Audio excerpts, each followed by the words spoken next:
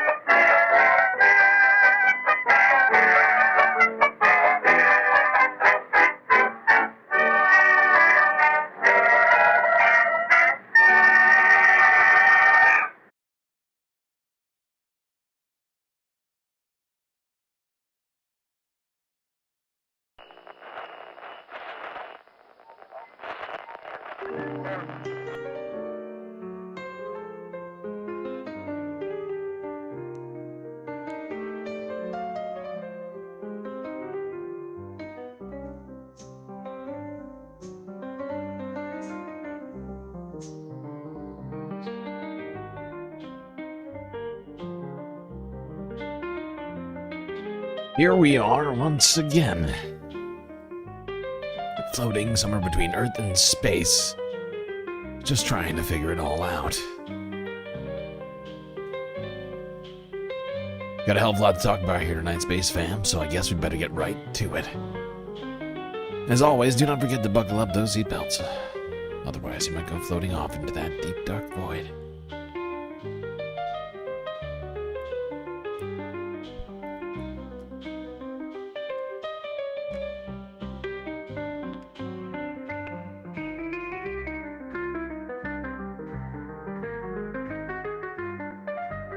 Well, beautiful to see you, all of you, here tonight, Space Fams.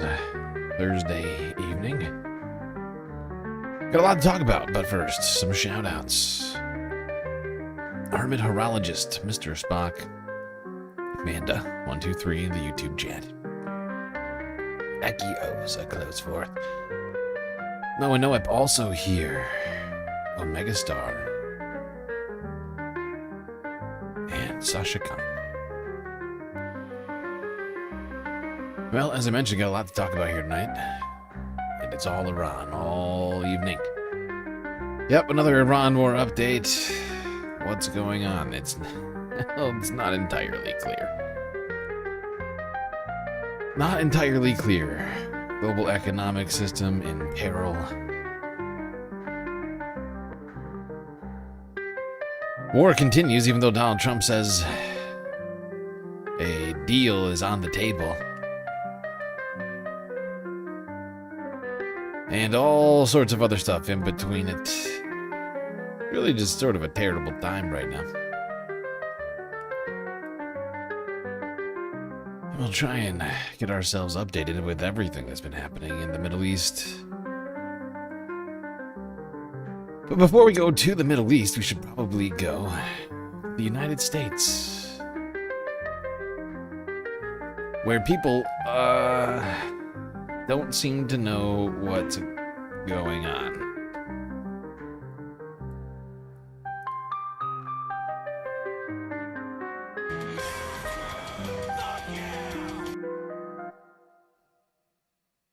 What have you heard that Donald Trump has been doing recently? Gulf of America.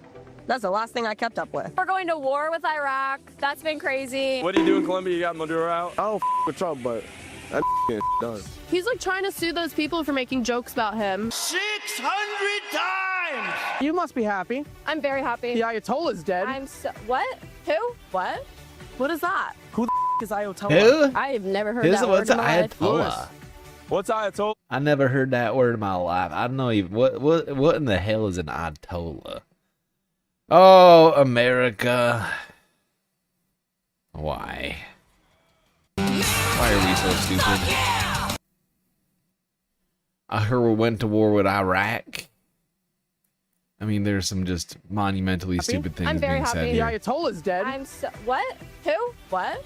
What is that? Who the is Ayatollah? I have never heard that word in my life. Lewis, what's Ayatollah? I haven't heard.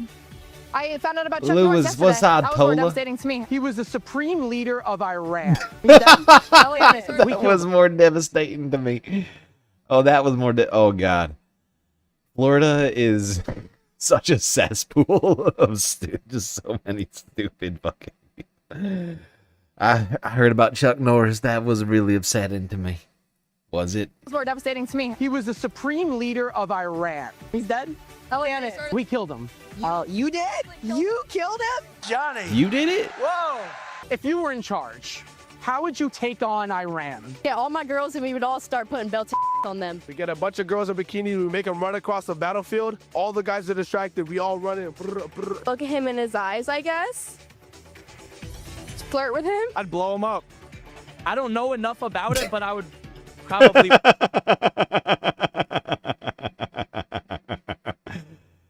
Oh my God. Spring break in Florida must be like the epicenter of stupid. Like on the planet, possibly the solar system, maybe even the universe. It out. Drop a bomb. Oh my God. Baby, bomb the out of them. I would bomb the out of them. What have you heard about Venezuela? Venezuela? Nothing. I'm not sure. I barely know what'll be going on in like Tennessee where I'm from. That they beat us in the World Baseball Classic? Have you heard anything else? No. Nothing. I have heard nothing about Venezuela. You know, honestly, I don't know and I don't care. Where is Venezuela?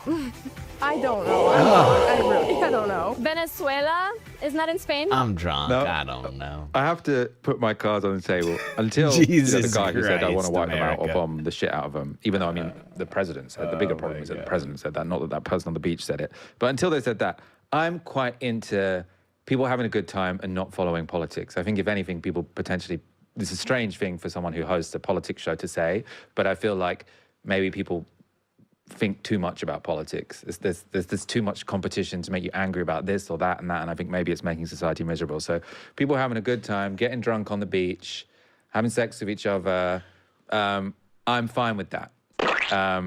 But yeah, don't then sort of say, let's just bomb them, and hopefully they didn't vote for Trump. There have, though, been very reasonable objections. Hopefully online, they which I didn't do- vote for Trump.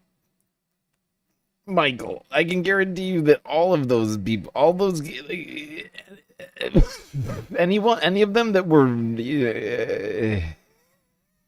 like, anyone that made it to the polls on voting day voted for Trump.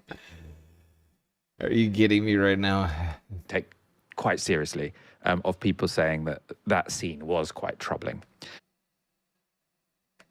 Like, to some degree, that's Trump's base, is a bunch of, like, drunk people on the beach not able to put together a single intelligent thought, but managed to make their way to the polls and decided, I'm going to vote for Donald Trump. He's going to shake things up. That's what So I hear. Ishan Faror is a Washington Post columnist who said this: having just seen long lines for cooking gas cylinders on the streets of cities in India, one of many bystanders to the conflict whose population has been seriously impacted, I'm struck yet again by how relatively insulated the US is from the wars it unleashes. I think there's absolutely a lot to that. Obviously, if you're in Iran at the moment, you don't have the privilege of being unaware of the war that the Americans are conducting on your country. This was the take from Thomas Chatterton Williams, who writes for The Atlantic. He said, a lot of the problems in the world right now can be explained by this video. For one thing, it's a big reason why the US government is so unaccountable to public opinion. These are college students. A significant amount of the country is totally checked out and comfortable enough not to think it matters. Yeah, that's a good point. That's a good point. Those are all college-aged students, right? Those are young adults who are supposed to be the future of America. These kids don't know the difference between Colombia or Venezuela, Iraq or Iran. They're ass from a hole in the ground. I mean, it is actually kind of disturbing. It makes me a little worried about the future. No, we're not sending our best. They're not sending their best. And by them I mean the United States. I think I take Isham Faror's point more seriously than Thomas Chatterton Williams's point, because I think the bigger problem here is that the country conducting the war is relatively insulated from its consequences, whereas Thomas Chatterton Williams' point is that people aren't paying enough attention to politics. I think maybe that's always been the case, and often when lots of these people, if they became more sort of proactively engaged in politics, they might just become even more right-wing and want to vote for Trump and get down a Tucker Carlson conspiracy theory. I don't think the idea that if the one thing we want people to do is get really, really engaged in politics and then everything will be okay. I don't. Yeah, no, I'm not recommending that those idiots get engaged in politics. I just get engaged in a little bit of reading. A little bit of light reading and what do you call it? Improvement, I guess you might. I guess that's what you'd call it. A little bit of self-improvement, and I mean intellectually. Because those kids need help. America, we are sliding down a slippery slope of terrible. We need to educate We need to go educating ourselves a little bit better, okay? All right, everybody. All right. How's that sound? A little less drinky, a little more ready. I know it sounds tough, but sometimes things in life that are tough wind up being beneficial in the long run. It's a crazy concept. No one's ever heard of it before. Just came up with it just now. I'm Richard Gaseford here in Friendly, a small town in Maryland, to discover what people know about this war and where they're getting their information from. In case it's unclear, he's in Maryland. I know he's said it strangely, but this is in the state of Maryland. Discover what people know about this war and where they're getting their information from. Television. Yeah, television is the best source that we can get some news. And do you trust what you're seeing and what you're hearing?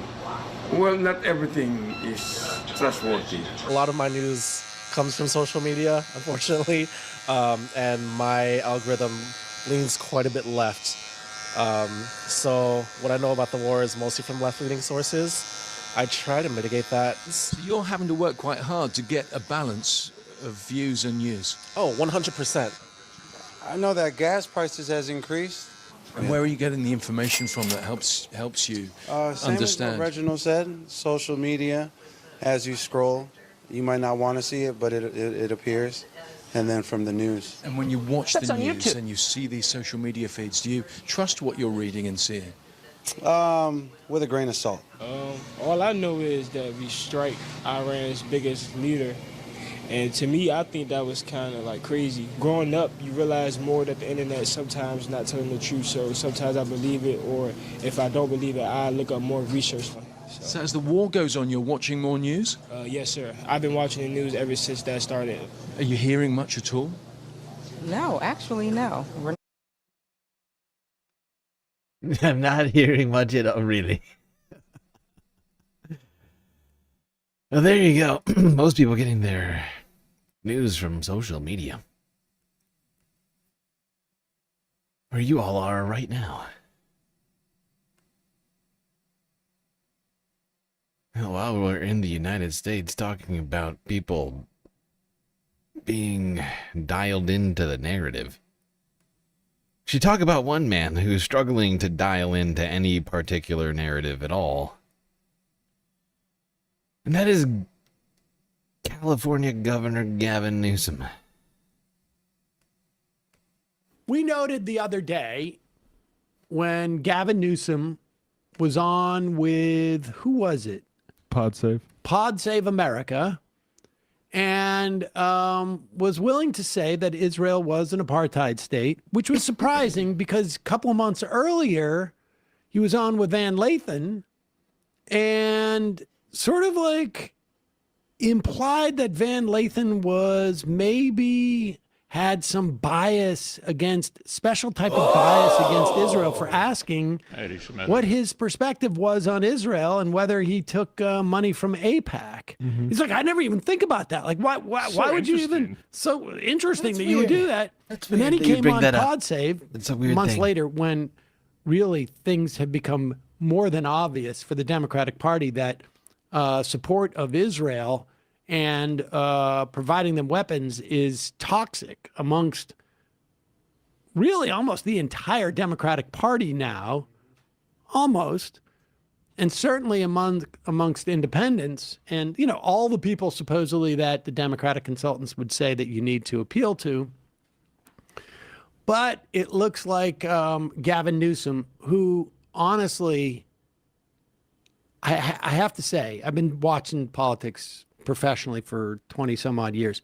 I do not know if I have seen a politician with his profile change their positions on so many different things so dramatically over the course of like a year. Like, remember, like when Trump won, he was all over like having Charlie Kirk and Ben Shapiro on his podcast, and this is the whole thing. And then it was like, Steve Bannon. you know, after battling with DeSantis, and then he decided to get into with Trump about, like, you know, on Twitter and sort of like adopt the Trump personality. I mean, he's just all over the place. And at least he's consistent in that, because here he is now walking back what he said after he walked back what he said, walking back what he said. Do you consider yourself a Zionist? Do I consider myself a Zionist? Yes. I believe, I revere the state of Israel. I'm proud to support the state of Israel. I revere the state of Israel. That's a gross sentence to say. I gotta say. It's a really weird and gross sentence. Ew. I revere the state of Israel. My God. Worships it. He loves it. Every night he goes to bed and he has a little Israel shrine, and he bows to it. He prays to the Israel shrine. He's like, oh, Israel, I love you so much. Oh, and how I adore you. Oh, Israel, I honor you in every possible way I can think of. I revere you. Zionist. Do I consider myself a Zionist? Yes. I believe, I revere the state of Israel. I'm proud to support the state of Israel. I deeply, deeply oppose Bibi Netanyahu's leadership, his opposition to the two-state solution, and deeply oppose how he is indulging the far right as it relates to what's going on in the West Bank. Do you regret using the word apartheid to describe it? I used it, I do in this context, that I said it and I referenced why I used it. A Tom Friedman article in that same sentence, where Tom used it in the context of the direction that Bibi is going. Not the current and the state. concern, correct. Okay. And that is a legitimate concern I have, that I share with Tom, that direction, if that vision in that direction of the far right that Bibi is indulging, that if they see the full annexation of the West Bank, then that's not something, that's a word you may hear others use. Okay, what? Oh, Got Real Estate says Fetterman's about face was as dramatic. Fetterman did one radical turn. About immigration. About immigration. Yep. But like literally over the course of 6 months, Newsom has jumped back and forth like literally like a tennis player switching sides. Yeah, like he doesn't know people could see all these things he's doing. Can we go back to that pod save? Do you have that handy? Because I'd be really curious. I don't remember him talking about Thomas Friedman. I don't remember him saying this is the direction that theoretically the country could be headed to. Maybe I misremembered it, and I want to be fair about this.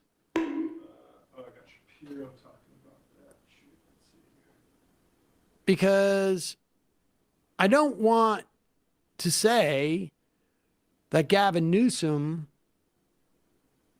called it apartheid if all that he did say was like, if they continue to head down this road, I am afraid that sometime in the future,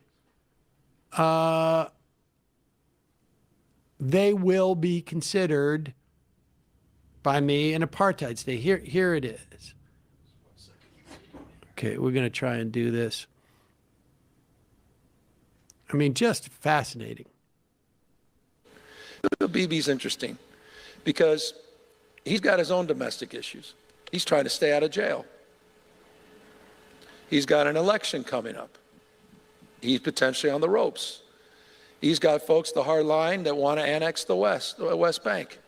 I mean, Freeman and others are talking about it appropriately, sort of an apartheid state. Bibi's interesting. All right, so he said it's sort of an apartheid state. I mean, Thomas Friedman. Well, Thomas Friedman, of course, is been completely wrong about everything for ages. Yeah, like you could mention any human rights group that talks about this. And the thing that bothers me about this is how, like, brainless this is even compared to John Kerry in 2016. I have this clip. This was Kerry at the end of Obama's administration, being, you know, very clear about what the stakes of this. And it'd be nice if we could get back to this point. Here's John Kerry. Today, there are a number, a similar number of Jews and Palestinians living between the Jordan River and the Mediterranean Sea. They have a choice. They can choose to live together in one state, or they can separate into two states. But here is a fundamental reality. If the choice is one state, Israel can either be Jewish or democratic. It cannot be both. And it won't ever really be at peace. And the choice has been made. One state and non-democratic. Yep.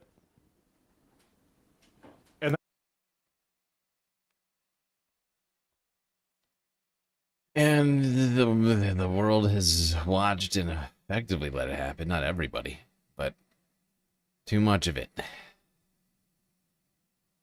All right, people, we're going to keep moving along with this show. We're not going to do a galactic content goal tonight. It's just an Iran war update show. I don't know how long it's going to take. It probably won't be anywhere close to 8 hours, I don't think. Unless something crazy happens between now and then. But let's stay on the topic of Iran and Israel and this war that's going on right now. While we're in the United States, we might as well check in with how popular this is with the American people. Who better to run the numbers than the great Harry Emden? The president's choice to enter into a war with Iran has not been widely popular with Congress, as Sarah was just discussing. It hasn't been popular with the American people either. So how is it impacting Trump's approval rating? Sarah, CNN's Harry Enton here now to run the numbers. Oh, but before we do Harry, I almost forgot. I was saying I'm not going to do a galactic content goal, but we do have the galactic deficit still. However, somebody just donated from a meteorologist. Incredibly generous. We are within striking distance now, thanks to that dono. Thanks to that dono, $40. We are now $34 away from completing the galactic deficit. So incredibly close. We're on crimson alert right now with only 6 days left in the month. Five days? However many days. Five or 6 days. Omega 5 Tar just cheered 1,000 bits. MNBA make news boring again. MNBA make news boring immediately, again. if not sooner. Thank you, Omega, for the bits. Incredibly generous of you.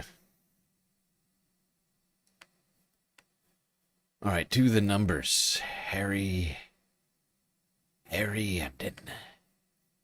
How is it impacting Trump's approval rating? Sarah, CNN's Harry Enton here now to run the numbers. So, Harry, Fox was one of the initial polls, right, in terms of showing how the Iran war was sitting. It didn't really show that there was a big issue with it initially. Things are changing this morning in this latest poll that we have out. That's exactly right. Look, when there was this slew of initial polls that came out, the Fox News poll was the one initial poll that did not show that the war was unpopular. That has changed. Trump has lost his one good poll when it comes to the Iran war, because just take a look here. Net approval rating of U.S. military action in Iran. In early March, it broke even, right? 0 points. What that essentially means is 50% approved, 50% disapproved. But down it goes. Look at this now. The net approval rating for the U.S. military action in Iran, negative right 16 points. Just 42% of the American public approve of it.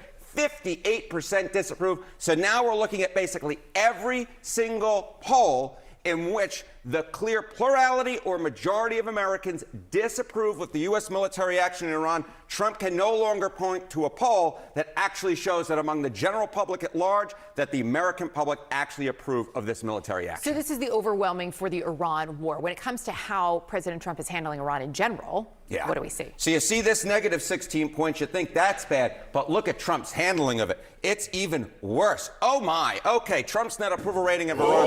Look at this. Overall, 28 points underwater. Very, very unpopular Donald Trump's actions are when it comes to Iran. And look at those in the center of the electorate. Look at independents. Whew! Whew, indeed, Harry. As we say around here, that's awful. Weak. That is awful. Awful, awful, awful. Weak. Just Negative terrible. 58 points. 58 points underwater Donald Trump is when it comes to Iran. And of course, this has been dominating politics over the last month. And so what we see here is the U.S. military action in Iran, not popular in a poll. It used to be actually not so bad in. And Donald Trump's handling of it, even worse. And those in the center electorate, you can barely find any independents at this point who approve the U.S. military action in Iran. So earlier. Yeesh. Seems like most people not a fan of Donald Trump's Operation Epstein Fury. About Jeffrey Epstein?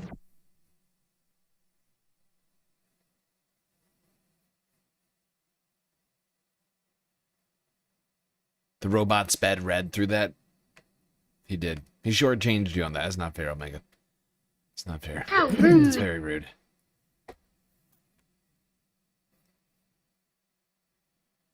It's very rude, robot.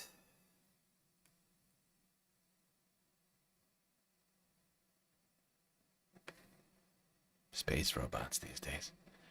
Can't get good help. All right.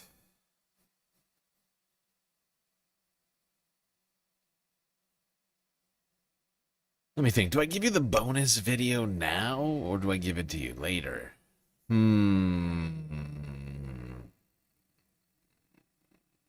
We deserve it now. It's going to be a long night. It's going to be a long night. We may as well have something not terrible and depressing for a moment. Hassan Piker did an interview with Slate magazine. People talk about your audience as a kind of woke manosphere.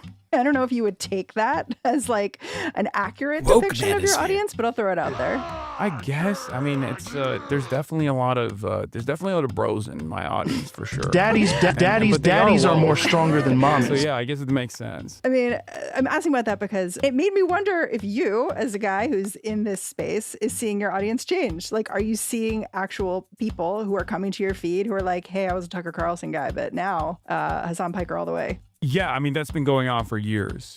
And many of them were also going down the right-wing pipeline, the alt-right pipeline. I have been able to, in my opinion, pull a lot of those people out of that pipeline.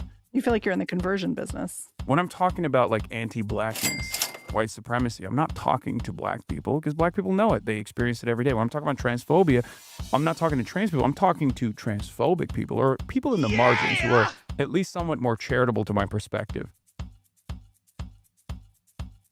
Hey y'all, Mary Harris here from Slate's What Next podcast. I just got off the line with progressive Twitch streamer Hassan Piker. We talked about all sorts of stuff from his recent trip to Cuba to the war in Iran. So here's the conversation.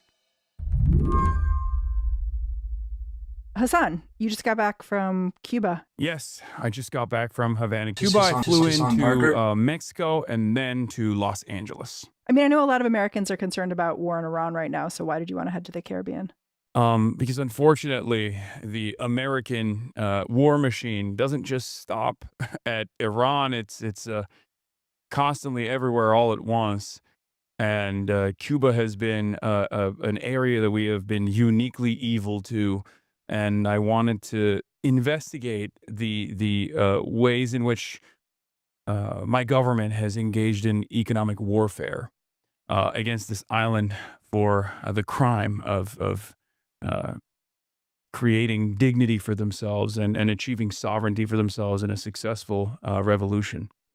I mean, you might want to explain, like, over the last 3 months, Venezuelan oil has been kept out of Cuba, and it's having a tremendous effect on the locals. What did you see while you were there? Yeah, so I Okay, since we talked about Hassan's Cuba thing yesterday, and today we're just doing Iran update, I'm gonna skip the Cuba thing, if you all don't mind. You could, of course, find this video on it's a collab, so Slate or Hassan's channel, I think.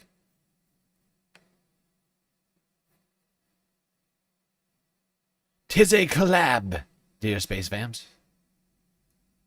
Is Multiple places for you to find it. is very different than that. It's much worse than that.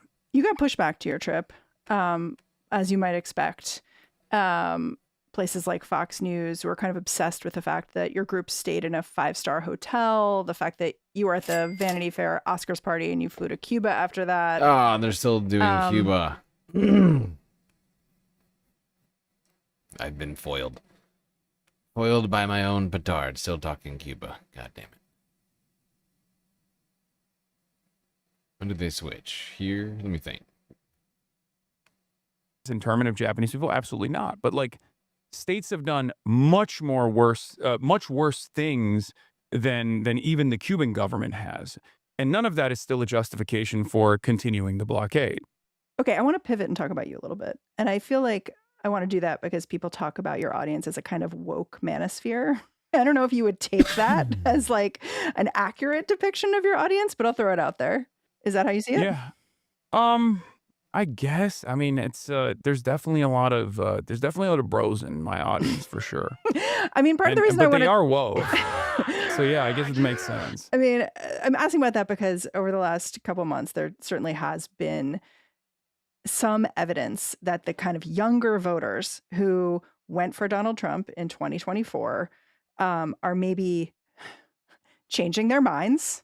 And it made me wonder if you, as a guy who's in this space, is seeing your audience change. Like, are you seeing actual people who are coming to your feed who are like, hey, I was a Tucker Carlson guy, but now Hassan Piker all the way?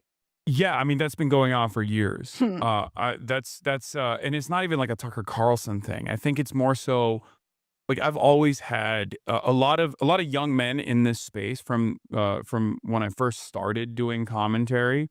Were a little bit rudderless. Like they didn't really find a place in the Democratic Party.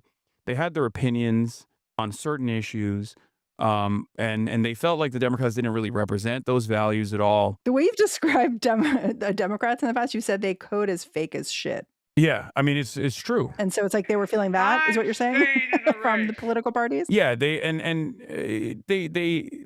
insincere, right? And elitist and out of touch and smug in many respects. Like from the perspective of like a young man, like they grow up in this environment where they're like, oh, this is what are they offering me, right? Other than just a lecture, like that's their perspective.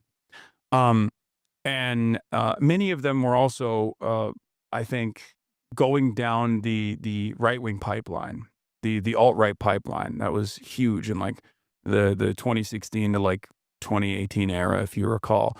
And I have been able to, in my opinion, pull a lot of those people out of that pipeline. And I feel like you're in the conversion business.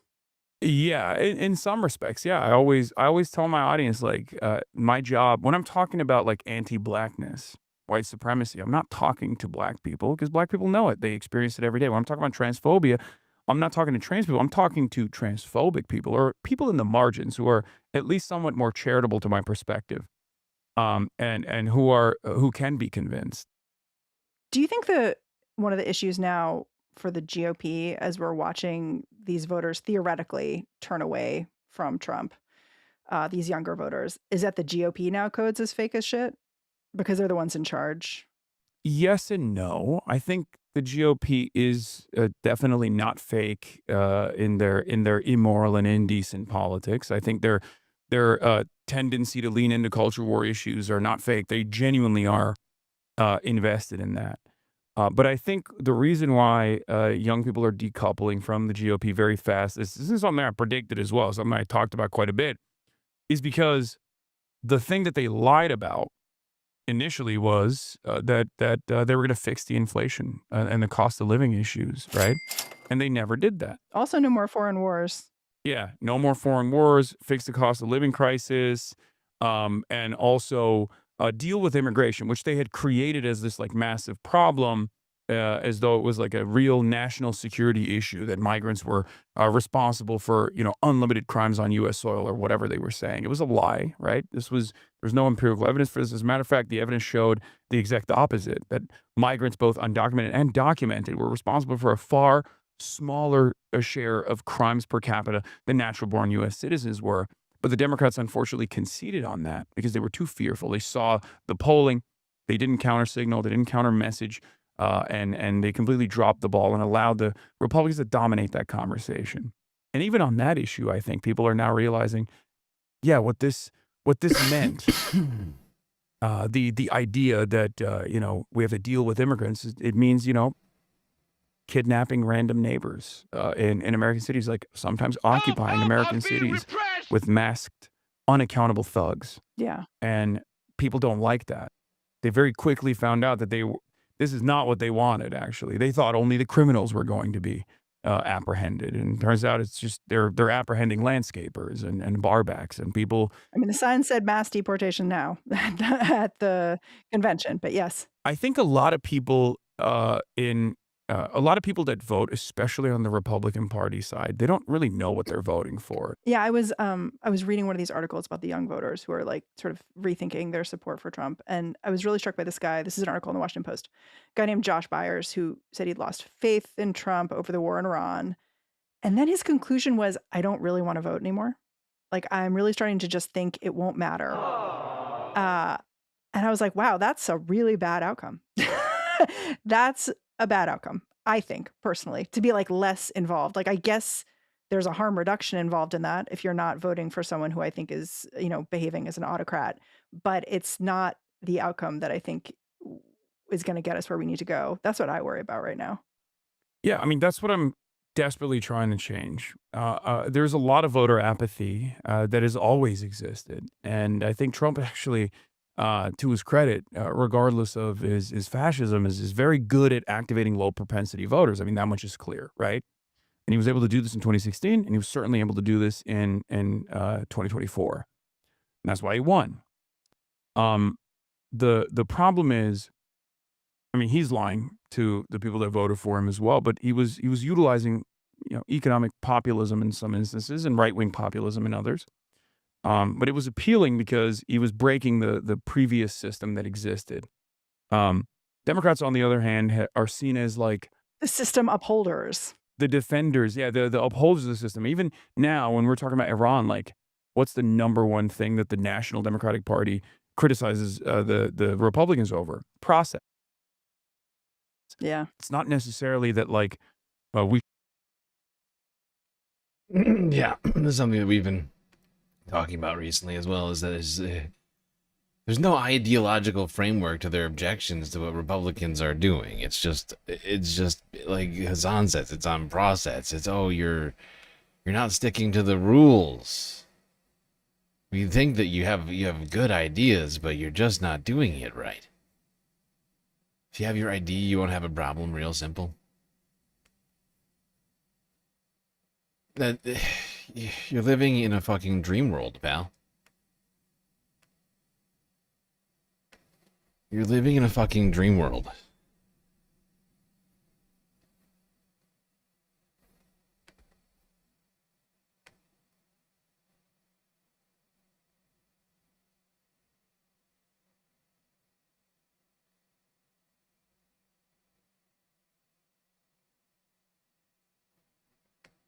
Now, the one thing that this war, Operation Epstein Fury, is leading to around the globe right now is serious supply crises. Different ones we're seeing all over the place. Slowly and surely, dominoes falling and hitting one another.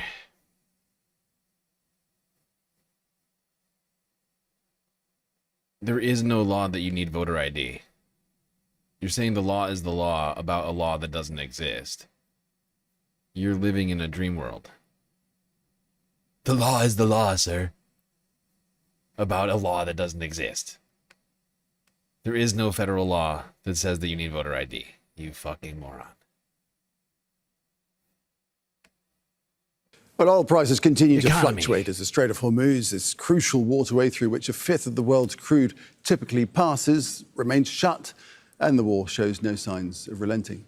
Brent crude oil on Thursday has climbed towards $104 per barrel after losing more than 2% on Wednesday, with West Texas Intermediate trading near $92 amid the ongoing conflict in the Middle East. And Japan, meanwhile, is releasing oil from its strategic reserves to try and ease the price pressure. The country depends heavily on Middle Eastern supplies, with about 95% of its oil imports coming from the region. So let's take all of this on. We can speak to Mu Shu, who's a senior crude oil analyst at Kepler and joins us now from Singapore. Great to have you with us.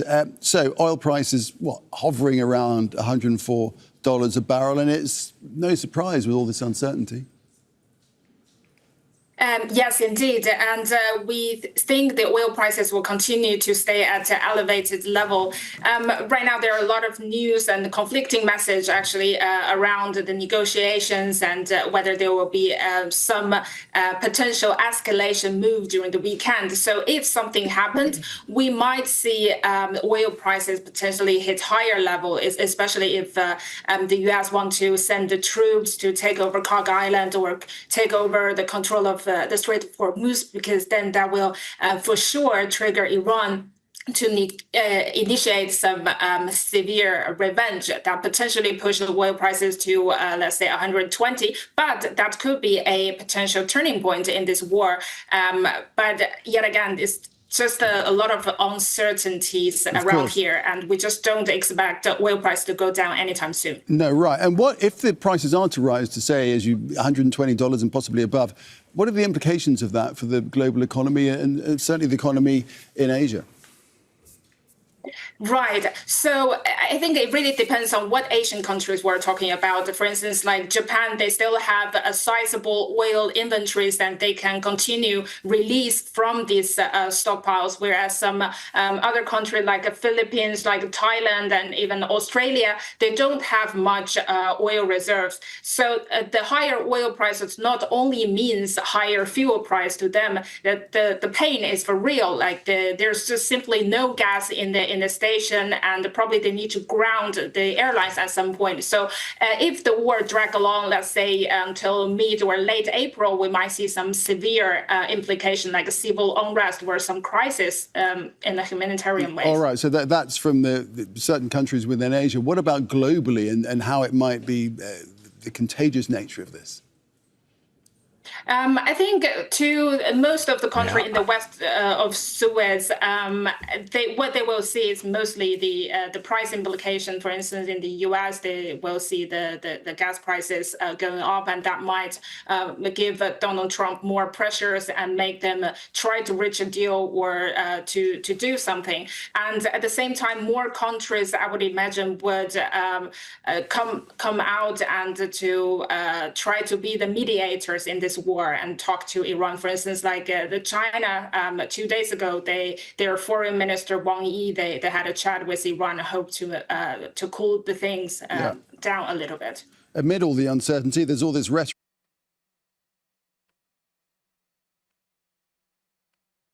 Yeah, Asia right now is being hit the hardest after, of course, the Gulf countries. Serious shortages. Massive lines being seen at the pumps. We've seen some of the videos.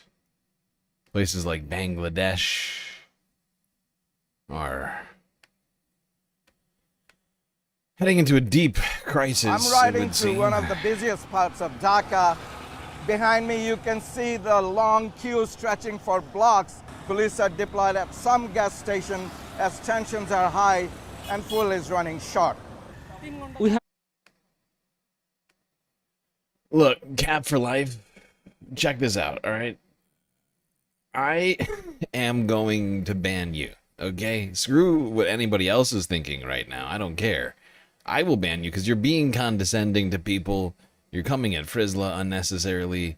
You are, in fact, being a dick, and I don't appreciate it. So, check yourself. Or prepare. Wait in line for 3 to 4 hours just to get fuel. During that time, we could have earned a decent amount, but instead, we are losing income. The U.S.-Israeli conflict with Iran is now disrupting global energy supplies, pushing up oil and gas prices. Here in Bangladesh, that's translating into shortages, panic buying, and even scuffle at some petrol stations. We are not getting adequate fuel supply like before. Right now, there is no fuel at this station, and this has been going on for a week now.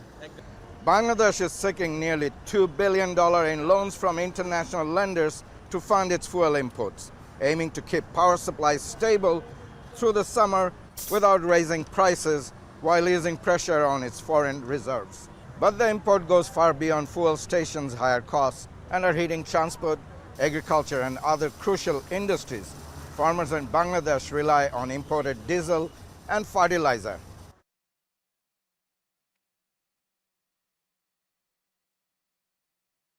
Yeah, that is not good. I mean, a lot of these South Asian countries, including China, get a huge amount of their oil from the Mideast via all the infrastructure in the Gulf.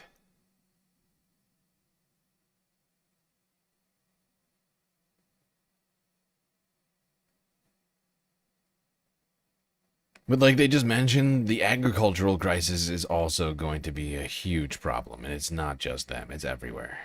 It's everywhere, because this stuff is it's a global commodity.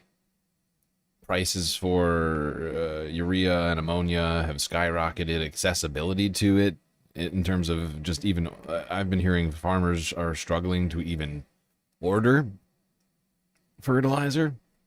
What does that mean? Less yield. It means less yield. They can still plant crops, right? But they do not have the necessary chemicals to fertilize their crops. At a pivotal time, at the very beginning of the season here. Spring just started. It was just a week ago.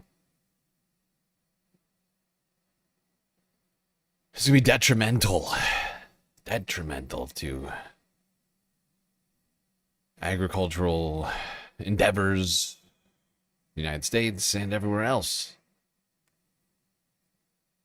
Even though we have our own, even though the United States produces fertilizer, it's all getting sold on the open market. Doesn't matter. When we start in the Middle East, a hot commodity where right the now. war there is driving oil prices today amid contradictory messaging from the US and Iran about efforts to end the conflict. On Wednesday, benchmark Brent crude sank below $100 a barrel for the first time in almost 2 weeks after claims by President Trump that talks are underway and reports that Washington has sent a ceasefire proposal to Iran. But Iran's foreign minister has poured cold water on that, appearing on state TV. Sasha Khan, I'm not talking to you. I'm talking to somebody on the YouTube. Not on That's Twitch. on YouTube. To say there have been no talks and they have no intention of negotiating. Abbas Araghchi also reiterated Iran's authority over the Strait of Hormuz, but said it was closed only to the country's enemies. Well, this image that we're going to bring you there shows the Strait of Hormuz, what it was this time last year, with more, compared to yesterday, with more than 100 vessels transiting each day. And compare that with what it looked like yesterday, as you can see, quite a lot of movement and almost none. Now, despite reports of some ships connected to China and India being allowed through, the strait remains all but closed, stranding hundreds of ships and squeezing global supplies of oil, gas, vital chemicals and fertilizer. Well, last night, President Trump addressed a Republican fundraising dinner where he repeated his claims that the Iranians are negotiating. We're winning so. There's like a growing humanitarian crisis in the Gulf. I know that sounds weird, but all of these ships have crew aboard. They're going to have to do like a mass evacuation at some point when these people run out of food on these ships. I don't know exactly how many people there are on these ships in the Gulf, but I think it's in the thousands. Big. Nobody's ever seen anything like we're doing in the Middle East with Iran. And they are negotiating, by the way, and they want to make a deal so badly, but they're afraid to say it because they figure they'll be killed by their own people. They're also afraid they'll be killed by us. Let's hear now from Amina Bakr, head of Middle East Energy and OPEC Plus research at Kepler, a market intelligence firm. Amina, let's start with this straight squeeze. People really wondering about the price of oil now and if this squeeze continues for a few weeks. Well, I think the squeeze is going to continue as long as the war is active, and there are still no signs that we are going to get a ceasefire. In fact, negotiations, as you rightfully said, they're not leading anywhere. It doesn't seem like Iran is ready to negotiate, and with Hormuz still, we have limited flows through there. We do expect oil prices to slide upwards from here. Yeah, and I guess people worried about that price sliding perhaps exponentially at some point. There's also global supply chains impacted. And if we pick one thing, helium.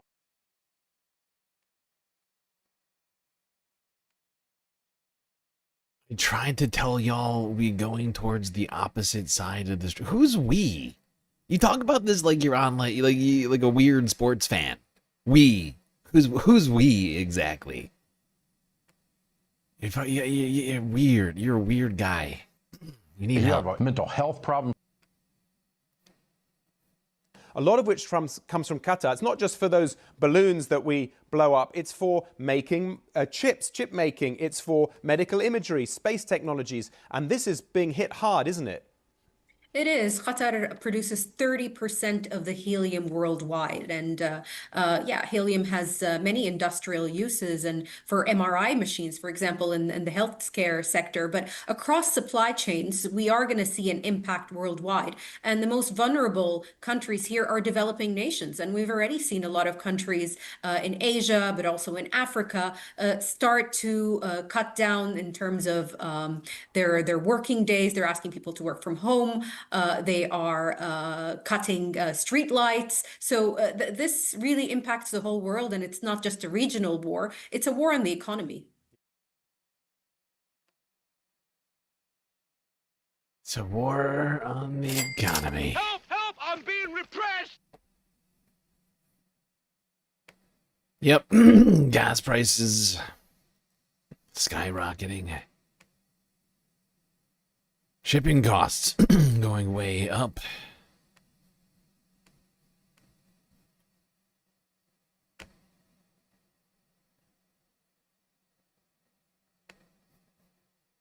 Crude capitalism.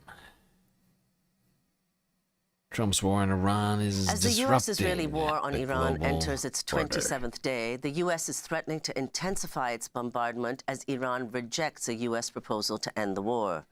Iran has issued a number of demands, including war reparation payments and recognition of Iran's sovereignty over the Strait of Hormuz.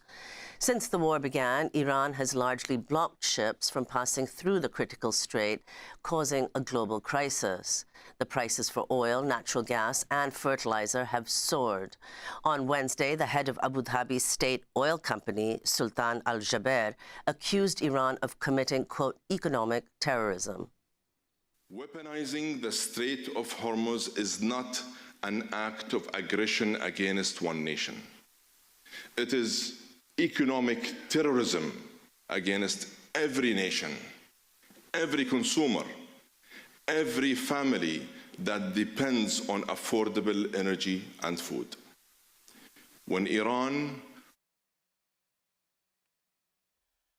Okay, just to address this fucking stupid point you keep trying to fucking make about this pipeline that got opened, and it's a Saudi Arabian pipeline. So stop saying we, first off. It's not our pipeline. It's in the country of Saudi Arabia. It's Saudi Arabia's pipeline. And it only makes up for some amount of it, and it also goes west. It goes west to the Red Sea. How does that help everybody in Asia? Right? The biggest supply shortages right now are in Asia. This doesn't help anything with that. This goes in the wrong fucking direction. So you're celebrating something that doesn't actually help the biggest part of this problem. So I don't know. You just need to stop saying words and start listening more, I think. And you gotta stop listening to the stupid people all the time. Holds Hormuz hostage. Every nation pays the ransom. at the gas pump, at the grocery store, at the pharmacy, every household. No country can be allowed to destabilize. We're building an alliance with Saudi Arabia. Yo, this is the sort of comment that tells me just how ignorant you are. Weird is thinking the Saudi government will stay quiet. We building an alliance. We're not building an alliance with Saudi Arabia. We have an open alliance with Saudi Arabia. You fucking angry. You are a moron. Come on! We have been a lot. Oh, I'm not even gonna start with you right now. You are killing me. The global economy in this way. Not now. You're about to get muted. Not ever. Earlier this week, President Trump floated the idea of personally taking partial control of the strait himself. Maybe me. Maybe me. Me and the Ayatollah, whoever the Ayatollah is, whoever the next Ayatollah. This all comes as speculations growing the U.S. might attempt to seize Kharg Island, a key Iranian oil export hub in the Persian Gulf. The Pentagon has deployed thousands of paratroopers from the 82nd Airborne Division to the Middle East. We go now to London, where we're joined by Adam Khania, the director of the SOAS Middle East Institute of the University of London. His most recent book is Crude Capitalism, Oil, Corporate Power, and the Making of the World Market. His new piece for the New York Review of Books is headlined Bottling the World Economy. And his recent op-ed for The Guardian is headlined, If Oil Price Shocks Weren't Bad Enough, Trump's war could have other unintended consequences. Adam Khania, welcome to Democracy Now! It's great to have you with us. I want to start where we left off in that lead. This issue of the U.S. sending in thousands of paratroopers with the speculation that the U.S. might want to take over Kharg Island. If you can explain the significance of this in the Persian Gulf and talk about the significance of what this means and the war overall. Well, absolutely. We need to situate this in the wider importance of the Strait of Hormuz, as we heard just now. Kharg Island is an essential oil export terminal for Iran. About 90% of Iran's oil exports depart from that island. So it's clearly an attempt by the Trump administration to take control of this critical chokehold, if you like, choke point within Iran's oil exports, but also within the Strait of Hormuz more generally. And Adam Khania, if you could, your New York Review of Books article, Bottling the World Economy, lays out very clearly the trajectory, the economic trajectory of the Gulf countries from 1973, the founding of OPEC and the oil crisis, to the present. I mean, you point out in the piece that it's misleading to think of Gulf countries as only the source of oil for the world. If you could lay out that trajectory and why, as a result, the blockage of oil from the Gulf is having such wide-ranging consequences around the world. Absolutely. I think one of the problems with so much of the media coverage around the Gulf and the current war is a stereotype of these Gulf states as simply being oil spigots, as simply being sources of crude oil and gas. And what it misses, I think, this focus on oil and the price of oil and crude oil is two major changes that have taken place in the world oil industry over the last decade or so. The first of these is that instead of going westward, the oil exports and gas exports from the region now flow overwhelmingly eastward, in particular to China. China takes around 1/4 of the world's oil imports. 1 in 4 barrels of oil go to China. So we can see this kind of eastward shift in the oil exports and gas exports of the Gulf states. And the second thing that's really important to understand is that alongside this eastward shift, the Gulf oil companies have really diversified down the value. Oh my God. Oh my god. You are a fucking idiot. I think I'm sorry, pal, but I'm gonna have to mute you. You're just a loud idiot, and you're just spamming chat right now. And you're just saying all these nonsensical things. We got $300 billion. You didn't get any money from the Saudi government. I had to look up what you were talking about because I couldn't figure out what you meant. You're referring to when Donald Trump and the Saudis met up, and they said, when Donald Trump was in, it was in the early months of his presidency, and he met up with the Saudis when everybody was announcing like all of these insane numbers. Like none of the things anybody's claimed has come through. All of those trillions of dollars Donald Trump has claimed people are going to invest in the United States, they're not happening. None of them have come to fruition. Like 0.1% of what's been promised has come to fruition, like from any of these promises. And you're going to claim this is some sort of victory for you, for we, for us, for America? Are you a fucking idiot? First off, even if all that money did come to the United States, that's not going to you. They're not just giving us money. They're vaguely talking about, investing, like buying land. Like buying your like whatever, wherever you live, buying your apartment or your mom's basement or whatever, like that's what they're talking about. You're talking about the Saudis coming and buying up farmland, in valleys, and, at the low points in the valleys so that they can suck up all the water from the aquifer, right? And then export like alfalfa back to Saudi Arabia. Right? Or like that's what they're talking about. Using up all of your water and electricity for AI data centers or something. But none of these, none of those things help you. If anything, those things probably hurt you. So you should probably stop applauding that kind of shit. They're no longer simply exporters of crude oil. They are manufacturers of basic chemicals. They are manufacturers of basic fertilizers. And this is really a crucial shift in the nature of these states and their integration into the global economy. So if we take, for example, some basic chemicals, for example, helium. About a third of the world's helium comes from the Gulf. Now, this is not a really widely known fact. Most of it actually from Qatar. And what this means is that helium is a critical gas used in wide-ranging industries, semiconductor industries, in medical equipment, those sorts of things. And shortages of this gas really kind of ricochet down throughout industries and supply chains globally. The other, I think, very important example is the question of fertilizers. About a third. Facts, not emotions, sir. No, seriously, look it up, Cat for Life. They're already doing it. I'm not Saudi Arabians are already doing the thing I just told you about, buying up land and draining the aquifer, growing alfalfa and then exporting it. That's already happening. That's been happening for years. Look it up. That's not a fictional situation. That's not a feeling I have.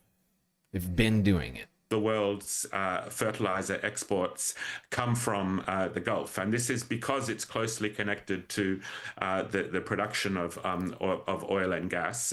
Saudi Arabia, for instance, is the world's largest exporter of urea, a basic nitrogen fertilizer. Oman ranks 4th in the world's export of this key fertilizer. So we're seeing price spikes for these basic fertilizers, but we're also seeing potential shortages of these fertilizers, and this is just because this is like really bugging me because you're such an unwashed troll that just says a bunch of shit that you do not understand. Welcome back to CBS Mornings, where we are counting down to Earth Day. It's going to be Saturday, by the way, and we've got our series Protecting the Planet. We are investigating a growing controversy in western Arizona that could lead to a reckoning over scarce water supplies. You may be surprised to learn that farms in that desert region are growing one of the most water-intensive crops there is, alfalfa, and they're doing it in an area where there is a shortage of available water. Some farms are foreign-owned, and they are shipping the crop overseas to Saudi Arabia. Amid a backlash, the state legislature is now considering a ban on most foreign-owned farms. Senior national and environmental correspondent Ben Tracy has our story. Just outside of a western Arizona town called Hope. And as you can see, there's no water. Cattle rancher Brad Mead is finding it hard not to lose his. This was your well. This was my well. And now you got nothing. Nothing but dust. You can toss a rock in it, it's gone. He then took us here. This is the edge of your land here? Yeah. To show us his neighbor's land. He claims they've used so much water that his well went dry. And that's all Fondamontes. All of that green over there. That green is alfalfa, one of the most water-intensive crops. It's used as cattle feed and being grown on these massive farms in the Arizona desert by Fondamonte, which is owned by one of the largest dairy companies in Saudi Arabia. So when you look out there and you see all that green, what do you think? I see money leaving America. I see water getting depleted. It makes me very angry because La Paz County Supervisor Holly Irwin has been sounding the alarm about these foreign-owned farms since they began operating here in 2015. Why would a company from Saudi Arabia be growing alfalfa in the Arizona desert? because they've depleted their natural resource over there. So now they're here. It's illegal to grow alfalfa in Saudi Arabia Illegal. because it takes too much water. So Fondamonte bought vast tracts of desert in western Arizona on top of a massive groundwater aquifer. These are our good friends, the Saudi Arabians. We're here because it's illegal to grow alfalfa in their country because they've run out of water, and they're stealing our water, growing it and then sending it back so that they can grow beef for themselves. There you go. Not a fictional story. Real thing. You're welcome. Absolutely essential, I think, to integrate into how we think about the economic consequences of Trump's war against Iran. You also point out in the piece, you've just said now that China accounts for roughly 25% of global oil imports, most of which come from Gulf states. But unlike other Asian countries and indeed countries in Africa as well, China has a huge amount of petroleum reserve. You just got another 24-hour, pal. So if you first could talk about China as the so-called workshop of the world, how it is that it became the principal importer of crude oil. That was a position that was previously held by the U.S. and Europe. Is that correct? Absolutely. If we look back to the year 2000, about 4% of the world's oil exports went to China. China was consuming about 4% of the world's oil trade. Today, as you said, that figure is now 25%. So this process, the first 2 decades of the 2000s, as China emerged at the center of global manufacturing, industry, industrial growth, industrialization, it came with it an enormous demand for energy, both oil and gas, and that's why China and wider East Asia, South Korea, and other East Asian states have really become the center of consumption for global energy. Okay. Sorry, I had to time him out. I had to time him out. It just went too far. It's just a pompous idiot. Like he's like running around in the chat, typing some of the most ignorant things I can think of, and then claims to have helped educate everybody else in chat. A video that we watched, by the way. Right? We watched that video months ago. That was from like that video's from like 3 years ago or something. We watched that thing.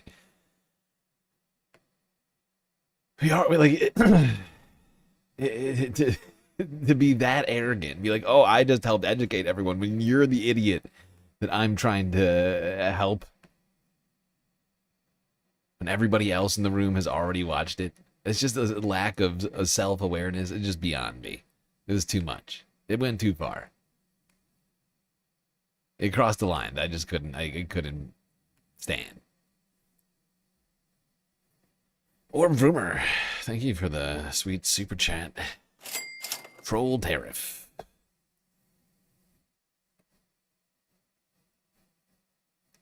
Iran has begun charging ships to go through the Strait of Hormuz. That's that narrow mouth of the Persian Gulf through which about 20% of all oil and natural gas traded typically passes in peacetime. But as the war with Iran, Israel, and the United States grinds on, Tehran has used its attacks in that area to basically close it off to other shipping. Now, we've heard from Lloyd's List Intelligence, which says it has gathered information about the Revolutionary Guard, the paramilitary force in Iran, basically charging some ships to go through after looking at their manifests and looking at where their cargo is going. We also heard from the Secretary General of the Gulf Cooperation Council. That's a 6-member Gulf Arab bloc in this region. He said that Iran was charging ships to go through, saying that that was against United Nations regulations about freedoms on the sea, and much of the international community has viewed the Strait of Hormuz as an international corridor to do trade, even though it is in both the territorial waters of Iran and Oman. We've also heard from the Iranians. They say that their parliament is coming up with a law to basically enshrine these tolls into law. This likely is a step too far, both for the Gulf states as well as the United States, which has insisted that the strait must be open.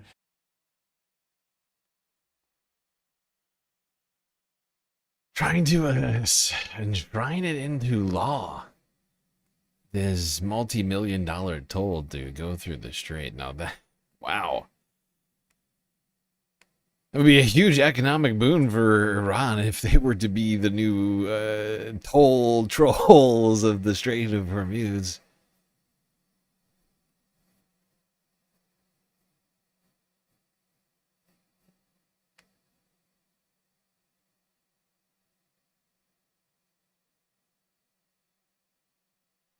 You clocked that. You clocked the troll immediately for his. Yeah, I mean, he's been. That's his. At least his second strike.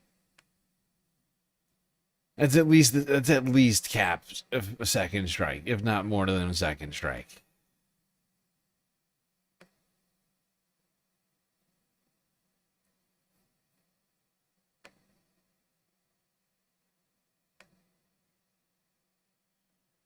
All right, while we continue to talk about the economic impacts of Operation Epstein Fury, we may as well go back to talking about the agricultural impact of all of this. Fertilizer supply chains under strain right now.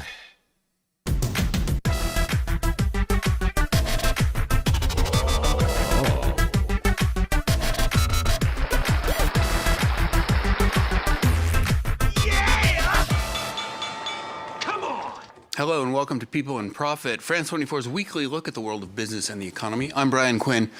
The U.S. and Israel's war on Iran has thrown energy markets into chaos, largely due to the effective shutdown of the Strait of Hormuz. The 21-kilometer-wide waterway connects the oil and gas-producing nations of the Persian Gulf to the wider seas. In normal times, tankers in this strait carry some 38% of the world's crude oil, 19% of its natural gas, and, crucially, roughly one-third of the world's seaborne agricultural fertilizers. In recent days, ship traffic through the strait has fallen by some 97% as the U.S. and Iran trade threats to the region's energy infrastructure.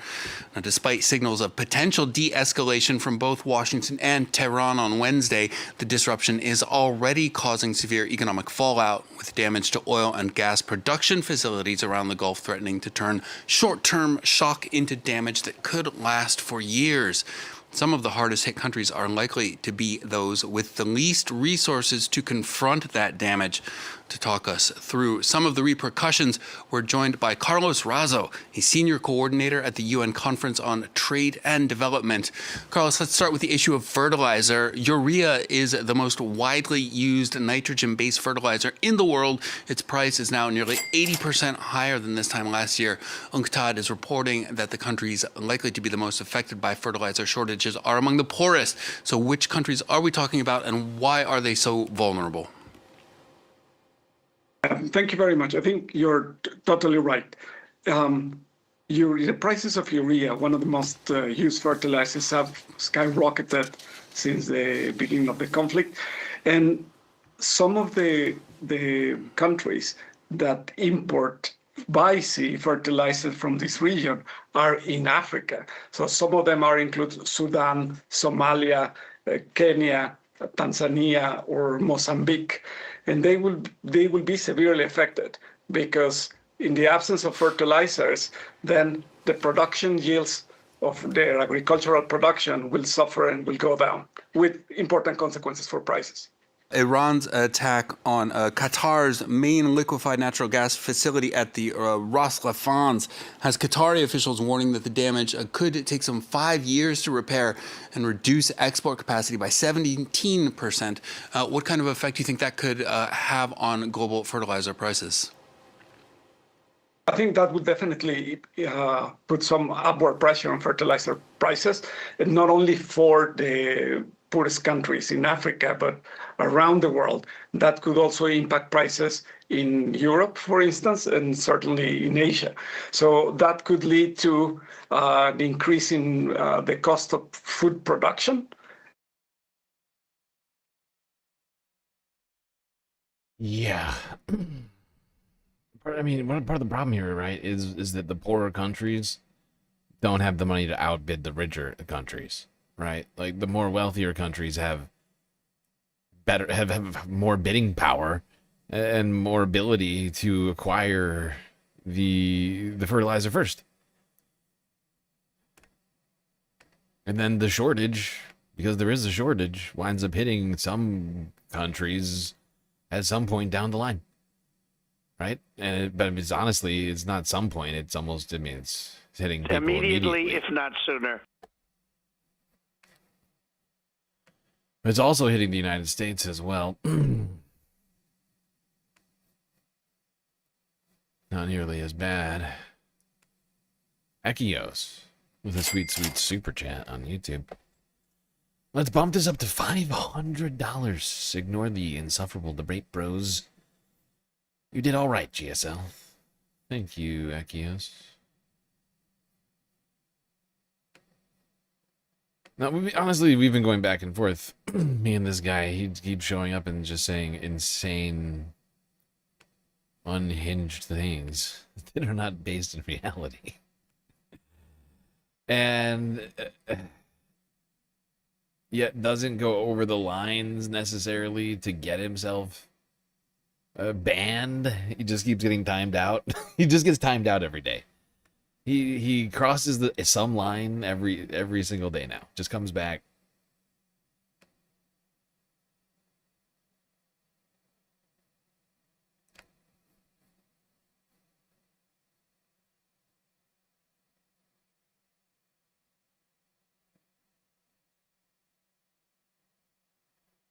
All right, Al Jazeera English next to continue talking about the Strait of Hormuz crisis. Oh shit, before we go there, Sean L. Kearns with another super chat. I second the Frisla Modnam. The moderator nomination. Who nominated Frisla? Frisla nominated himself. So you're seconding that nomination? Is that what you're saying?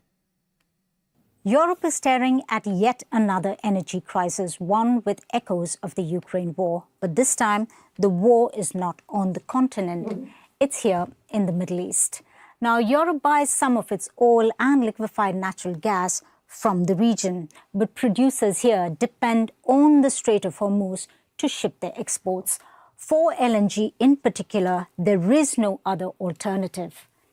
Now, Iran's effective closure of the Strait of Hormuz has halted shipping, disrupting energy supplies and triggering turmoil in global markets. Now, the increase in the price of Brent crude has had a domino effect on fuel and power prices. The result, everyone worldwide is paying more. Natural gas in Europe has shot up nearly 60% since the conflict began.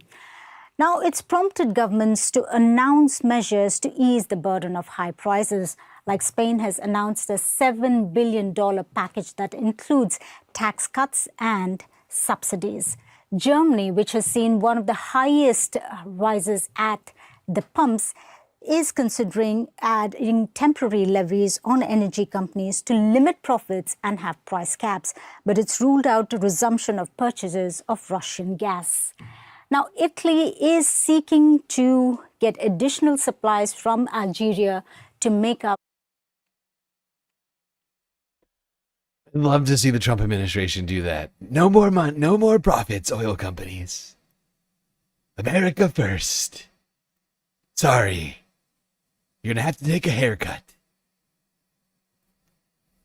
For lost LNG supplies from Qatar. Now, the timing couldn't be worse. Europe needs to refill its gas stores, depleted from winter. And as the LNG supply market shrink, it will have to compete with China, South Korea, and Japan for purchases. China. Now, as Europe stares at another energy crisis, it may be forced to turn to fossil fuels.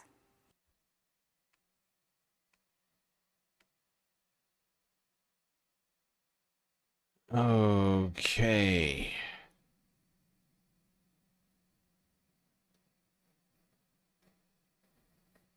Let's see, how are we doing? We're an hour and a half into the stream. An hour and a half into the stream. So I think I will take a quick galactic intermission here. Feels right. It feels right. Actually, we'll do...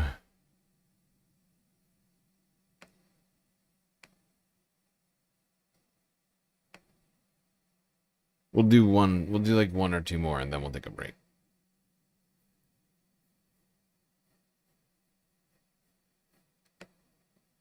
Time now, though, for business. Let's say hello to Yuka Royer. Hi, Francois. We've been looking at the markets. Again, the price of oil is rising. It's inflation. Some think it's here to stay.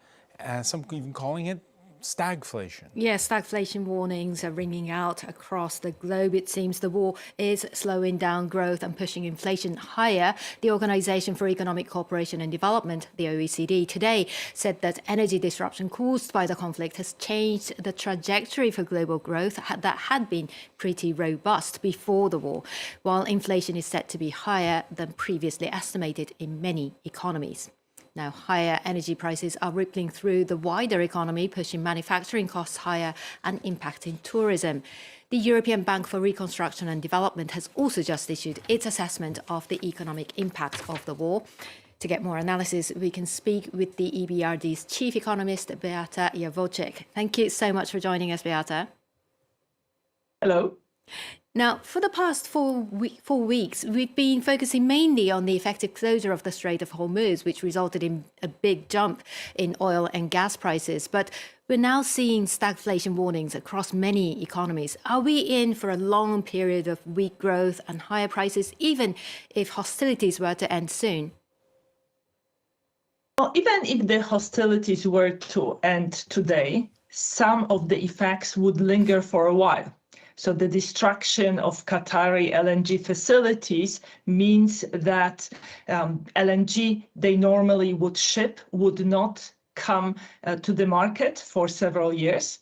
Shutting down of some of the oil fields means that we would need to wait for a period of time for them to be restarted. So that means that the high energy prices would be with us for a while. But that would not be stagflation yet, if the war were to finish soon. Now, as you've just mentioned, this war was marked by repeated attacks on energy infrastructure in the Gulf region, like Qatar's Ras Laffan gas terminal. For some of these installations, it could take years, as you mentioned, to repair. Now, how serious then could the long-term impact? Yeah, thinking about it in that way, this is already been turned into a long-term crisis due to the amount of damage that's been done to infrastructure in the Gulf. And honestly, I think it's going to be tough for the Gulf to turn this one around. To repair the damage from this. I think people are going to struggle to see Dubai and other places in the Gulf as vacation spots. And they just got done seeing images of drones exploding.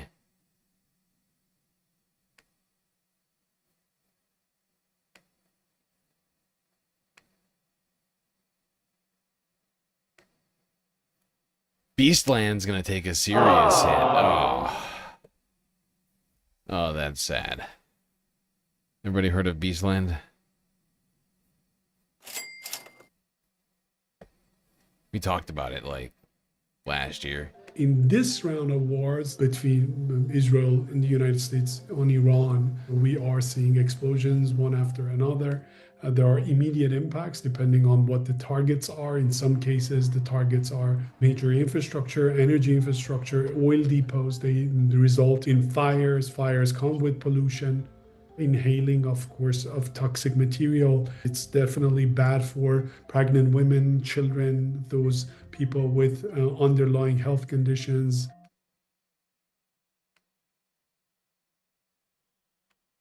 Sorry, I meant to play the previous video. I don't know how these got out of order. The UK has tried to distance itself from the war with Iran, but the fallout will be felt here nonetheless. The Organisation for Economic Cooperation and Development warns that this year the UK could see inflation of around 4%, the second highest among the G7 behind the United States. And it's on track to record the second slowest growth at 0.7%, ahead of Italy. The report warns that a prolonged conflict would further worsen inflation, making it harder for families around the world to put food on the table and heat their homes. In the long term, it says governments should phase out fossil fuels to avoid these types of energy shocks. Oh. There's an interesting idea. Phase out fossil fuels. And you don't have to worry about this. Fascinating plan. Now there you go. Temperature check in the United States, where many people are seemingly oblivious to what's going on. But everybody who is aware of what's going on is not happy. Or at least the vast majority of them. The economic situation across the planet growing more and more dire. We still got a hell of a lot more to talk about here, Space Fams, but I think I'm going to take a quick galactic intermission. We'll be right back with more updates on Iran after these brief messages.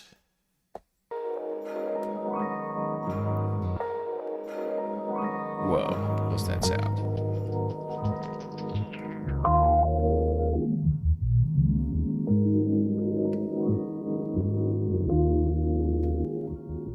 All right, everybody, I hope you've been enjoying the show so far. If you haven't already, hit the follow button on Twitch and the subscribe button on YouTube. While you're at it, do consider contributing to the Galactic News Network. Since we are completely funded by individuals like you, without your donations, we would cease to exist. Thankfully, we have a lot of great ways for you to show your support. Things like YouTube super chats, super stickers, memberships, gifted memberships, jewels, Twitch, bits, power-ups, subs, gifted subs, Prime subs, Cash App, and PayPal if you prefer your money go directly to funding the stream rather than the bottom line of Google and or Amazon. We got Throne if you'd prefer to contribute to some sort of physical item that would eventually arrive at my door down on Earth. But of course, the very best way to get most space benefits for your Earth dollars still remains Patreon, where for the low, low price of $3 a month, you get access to a myriad space benefits unseen by the rest of the goddamn Milky Way galaxy. Alright, everybody, enjoy the break. Grab yourselves a drink, maybe a snack, and I will be right back.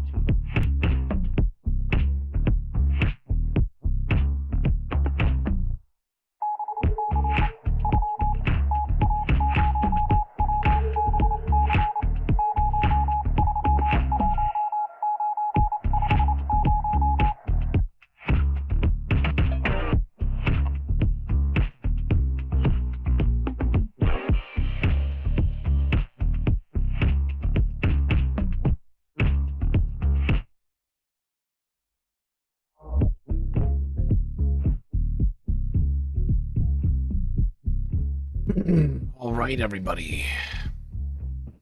The break is over, and the stream is about to begin once again. So you better get your butts back in your seats, otherwise you're gonna miss it.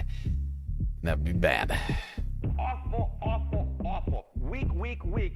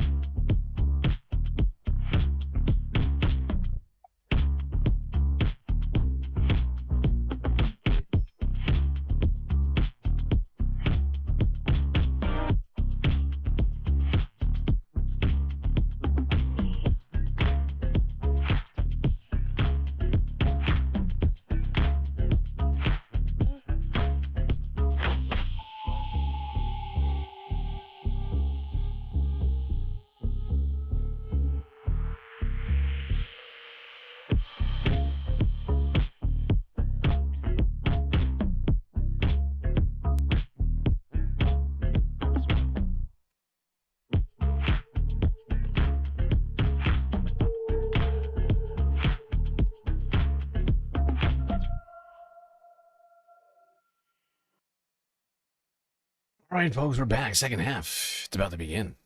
Hopefully you did whatever you needed to do on the break. Wow, Young, see, I honestly think you have the best channel going right now. Wow. Wow, wow, wow. Wow. That's too kind.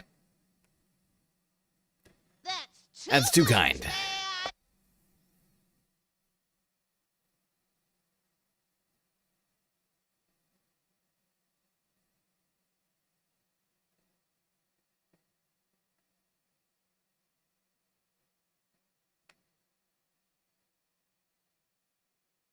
Oh, by the way, before we get going on the second half here, just a reminder, we don't have a galactic content goal tonight, but if we had, we would have completed it. Another donation on PayPal. I've never seen this name before, I don't think, on the dono. Come across on the donos on PayPal. Unfortunately, this person, or fortunately, depending on what they wanted, but I don't shout people out unless they say a name in the little note that you can send along with the dono, because I don't like I don't want to like dox anybody, throw you out on Front Street with your government name. But if you tell us in chat who you are, I'll certainly say thank you to you. But other than that, you're going to go anonymous. Either way, I really appreciate it. Anonymous or not, really helps us out. Now we're only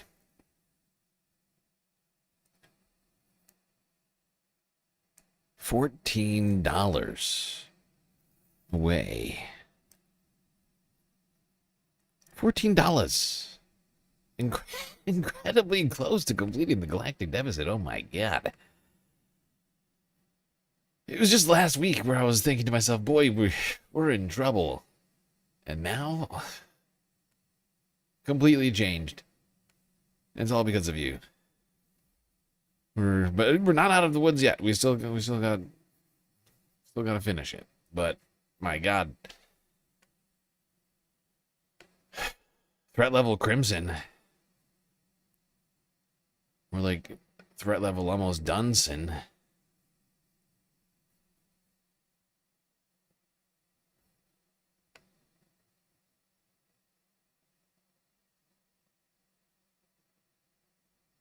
By the way, I have noticed a trend of people saying fa in the chat, and I've decided I'm not going to be adding the fa to my soundboard. I'm gonna leave that for Hassan. Let him have that. You know, it's his one and only sound shot. I'm not gonna take that from him.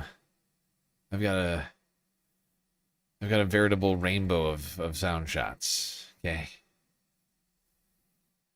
But I appreciate all of you fying in the chat. It's a vibe. It's a vibe. Speaking of vibes, it's not a good vibe.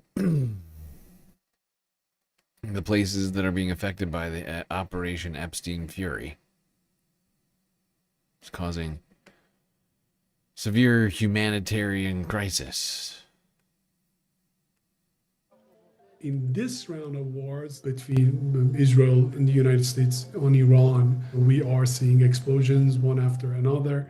There are immediate impacts depending on what the targets are. In some cases, the targets are major infrastructure, energy infrastructure, oil depots. They result in fires. Fires come with pollution. Inhaling, of course, of toxic material. It's definitely bad for pregnant women, children, those people with underlying health conditions. On top of this, you got to be, of course, worried about the emissions resulting from the war, the warfare. Like all the airstrikes are affiliated with high levels of pollution or emissions, let's say. All the equipment that has been produced, all the missiles, drones, everything, all of those are operated using fossil fuels, but they also involved a lot of pollution when they were produced. Another thing to worry about is the long-term impacts. We know that marine life would be impacted. We know that plants are impacted. We know that soil would be polluted. That pollution would come to people's plates and they would eat that, and then there would be some long-term consequences. The damage environmentally will take longer to address.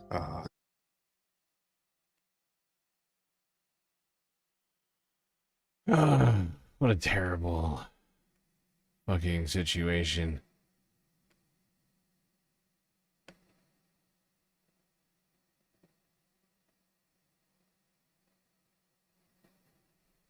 The humanitarian and environmental tolls of this war are going to be seen years down the line. A lot of the effects won't be seen until people get older. The cancers from exposures to some of the things that they have been don't necessarily appear for multiple years after exposure.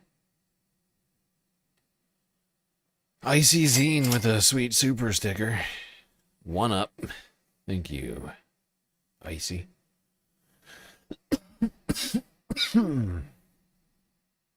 War is hell. It's true. It's a completely unnecessary war. Some say all war is unnecessary. But this feels like really top tier unnecessary. Alright, let's go to drop site news. Talk more about how unnecessary this war is. The calculations involved in it. Whoopsies, what did I just do? Not what I meant to do. Nope, still not what I meant to do. There we go. Do it. All right, so joining us now is Trita Parsi. He's an analyst at the Quincy Institute for Responsible Statecraft, and he's also the author of his new Substack, which I suggest everybody sign up for. Just search Trita Parsi in Substack, so you can get his analysis right in your inbox there. So let's welcome Trita Parsi, also, of course, here still with my colleague, Murtaza Hussain. Trita, thank you so much for joining us. Really appreciate it. My pleasure. Thank you so much for having me. So I wanted to talk about some of the analysis that you were offering related to the energy industry and the way that. All right, I'm feeling unprotected right now, so I need my tinfoil hat. There we go. That's much better. Trump has almost de facto lifted sanctions temporarily on Iran. But before we get into that, I was in Cuba doing some reporting over the last 3 to 4 days, and the internet there is very difficult, particularly for foreigners, to access. Your VPN is in and out. The different cellular data is tricky. So I was only able to follow things kind of intermittently. I got the sense that I could have missed the entire thing. Also, I gather that there was a 48-hour deadline that was announced by President Trump, and then that deadline went to nothing. So for somebody like me who was kind of gone for the last 3 to 4 days, like what did I miss from your perspective? Nothing. Right. So we're back to where we were when I left, basically. Well, look, he issues these threats right before the markets close. I think he's doing it kind of in a rage. I don't think necessarily there's a lot of thinking through. I mean, for instance, there was this threat against Kharg Island as well. And then he ended up bombing, but he only bombed the military facilities on the island, not the oil pipelines.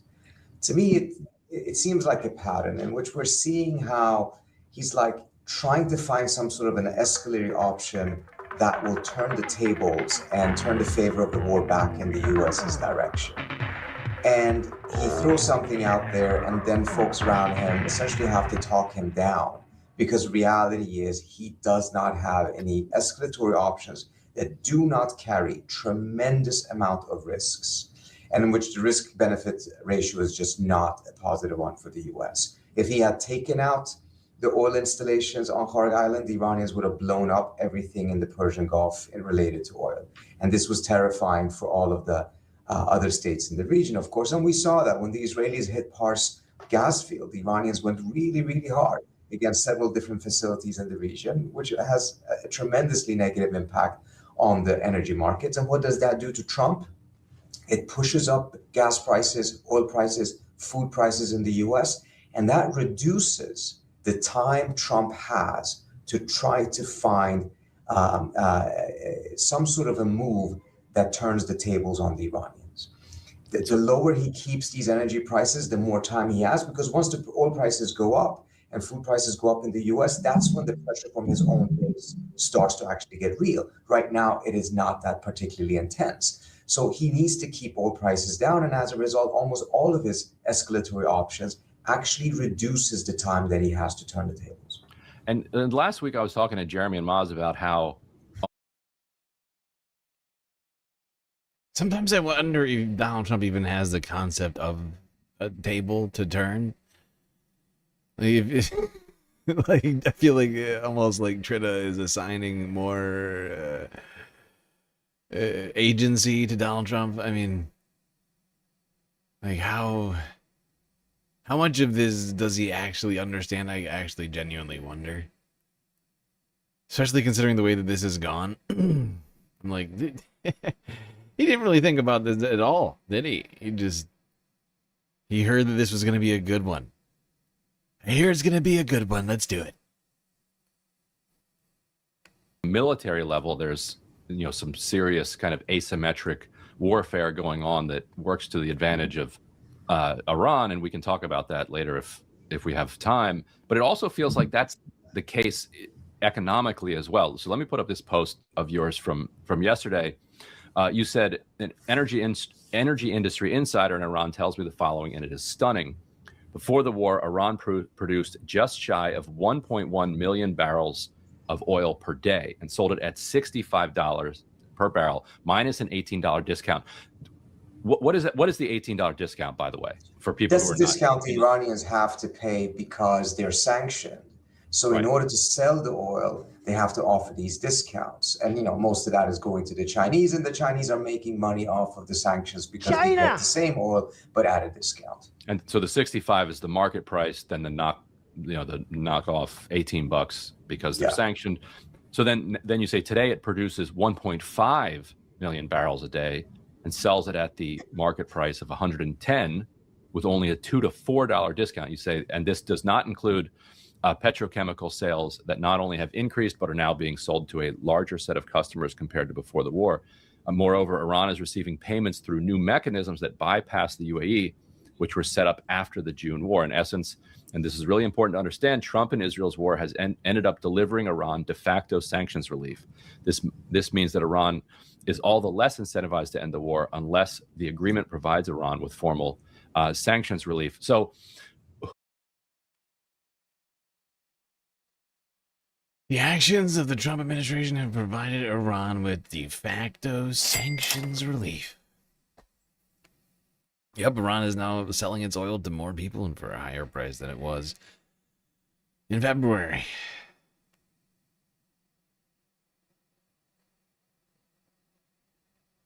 Actually, twofold, because oil has gone up and because they can get more money per dollar than they were previously. Per barrel, whatever you want to call it. More money per barrel of oil that they sell. They're retaining more of it. Because they were having to take a discount due to the sanctions. Because they could only sell it to certain people who knew that fact. And they had to make, they had to make deals with people. Essentially. People like China. I have to have my China. Oh, how the table turns. It's true. Trump is a moron. Yep. You're a moron. We have a demented, unintelligent person running the United States of America. Now, for the United States, it's still fairly unclear what victory even looks like, but for Iran, victory is just really surviving through this. Surviving through this and asserting it, essentially just asserting its own sovereignty. Iran's military has pledged to keep fighting, the strongest words from Tehran since U.S. President Donald Trump said the sides were talking. Iran's Central Command says Trump is negotiating with himself. In a statement released by the way, before we do this, I just noticed something.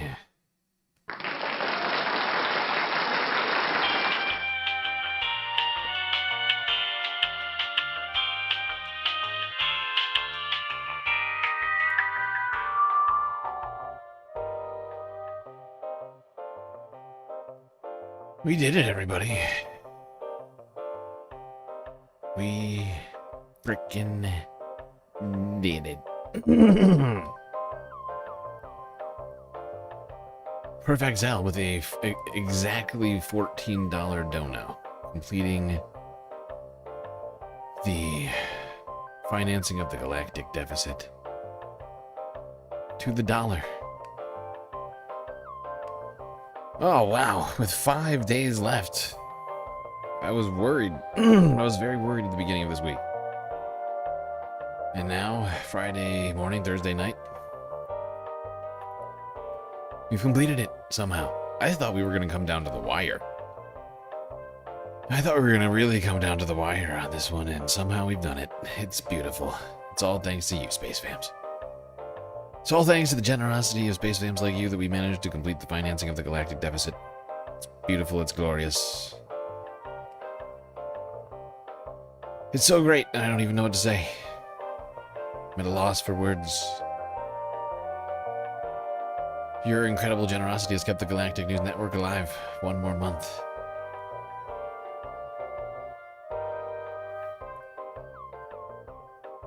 Maybe one day we won't have a galactic deficit to complete. That would be nice. Maybe one day we'll make enough money on YouTube and Twitch to not concern ourselves with deficits and all of that.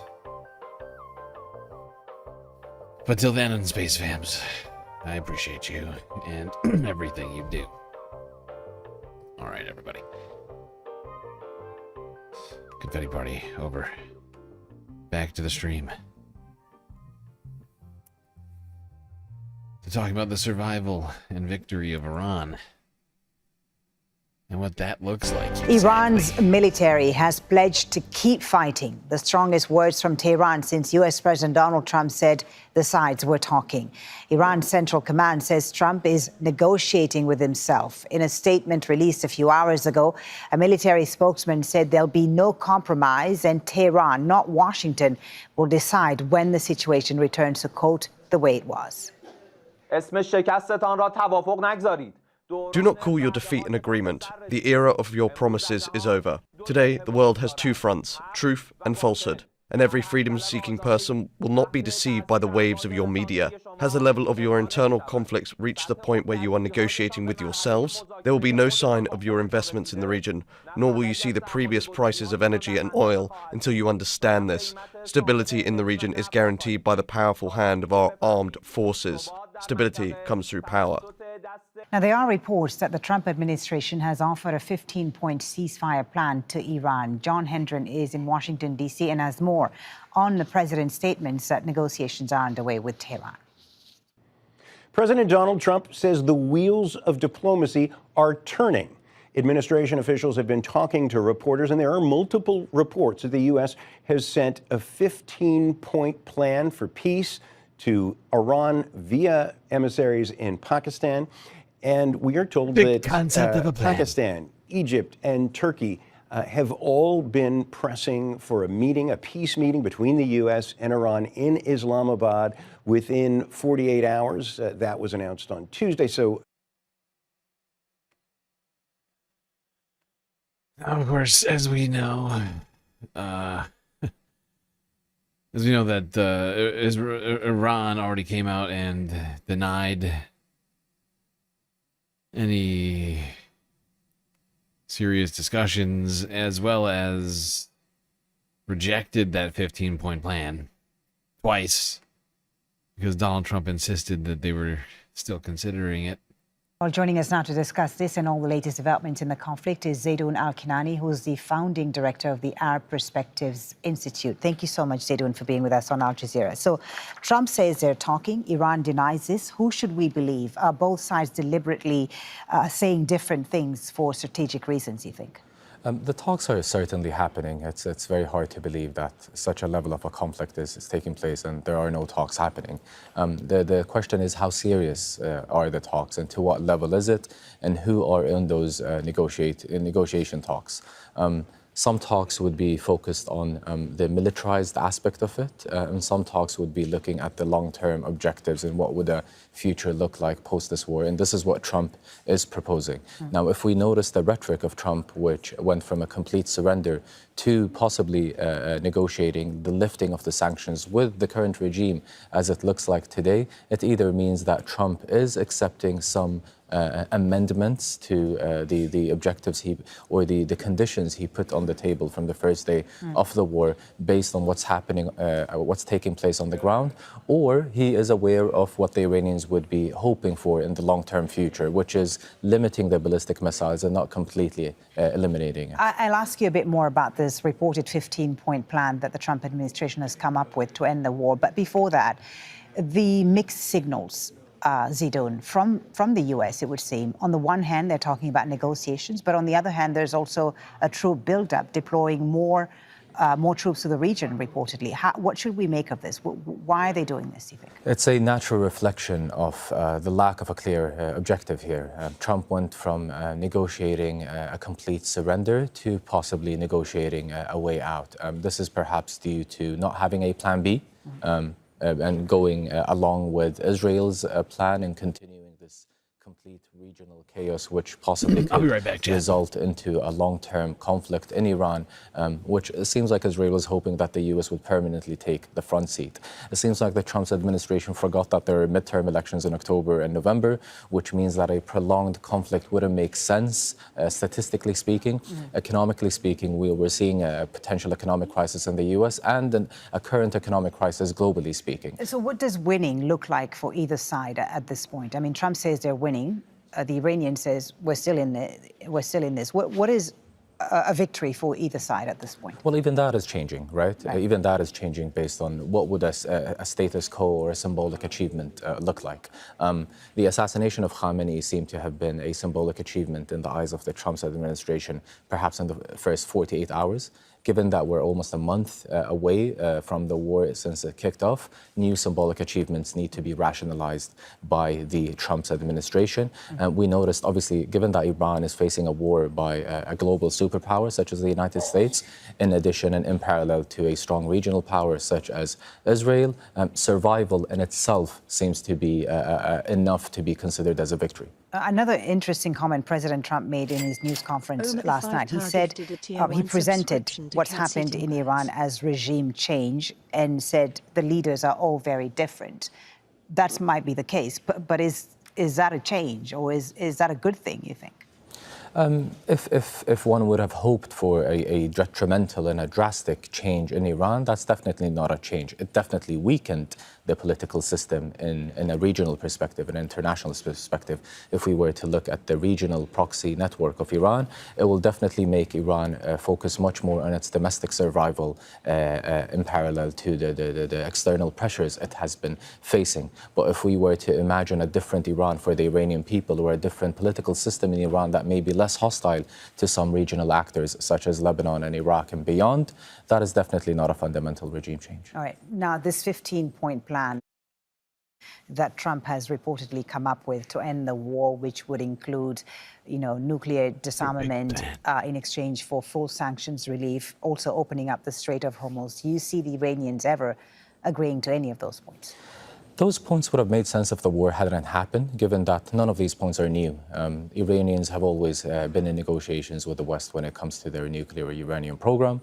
Iranians have always been open to negotiate all of these things, perhaps not the proxy network in the region, because that's a very vague point. It's not as clear of a topic to discuss, such as the nuclear program or the ballistic missiles. Iran in itself always denies that it has anything to do with some of its network proxies in the region during their actions, particularly in Iraq, given that its association with Hezbollah is much more established and detrimental and official than it is with some of the factions in the PMF in Iraq. But currently, the way things look now, Iran, in the eyes of the world, needs to present itself as someone who's finding it very hard to trust the United States anymore, given that the first day of the war, was conducted while negotiations and while talks were happening.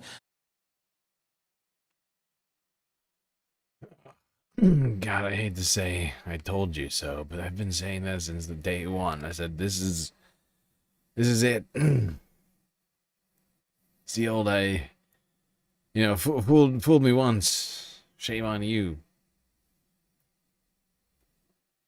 Fool me twice. What? There's an old saying in Tennessee, I know it's in Texas, probably in Tennessee, that says, fool me once, shame on you. If fool me, we can't get fooled again. Let's take you live down to Tehran. Al Jazeera's Ali Hashim there reports, Ali, that the IRGC is claiming to have hit an American F-18 by the way, fighter. I almost forgot. Omega Star, thank you for the gifted sub over on Twitch to Cats Eating Birds. Much appreciated. Cats Eating Birds. I don't think I've seen you chatting before.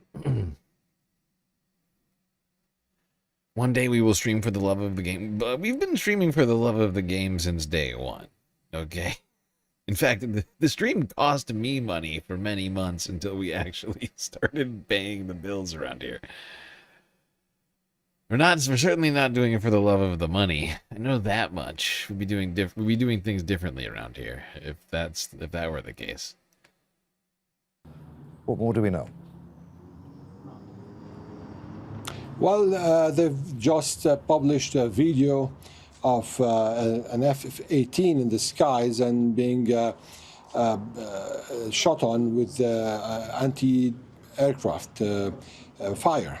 Now, it's just fresh, so I'm just getting the news now. We don't have much details on this, but this is not out of context. We saw the Iranians announcing a few days ago that they've hit one F-35, and that was actually the first time the F-35 is being hit in combat ever.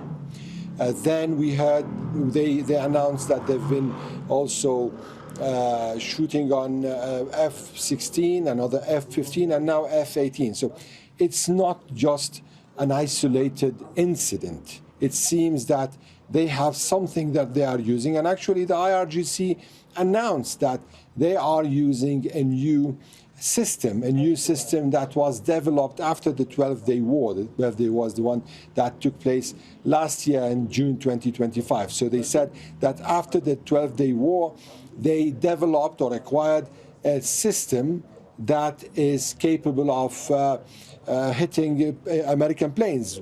We saw the F-35. Actually, there was reports from both sides. The Iranians said that they targeted it, and the American side said that it was targeted, and the pilot survived. However, he had to go through treatment. Then we saw the pictures coming today of the F-18, reports, as I said, of F-16 and F-15. So it seems that the Iranians are trying a new weapon. Yeah, Donald Trump has been claiming the air defenses are completely done. They're taking out F-18s. A nearly $100 million aircraft. F-35 shot down last week or over the weekend, whatever it was. We're talking about we're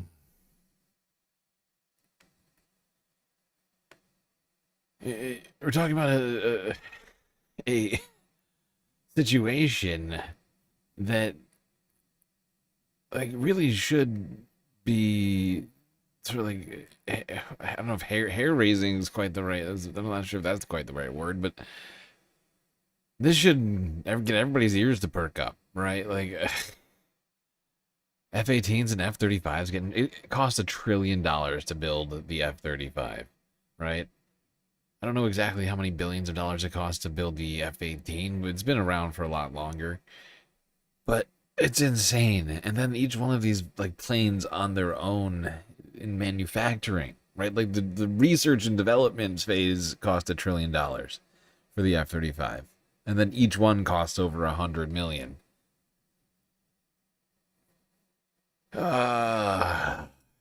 Makes me sick. When I look at this news, I start having an anxiety attack.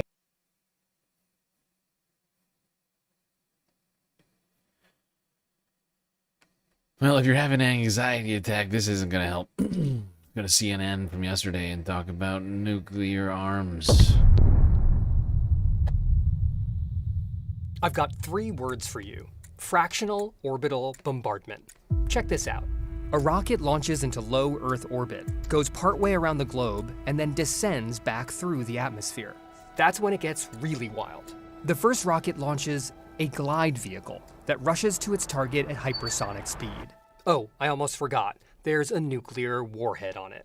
China's tested this delivery system. What now? And U.S. intelligence claims conducted a secret nuclear test too, which China denies. Are U.S. officials worried about this? Yeah, they're definitely worried about this. And worldwide, the number of deployed warheads is thought to be increasing. All 9 nuclear weapon states are engaged in massive military modernizations of their nuclear arsenals. Here's why it might be time to start worrying about the new nuclear arms race. This is ridiculous! Let's start with a number, 15. That's how many minutes a US president has to decide whether to launch a nuclear counterstrike, according to an opinion piece published in the New York Times in partnership with the Nuclear Threat Initiative. Here's a hypothetical scenario. US space-based radar detects launch of a nuclear-armed missile. That alerts ground radar, which confirms the launch, which takes a couple minutes. And then the defense secretary, the chairman of the Joint Chiefs, or other officials would brief the president. It's the president who has the sole statutory authority to greenlight a US launch. So in those few minutes, the president decides, strike back? And if he or she says yes, an overwhelming salvo of intercontinental ballistic missiles can be airborne in as little as 5 minutes, alongside sea-launched missiles and air-launched missiles and bombs. I get it, sounds like Hollywood hyperbole. But it's not. The ability to launch on such a short timeline might have troubling implications, but it's a feature, not a bug. What the US military wants is the perception that if you strike first against the US, you'll get hit so hard, so Immediately, fast, if that not you'll wish sooner. you hadn't launched in the first place. But that threat relies on something crucial: detecting the incoming attack. What we're seeing today is the development of emerging technologies that could threaten many of the early warning systems that the US has fielded historically. Remember fractional orbital bombardment? Well, it's specifically designed to evade detection, because it can fly over the South Pole, which would circumvent the US ballistic missile defense and radar systems that are pointing towards the north to counter the traditional threats that we have faced. We'll get back to China in a minute, but Russia has its own set of troubling nuclear technology. Meet Poseidon. An underwater autonomous vehicle that is essentially kind of look like a torpedo. It's nuclear powered, and the goal is to actually create what the Russians have described it as creating a tsunami that can, destroy coastlines. You know what we all need to do? We need to chill the fuck out. That's just me. But I listen to this conversation and I say, gee, we have a lot of other problems. Why are we doing this? Do we need more and better, more powerful nuclear weapons? Do we need more ways to destroy each other?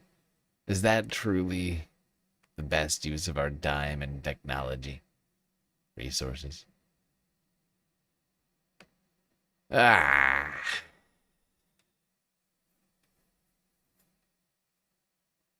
What if we gave not trying to eradicate each other a chance? Hypothetically. It's a fascinating thought experiment. That is a fascinating thought experiment. What if we gave not trying to eradicate each other a chance? It's hard to say the sentence because it almost doesn't make sense. What if we gave not trying to eradicate each other, not doing it, you're saying? Huh. That's weird.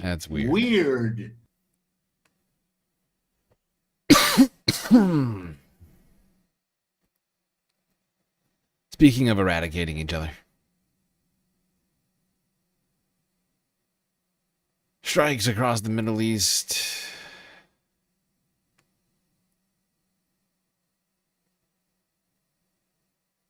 From Lebanon to Iran, we're seeing the last day since we last talked about this. Oh, it's been a whole 24 hours.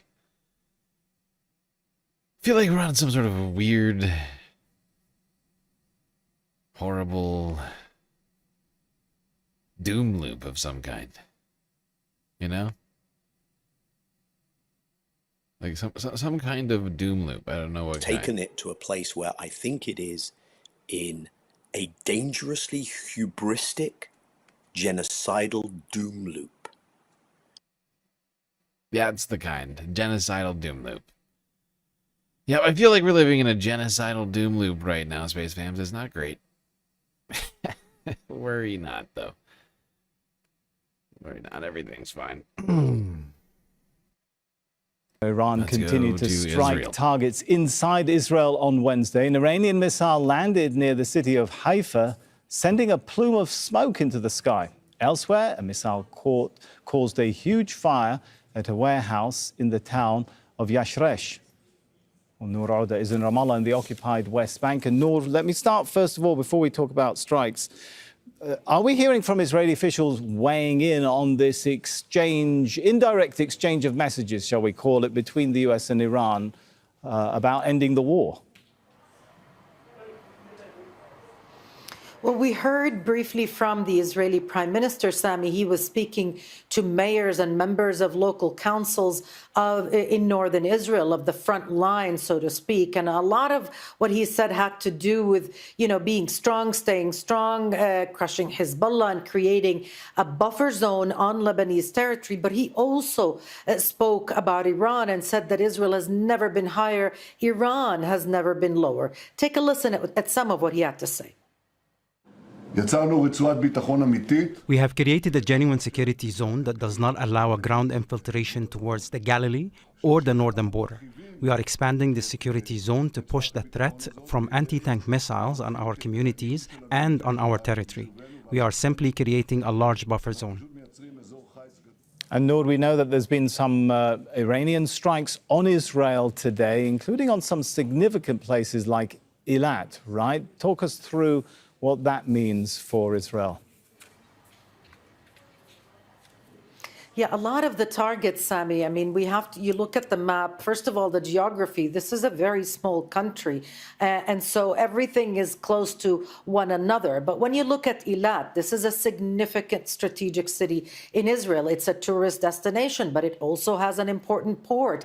It has a base for the Israeli Navy. It's been the target of repeated Iranian strikes today and even before that. We saw also Haifa come under fire, the Khdeira, where there is a power station that feeds Israel with about a fifth of its electricity. We saw yesterday Safad, also significant. It has very important intelligence assets and so on. And so the targets, although what we know is what is cleared by the Israeli military censor, but the targets are significant for the country in terms of psychology, in terms of what these locations mean, in terms of the density of the population, and then the damage that we see in Tel Aviv and Dimona and in others. It's been quite significant and increasingly so over the past few days.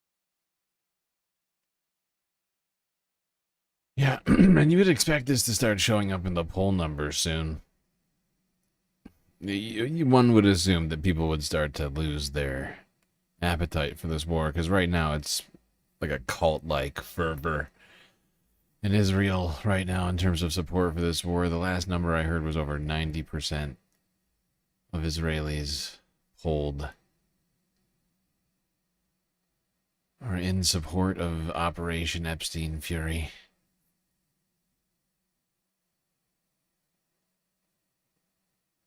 But Iran has been incredibly, I think, more successful than many people expected them to be in breaking through Israel's defenses. The Iron Dome, we've all heard about its mythical abilities, and honestly have seen it at work in the past.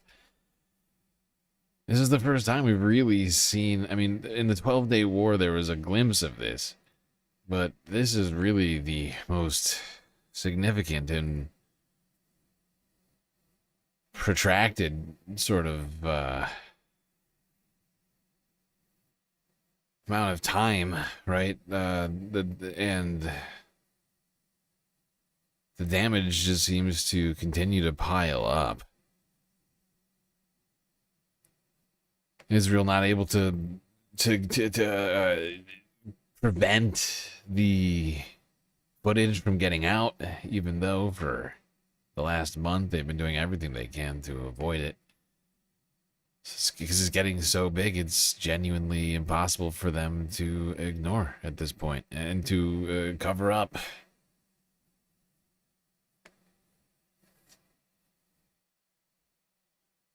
Like that lady in the last video said, Israel's a fairly dense place, small geographical region. Some of these things happens, and a lot of people all see it at once. Immediately, if not sooner. The missile reaches the target area, opens in the air, and releases many small bombs that scatter towards the ground over a wide area. There are many potential impact points, not just one. The use of cluster missiles marks a tactical shift, with single warheads replaced by up to 80 smaller explosives. It's a growing concern for the Israeli military. A big part of cluster munitions is the fact that they don't explode when they hit, and then they can explode when someone approaches it on the ground. In the 12-day war in June, Iran only did it a few times. And now we're seeing it almost on a daily basis. Since the start of this war, dozens of ballistic missiles carrying cluster warheads have penetrated Israeli airspace and struck urban centers. At this hospital, doctors are treating a wave of micro-perforations, shrapnel wounds unique to this weapon. Main issue with these custom missiles is the terrorizing effect, the psychological effect. Unlike injuries at the war caused by gunshot injuries or by bullets, these are random fragments that fall off the missiles. So the injuries can be different body parts. According to the IDF, roughly half of all missiles launched from Iran since this conflict broke out have carried cluster warheads. Some experts believe this strategy is designed to bypass defences and drain interceptor stocks. In many cases, the small bomblets could be dispersed by the missile either before it is intercepted by missile defense or after a successful hit. So in some cases, we can see that there is an interception, but not all the bomblets are destroyed. The Israeli military claims it's now neutralized over 70% of Iran's ballistic missile launchers. However, yeah, we keep hearing all sorts of claims, and yet day in, day out, we keep seeing essentially the same amount of Iranian strikes, especially in Israel. They seem to have focused in on Israel now and attacking Gulf countries less, whether that's because Gulf countries and Iran have now come to some sort of a agreement of some sort. Unclear. Although I know that there has been negotiations between them because many Gulf countries are being allowed through the strait right now by Iran. Oh shit, what just happened? Hold on, I gotta refresh my browser. My shadow banned. I hope not. This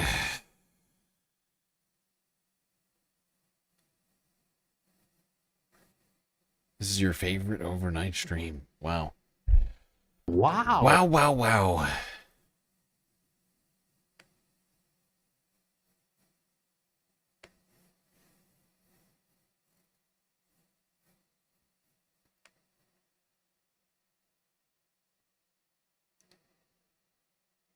What the fuck?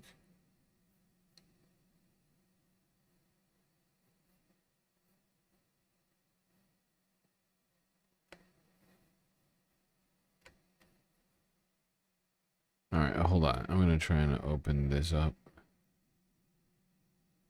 This way? Will that work? Or are you gonna be a dick to me? Sorry, everybody. We're having technical difficulties. Oh, there we go. And now it's playing, but it's not full screen. This is what I wanted. This is what I wanted. This is good.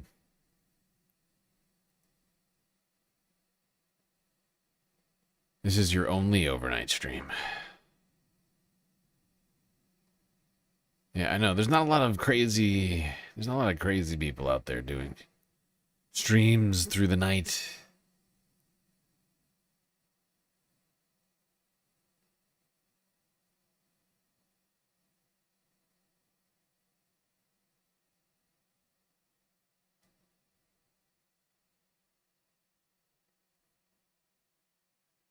Now, earlier on Thursday, Israel claimed that they had killed the leader of Iran's navy.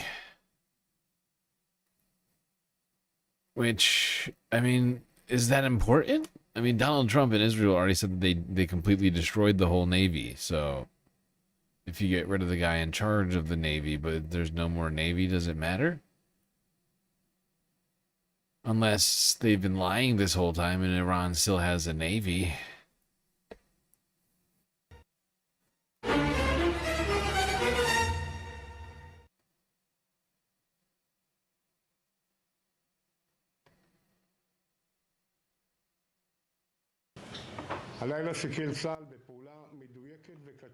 Last night in a precise and lethal operation, The IDF thwarted the commander of a Revolutionary Guards Navy, Tong Siri, along with senior naval leaders. The man who was directly responsible for the terrorist operation of mining and blocking navigation in the Strait of Hormuz was blown up and neutralized. This is a clear message to all leaders of the Iranian terrorist organization, the Revolutionary Guard. The IDF will hunt and thwart you one by one. Congratulations to the IDF. Jesus, these people are psychos. Okay. More assassinations from Israel. They seem to be not at all interested in ending this war, even though Donald Trump has been insisting on it. What's that sound? Oh, puppy. Puppy treat. Let's bring you some breaking news now. Israel's defense minister says Tel Aviv has killed Iran's IRGC naval commander, Ali Reza Tangsiri. Israeli media is reporting he was assassinated in a strike in the southern port area of Bandar Abbas, which is adjacent to the Strait of Hormuz. There were explosions in the city of Bandar Abbas earlier on Thursday. Iran has not confirmed Tangsiri's status. So, Tawhid, what more can you tell us about this IRGC Navy chief? Well, actually, first things first, we don't have any official confirmation from Tehran about the killing of the IRGC Navy commander, but we know that if that's true, it's going to be another major blow for a country that has already experienced a lot of military commanders being killed from the very early hours of the initiation of the airstrikes by the Americans and Israelis, on the day one of which we know that the defense minister, the secretary for defense council, the commander of IRGC himself were all killed alongside the supreme leader of the country, Ayatollah Ali Khamenei. And now we are receiving reports from the Israeli side about the killing of the Navy commander of the IRGC, Tangsiri, and it is obviously significant, specifically seeing his role in the control and closure of the strategically significant choke point of the Strait of Hormuz. Okay, well, this was the guy that was in charge of the operation of keeping the Strait of Hormuz closed. And if he is dead, it would seem Iran's going to have to find somebody else to do that job. You would think that they have somebody already waiting, as they have with they've had with every single other job of every other leader that Israel has assassinated up to this point.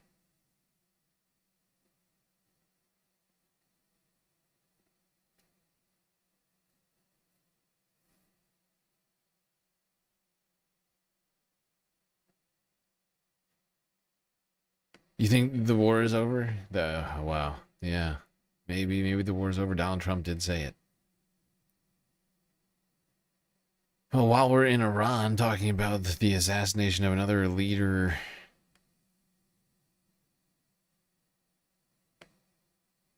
Iran's military ways, we'll talk about Israel's targeting of UNESCO heritage sites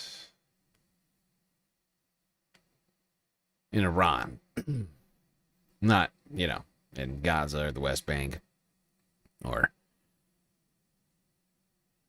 Lebanon or Syria. Tehran, a city where centuries of history rise from its streets and monuments, now coming under assault. At the heart of the city stands Golestan Palace, more than 4 centuries old, a witness to coronations and major political decisions, but now damaged by American and Israeli airstrikes. Iran's Minister of Cultural Heritage and Tourism, Reza Salehi Amiri, walks us through the damage, calling it very concerning for one of the capital's most historically significant landmarks. He also condemns the attacks. All international rules prohibit attacks on countries' cultural, civilizational, and historical sites. Unfortunately, in this war, we've seen that none of these international rules have been observed by the Israeli regime. The impact extends to the exterior of the palace and its historical halls inside. Architectural decorations have been severely damaged, especially the wooden elements and ROC windows. The mirrorwork, the Hall of Mirrors, the Shams al-Emare veranda, and the marble throne are largely destroyed. But Golistan Palace is not the only site affected.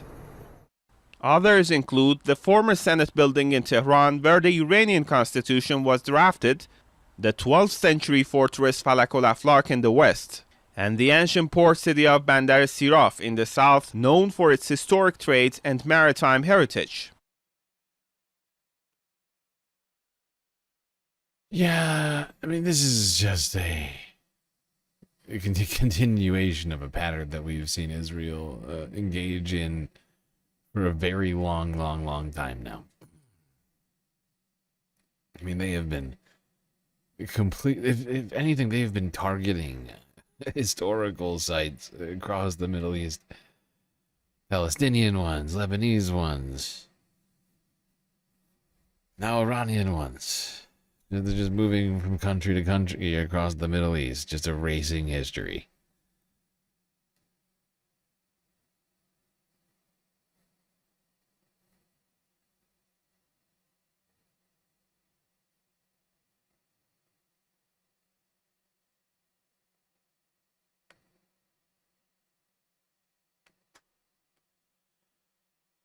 Now, it's not just the buildings that are being affected, it's of course people as well.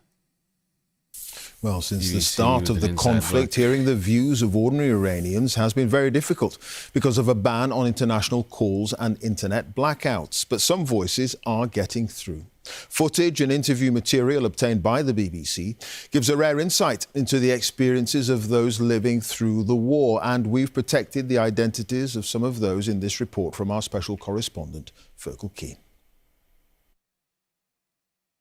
The war moves faster than the speed of sound.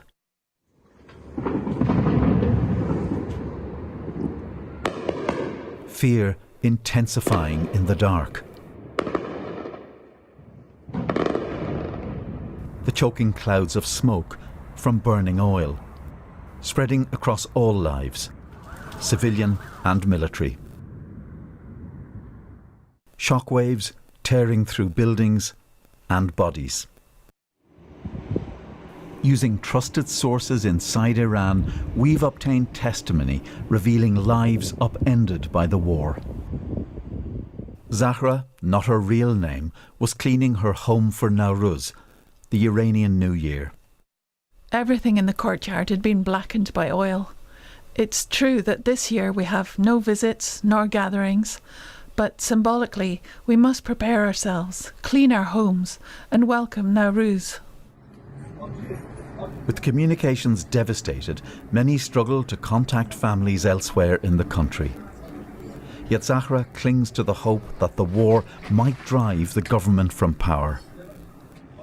This regime has inflicted so much pain on us over the past 47 years, leaving countless mothers without their children, more than even the war itself did. So I prefer that there be no ceasefire until this entire regime is gone. This new year is filled with foreboding. Yet in the markets, people still seek ingredient. I love how they did this. I mean, we get the opinion of one person saying, here to help launder this war. She just comes in and says, this war should go on as long as it needs to go. I feel like I'm taking insane. crazy pills! Like, this is pure propaganda. Okay, sure, some people might think that, but that is insane. That does not, I don't care. I don't care. You can't expect me to just take one woman like but BBC here to turn it into the opinion of all Iranians. Keep bombing us. Keep bombing us until the regime is gone. Yes, I'm sure everybody agrees with that.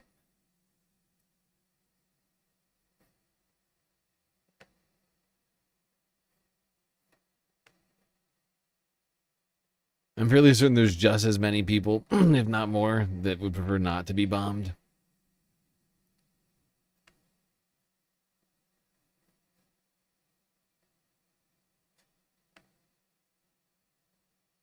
You know, on like a percentage basis, you would figure there's more people that would prefer not to be bombed than would. Because that's kind of a crazy thing to say, in my opinion.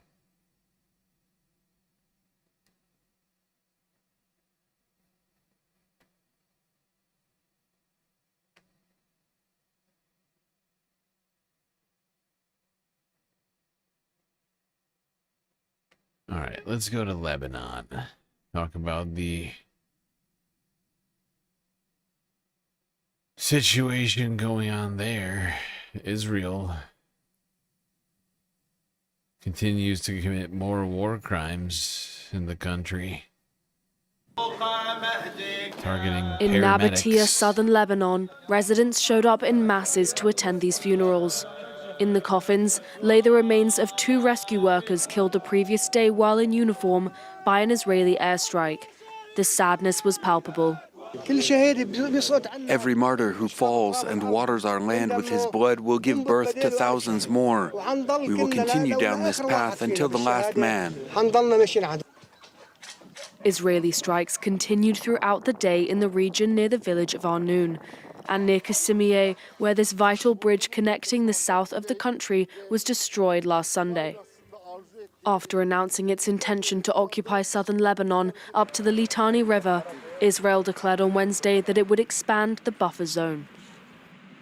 We have established a genuine security zone that prevents any land infiltration towards the Galilee and the northern border. We're expanding this security zone. A genuine security zone in someone else's country. It's like if Mexico showed up in Texas and said, we're setting up a security zone. You've crossed the Rio Grande, and we're just going to take a little piece of Texas. We're not going to take it. It's going to be a security zone. It'll be a security zone where Mexican troops are patrolling to keep it safe. Okay, it won't be Mexico's. It won't be in America either, but, you know, it'll be safe. It'll be secure. It'll be better. You know, if we turn Austin, Texas into a security zone or something. And in order to repel the threat posed by anti-tank missiles to our communities and our territory, we are simply creating a larger buffer zone. Hezbollah, an ally of Iran, claims to have carried out several attacks against the Israeli army. I'm thinking about it. I'm pretty sure Austin isn't on the border. Whatever, you get what I'm saying. Whatever city's on the border of Texas and Mexico. The border. Its leader, Naim Qassem, declared that negotiating with Israel under bombardment amounted to capitulation, while the Lebanese government is calling for talks with the enemy country. The UN have expressed their alarm regarding the humanitarian disaster caused by this conflict. Hezbollah must stop launching attacks into Israel. And Israel must stop its military operations and strikes in Lebanon, which are hitting civilians the hardest. The Gaza model must not be replicated in Lebanon. According to authorities, since the beginning of March, Israeli strikes have killed over 1,000 people and displaced more than 1 million in Lebanon.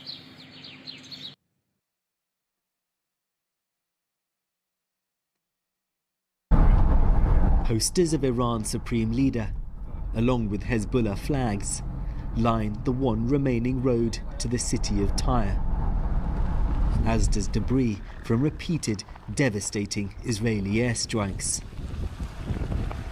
Southern Lebanon is being cut off from the rest of the country, with at least 7 bridges destroyed by Israeli missiles in the past few days. This is what's left of the main bridge that connected the city of Tyre over there with the rest of Lebanon. And the Israelis have said they plan on seizing all territory south of this, the Litani River, as what they call a security zone. It would in reality, of course, be another occupation. Israel is talking about taking control of around 10% of Lebanon. It says to prevent Hezbollah rocket fire across the border. Can you imagine Canada or Mexico taking 10% of the United States for security purposes? We're just going to take North Dakota and Montana for security reasons. Tyre, one of the world's oldest inhabited cities, would fall within the so-called security zone. Most of its residents have fled following Israeli evacuation orders, but not all. In your neighborhood, how many people are still here? How many people are there? The apartment block in front of Salwa's home has been completely destroyed. This strike here came with a warning beforehand. Others don't. Why is the world watching without helping? Look at the children. Look at the people dying. I'm not afraid to die, and I will stay in my land. May God protect the resistance. They are the ones protecting us. I feel devastated seeing the people, the children in the streets. Why?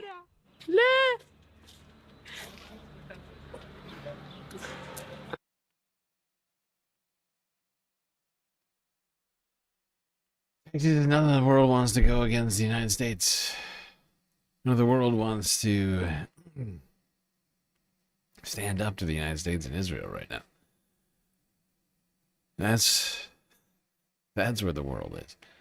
That's where everybody's watching and doing nothing. It's horrifying. Actually, I'm gonna let her finish. I forgot that she had more. She has more shit to say. Is this price a price worth paying? Because there are other people in this country who think it's not. May God protect the men of the resistance. Children are dying in front of us. Don't we have to resist? Look at the destruction. We can't sleep. I'm not afraid for myself, but for my family. Here in southern Lebanon, Hezbollah, also known as the Resistance, has widespread popular support. For some, staying is a political statement. Others feel they have nowhere else to go. It's one of the most accurate news reports on Lebanon that we've seen in a minute. But this is absolutely correct. We've been talking about this for I don't know how long. I've mentioned this so many times, but Hezbollah is not I mean, just because the United States has declared Hezbollah as a terrorist organization, it's also a elected political party. I mean, you could declare MAGA to be a terrorist organization too. Right? They've got some supporters. So remain in this seaside city. The Tyre Christian quarter has largely been spared Israeli bombs. Madonna, yes, that's right, Madonna, refuses to let the war disturb her daily morning walk. Of course we are worried, but I'm not afraid. We worried to leave our home forever, yani, and this I don't want to leave my place. I want to stay here. Some people in Lebanon supported the idea of going into this war. Other people have been critical about it. What do most people We don't want the war from the beginning. It's not our. Look at the beautiful old streets.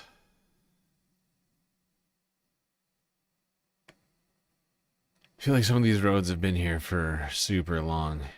To make the war. We don't want the war. We want the peace. Peace is not an option for now. With Israeli planes overhead and Hezbollah's cross-border attacks continuing, a country that has seen so much conflict, wonders when and how this war will end.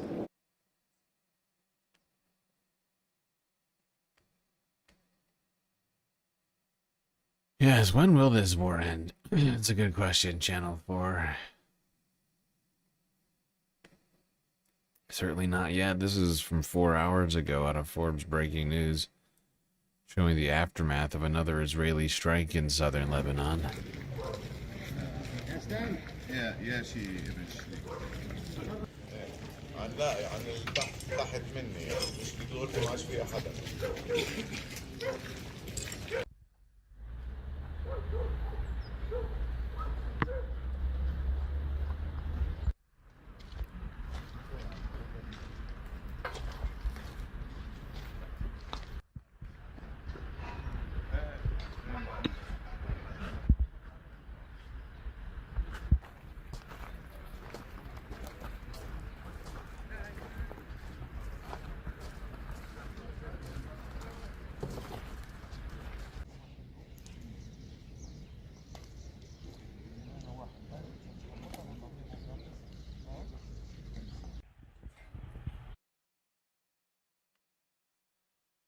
You'll notice that these just appear to be solar panels in a home, a countryside home.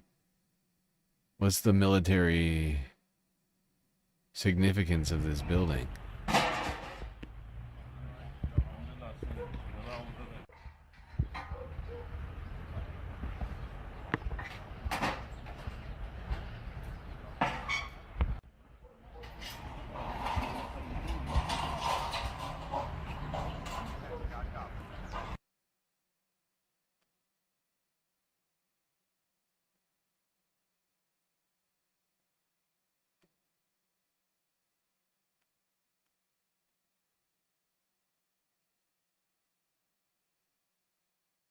Okay, now let's go to Syria.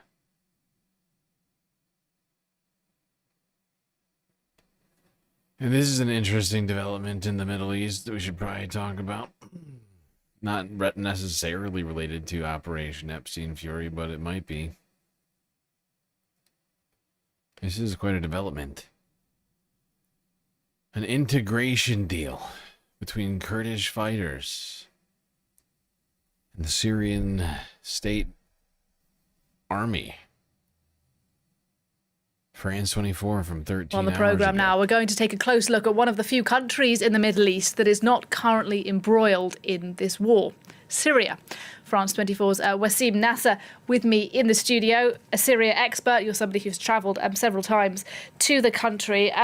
We will talk in a moment, Wasim, about how it is that Syria so far has managed to stay out of this this kind of evolving conflict. But let's look initially at some internal dynamics in Syria. For months, the Syrian army has been trying to integrate Kurdish forces into their ranks.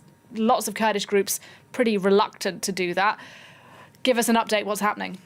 Well, actually, while everybody was busy looking somewhere else, things were really going well, if we may say so, in Syria regarding this dossier, meaning the integration of the Syrian Democratic Forces. So we have footage of Kobani, the very symbolic town of Kobani, where forces of the Interior Ministry are patrolling inside of the town. No shot was shot at this town, where everybody was imagining there will be a great battle or a big battle in Kobani.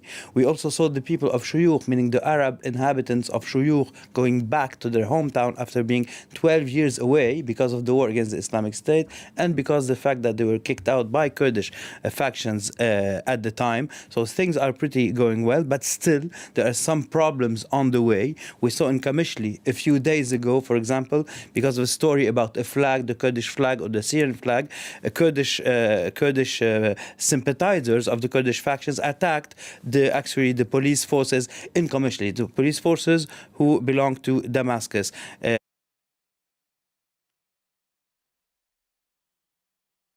So yeah, things aren't all hunky-dory here in Syria, but some interesting developments nonetheless. Internally, Syria is a complicated country, and it could wind up. I mean, right now, I mean, they're in the middle of all of this, right? Like they're to the east of Israel and to the west of Iran. They're literally in the middle. And because of that, the internal political conflict, I feel like, is leaving Syria open to more problems. So I think it's a good thing that they're shoring things up internally, even though, like, as you just saw, they aren't going perfectly.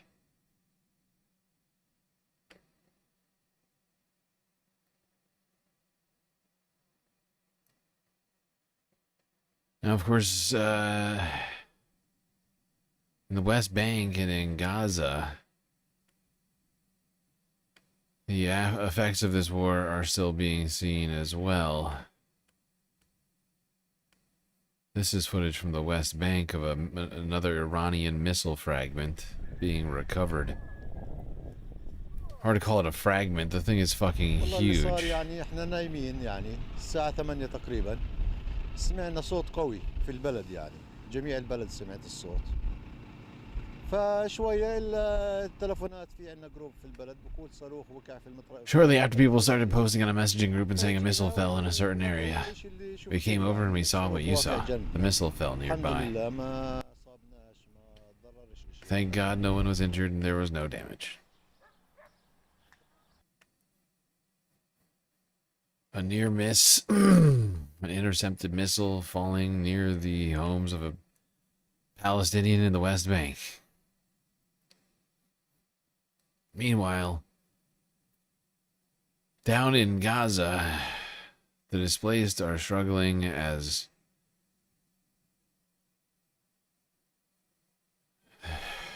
hundreds of thousands, million, over 1 million people continue to live in inhumane conditions, tents, completely inadequate. While global attention remains fixed on escalating tensions in the wider Middle East, Gaza continues to face a deepening humanitarian crisis. Gaza's displaced are facing yet another challenge. Harsh weather is adding a new layer of hardship, compounding more than 2 years of war. People here say their tents have deteriorated beyond the point of offering basic safety, dignity, or protection. This piece of cloth does not protect. Let's be real, the tents never offered actual dignity and protection. Never, people never should have been forced to live in tents in the first fucking place. How is this still all going on? I don't understand. We've been talking about this for over 2 years. 2.5 years has been going on. This massive humanitarian crisis while the whole world just looks on. Now we have millions more people displaced in the Middle East and a even larger conflict. From the rain or the sun. These tents are worn out, and last night it was rainy and we experienced a strong rainstorm. The tents were flooded, the bedding, cooking utensils and food, the children, everything was soaked. They have no other shelter or other clothes to protect them. More than 5 months since the U.S. brokered ceasefire took hold, authorities say Israel continues to violate the agreement either through airstrikes, expanding the buffer zone, or by blocking the entry of much-needed humanitarian aid. Yeah. But we've known this around here for the entire time. This was a fake ceasefire. Every ceasefire that Israel has agreed to, they have violated. No one has held them accountable to actually uphold the ceasefires that they agreed to. Certainly not the United States. Donald Trump declared his declared victory. Peace in the Middle East. Remember that? Remember? Like 3 months ago? 4 months ago, I guess now. what was it, October? I'm trying to remember when was it that Donald Trump declared peace in the Middle East? Remember that? Went to Egypt. They got all the leaders of not all of, but many U.S. allies and other like Gulf states and things like that. He sort of congratulated himself for like 2 straight hours. Brought peace to the Middle East. Finally, it's here. Everyone's saying nobody else could have done it.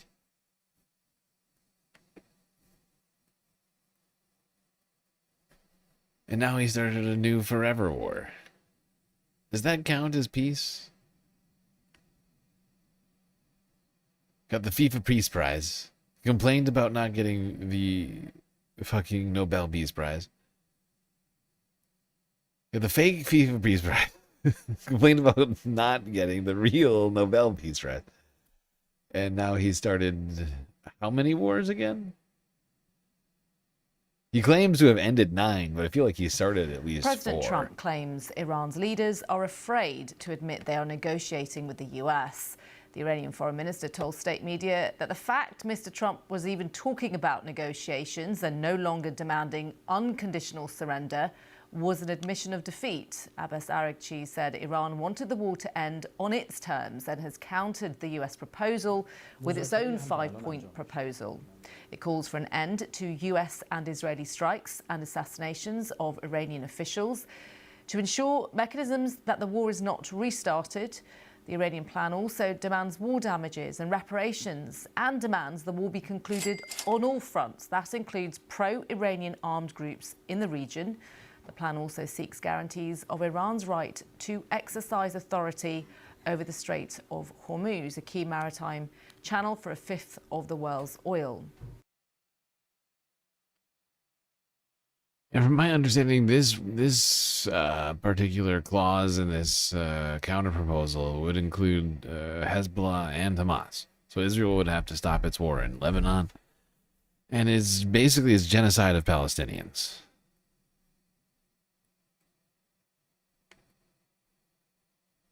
Which I'm sure that they'd be thrilled to do, right? Come on. It came after Iran reportedly received a 15-point plan from the US, which Iran rejected. Our North America correspondent David Willis reports. Mr. President, come on out.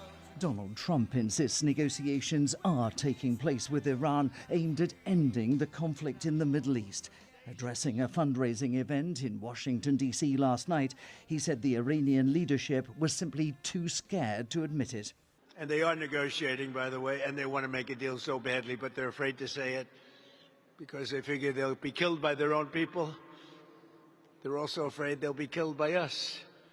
Iran flatly denied this. Its resilience has surprised its enemies, and the regime insists any talk of negotiation amounts to an admission of defeat.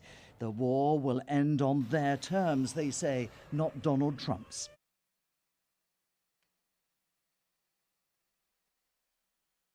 Okay, we're gonna get back to talking about the negotiation efforts, or the whatever you want to call them, the negotiations. Supposed negotiations in the third half. But I'm determined to give us our breaks, which we so deeply deserve. We're living through difficult times. I think it's better for us to consume some of this in bite-sized pieces. Also, it extends the stream for all of you. A little bit. This is not going to be a regular length stream. It'll probably be like 5-6 hours max. Just an update. Just an update. A post-leftist mafia update on Iran. This is genuinely how I thought about this stream.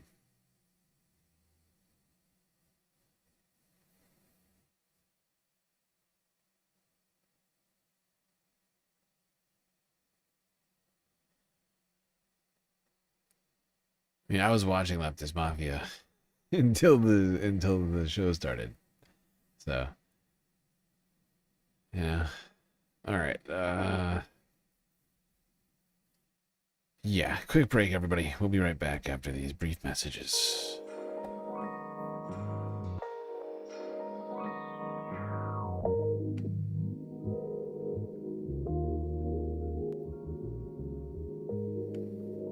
Okay, I hope everybody's been enjoying the show so far. If you haven't already, hit the follow button on Twitch and the subscribe button on YouTube.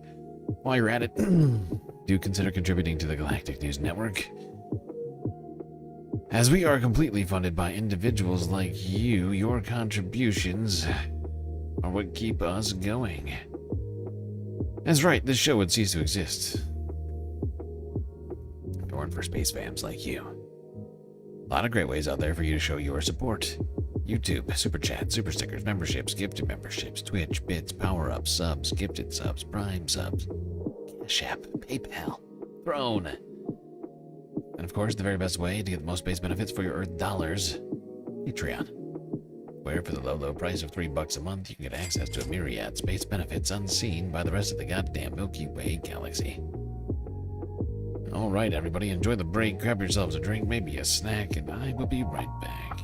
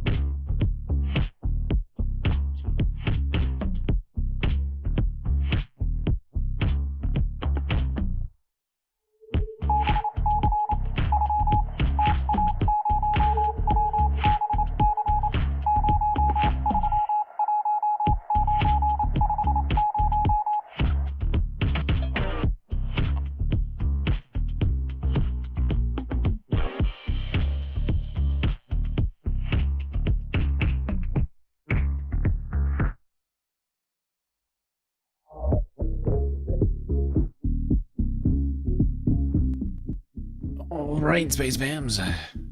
Break is over. And the third half of the stream is about to begin, so you better get back in those seats. Otherwise, you will unfortunately miss it. That'd be bad. Immediately, if not sooner.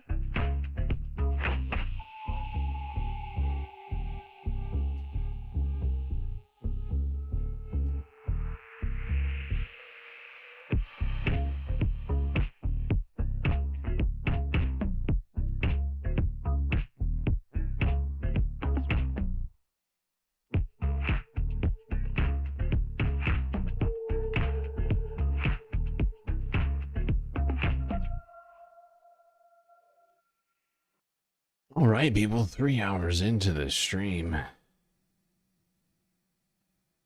How's everybody feeling? We're like, I would classify us as being about halfway through. I'd say we probably got as much to go as we've already got by. So you can really see that as both good or bad. It's really up to you. How you want to see it? Are you a glass half full person?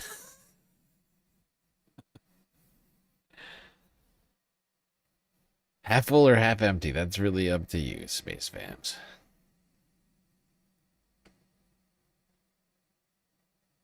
I'd like to say you should probably think of it as half full, because you're kind of getting an extra stream this week, if you think about it. And this one was like not free. We didn't do a galactic content goal for the stream either, I'll point out. Goalless stream. Although we did complete the financing of the galactic deficit, which was huge.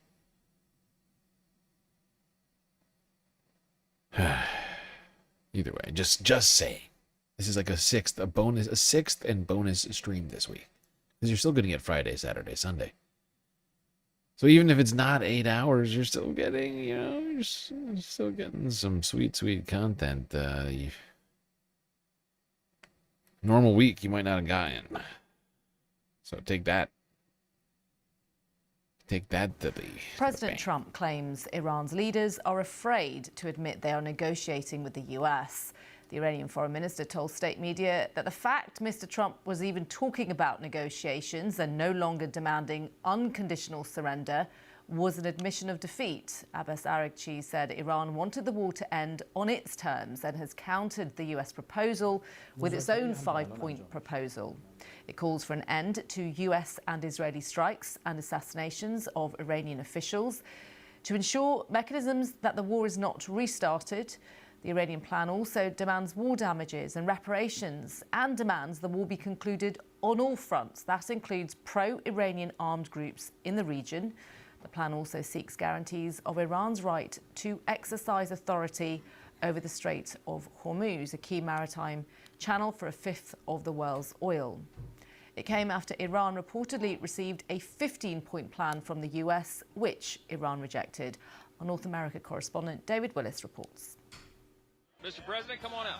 Donald Trump insists negotiations are taking place with Iran aimed at ending the conflict in the Middle East. Addressing a fundraising event in Washington, D.C. last night, he said the Iranian leadership was simply too scared to admit it. And they are negotiating, by the way, and they want to make a deal so badly, but they're afraid to say it because they figure they'll be killed by their own people. They're also afraid they'll be killed by us. Iran flatly denied this. Its resilience has surprised its enemies, and the regime insists any talk of negotiation amounts to an admission of defeat. The war will end on their terms, they say, not Donald Trump's. I state firmly that there has been no negotiation or dialogue with the American side. However, in recent days, the American side has begun sending various messages through different intermediaries. Messages being conveyed through our friendly countries, and us responding by stating our positions or issuing the necessary warnings is not called negotiation or dialogue. It is simply an exchange of messages through our friends. Tel Aviv has come under Iranian attack, yet Israel's government has no desire to stop the war until Iran accepts total defeat and severs contact with its allies in the region. Meanwhile, thousands more US troops are on their way to the Middle East, including paratroopers from the elite 82nd Airborne Division, prompting speculation about the possibility of an American ground assault, possibly involving Iran's oil hub, Karg Island. A vital pathway for oil and gas supplies, the Strait of Hormuz, remains blocked to all but a small number of vessels. That's led to rising fuel prices, prompting the US Postal Service to impose an 8% surcharge on parcel deliveries. One of Iran's conditions for ending the conflict would be recognition of its sovereignty over this vital waterway. The US is insisting on the total dismantling of Iran's nuclear facilities. And nearly 4 weeks into this conflict, any hope of an imminent de-escalation is looking increasingly unlikely. David Willis, BBC News, Los Angeles. Well, US-Israeli strikes on Iran and Israeli strikes on Lebanon are continuing. Iran is striking back as well. 2 people have been killed by falling debris from an intercepted missile. Okay. We're going to stay on the topic of the negotiations. Now go to Donald Trump himself at the first cabinet meeting held in the last month since the beginning of Operation Epstein Fury. He had a number of interesting things to say. And just so we set the record straight, because I've been watching the Wall Street Journal's fake news and all these stories that get printed like, oh, I want to make a deal. They are begging to make a deal, not me. They're begging to make a deal. Not me. Anybody that saw what was happening over there would understand why they want to make a deal. But they say, oh, we're not talking to them. Anybody would know that. And only a total fool. And they're not fools. They're very smart, actually, in a certain way. But only a total great fool. Negotiators. But they're not fools. I say they're lousy fighters, but they're great negotiators. And they are begging to work out a deal. I don't know if we'll be able to do that. I don't know if we're willing to do that. They should have done that 4 weeks ago. They should have done it 2 years ago. So we estimated it would take approximately 4 to 6 weeks to achieve our mission. 26 days in, we're really a lot ahead of schedule. The Iranian regime is now admitting really a lot ahead of schedule. We are really a lot ahead of schedule, everybody. We're doing a great job.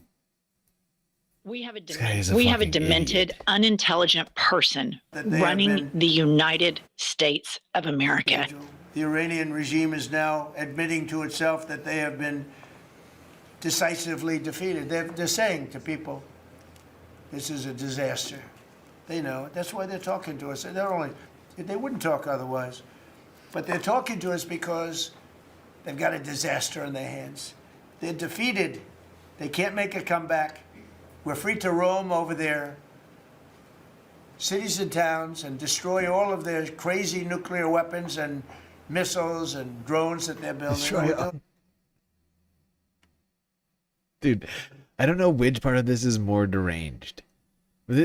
Donald Trump is now claiming that Iran has nuclear weapons that the United States is blowing up. Does he actually think that Iran has nuclear weapons?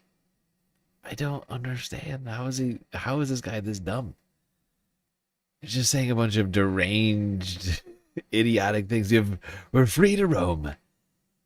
We're free to roam and do whatever we want. Blowing up all their nuclear weapons. He's literally living in an alternate reality. I literally don't even know what to say. What are you talking about? F-35s are getting shot down. F-18s getting shot down. It doesn't sound super free.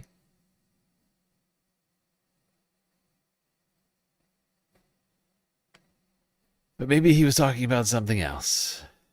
Look, we have very substantial talks going on with respect to Iran, with the right people. You know, I told you about a present, right? Steve, can I reveal the present? Can I do it? Thank you. They said to show you the fact that we're real and solid. That laugh from Howard, oh my God. Did you hear him? Howard loved that joke. Oh my God, that killed for Howard. Howard loved it. You can do whatever you want. You're right. You're right. Oh my God, Howard is dying. They said to show you the fact Howie. that we're real and solid and we're there. We're going to let you have 8 boats of oil. 8 boats. 8 big boats of oil. 8 boats. This was 2 days ago. Full boats. And they'll sail up tomorrow. That was 3 days ago. And I didn't think much about it. And then I watched the news and they said, something's unusual happening. There are 8 boats that are going right up the middle of the Hormuz Strait. 8 big tankers are going loaded up with oil right through. And I said, well, I guess they were right, and they were real. And I think they were Pakistani flagged. And I said, well, I guess we're dealing with the right people. And actually, they then apologized for something they said, and they said, we're going to send 2 more boats. Aww. And it ended up being 10 boats. All right, I hope I haven't screwed up your negotiations. 10 boats, a beautiful, perfect gift. That's the supposed great gift that Donald Trump was talking about. 10 whole boats allowed out of the Strait of Hormuz. You hear how excited Donald Trump is? I made a deal.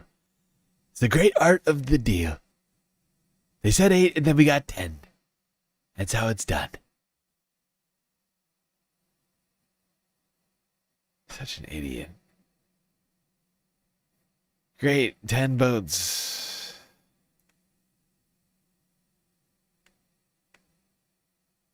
Huge progress.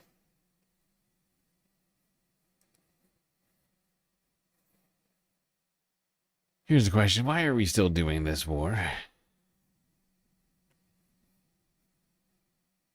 Why are we doing So as we were just discussing how young people may be forced into this cause, whether they want it to or not, through a potential draft that this administration has never ruled out, let's take a listen to Caroline Levitt talk about why exactly Trump decided to launch this war. In my reporting, I speak a lot to young voters, many of whom voted for President Trump for the first time in 2024, hoping to have no more wars and to have lower prices. Now, with the war taking place and with gas prices going up, curious what President Trump's message would be to those voters who kind of swung into his coalition in 2024, but maybe don't feel the administration's going as they had expected. President Trump is doing this for you. He's doing this for young people so that we are no longer threatened by a rogue terrorist regime in the Middle East that seeks to kill the brave men and women who serve in our country in the Middle East, many of them young people themselves, young men and women who serve this country honorably in uniform and have been threatened, killed, and maimed by the rogue Iranian terrorist regime for 47 years. President Trump finally had the courage to step up and do what's right by our national security, our homeland security. As for the temporary short-term fluctuation in gas prices, the president has said once these combat operations are over, this administration is going to continue to unleash American energy dominance. We're continuing to do that every day, and we're going to see prices at the pump go back down, just as we have over the past year because of this president. Young people, he's doing this for you. Have you told him thank you? Aren't you so delighted this is what the president has decided to do for you at a time when, let's put the next piece up on the screen, the job market for young graduates is the grimmest in years. Young people, most of them cannot hope to afford a house. This war is making that worse because mortgage rates are going up again. Yep. She referenced there gas prices. I'd say that's a pretty significant, important part. Well, there's the answer. That's what we're doing. We're doing it for young people. There you go, young people. Enjoy it. Enjoy this great war, which will no doubt put this country further into debt. Further into debt and ruin your future. Enjoy. Enjoy. Thank me later. Or now. Either one. Fine. Or both. Now and later.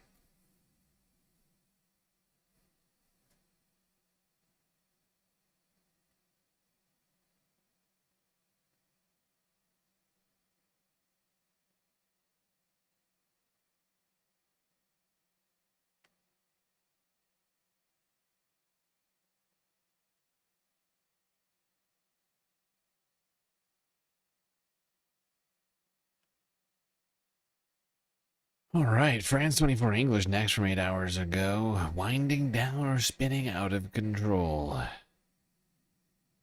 Trump's mixed signals on Iran. Rat old traditional allies.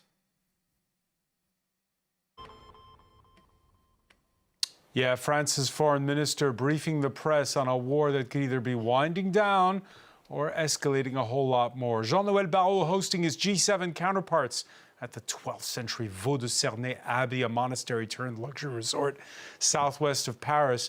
And it's actually the G6 right now because the U.S. Secretary of State Marco Rubio instead, on day one, attended a Donald Trump cabinet meeting at the White House. He's in the plane now, on his way to France.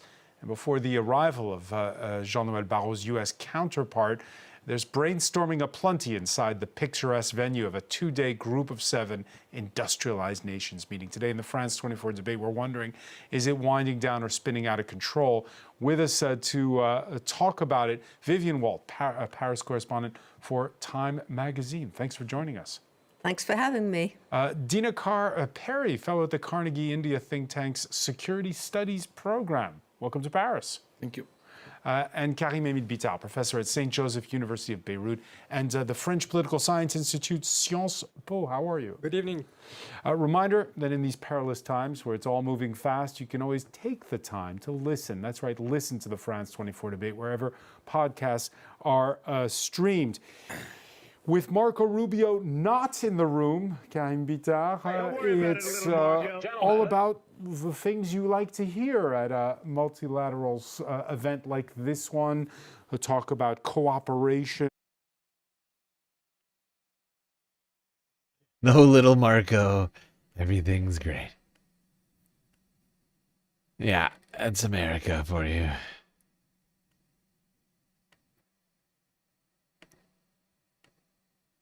Arrives, how to speak in a unified voice to restore a modicum of multilateralism in a world that has become completely crazy. All right, Donald Trump, not a fan of multilateralism until we heard him airing a grievance earlier in that cabinet meeting, angry with NATO members who've balked at joining an operation that, well, they were left in the dark over until it had actually begun.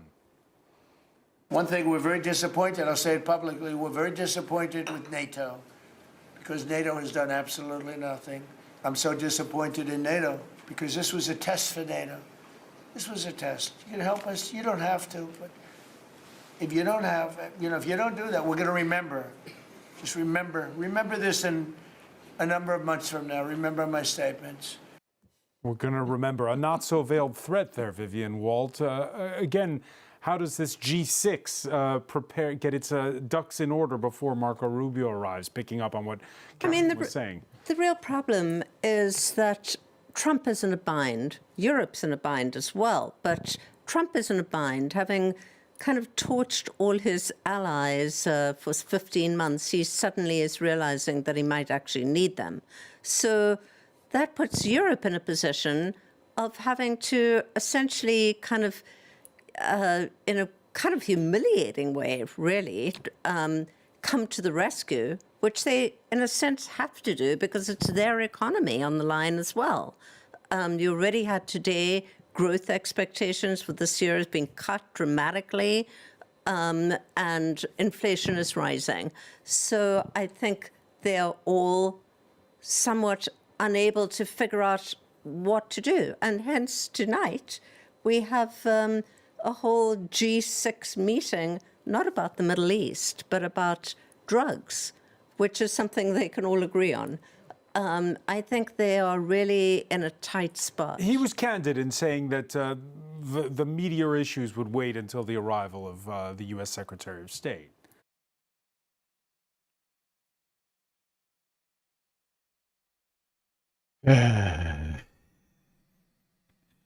Oh, we better wait for America.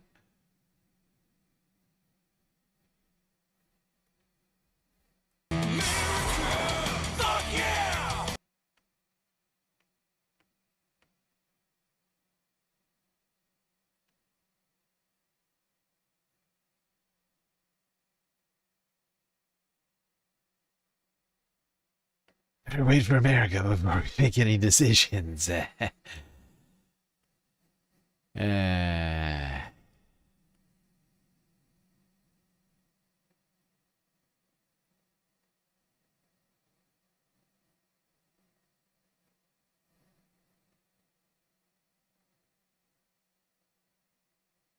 don't have the cards. That's right, Manda.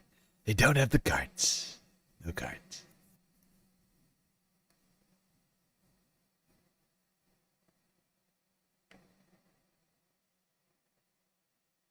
Let's see what the Warhawks think.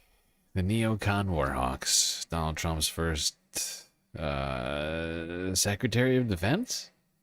John Bolton. Right? Or was he National Security Advisor? He might have been National Security Advisor. I can't remember.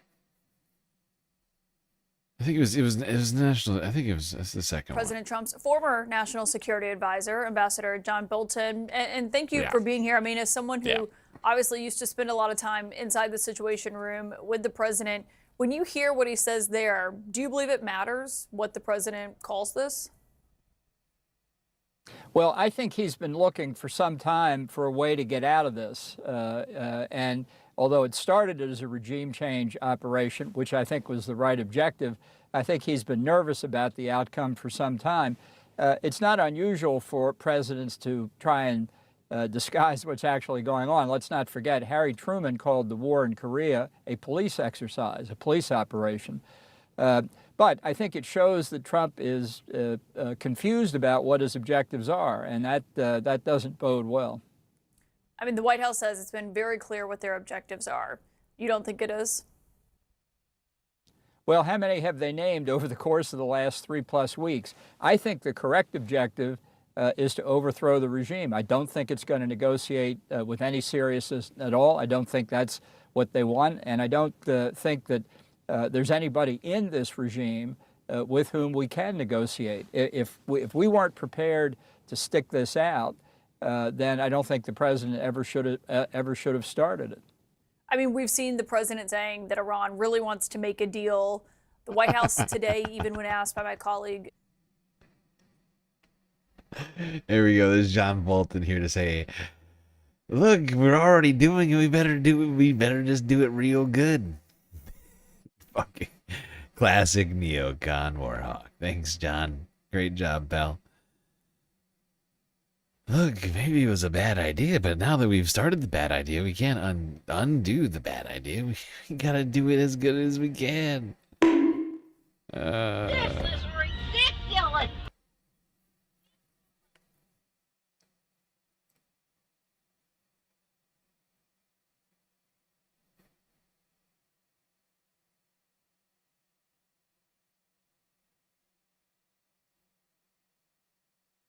Ay, ay, ay.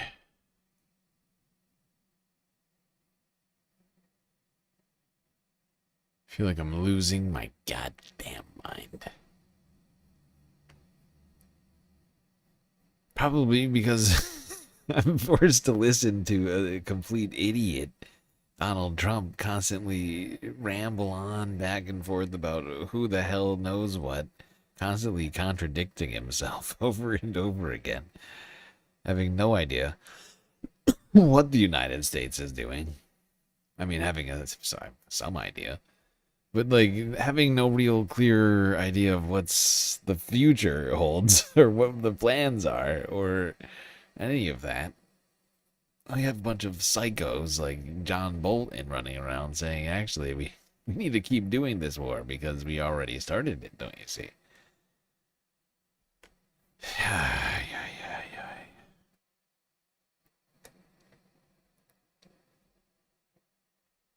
Here's a question.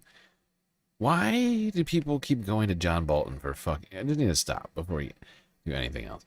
Why do people keep going to this motherfucker? Why does he keep showing up on CNN all the time? Why is John Bolton a constant fix, like a fixture on CNN? Why do we need to know what this guy thinks? I'd rather not know. I know what... Actually, I can say I feel like I always know what John Bolton's thinking. Which is why I usually don't listen to these.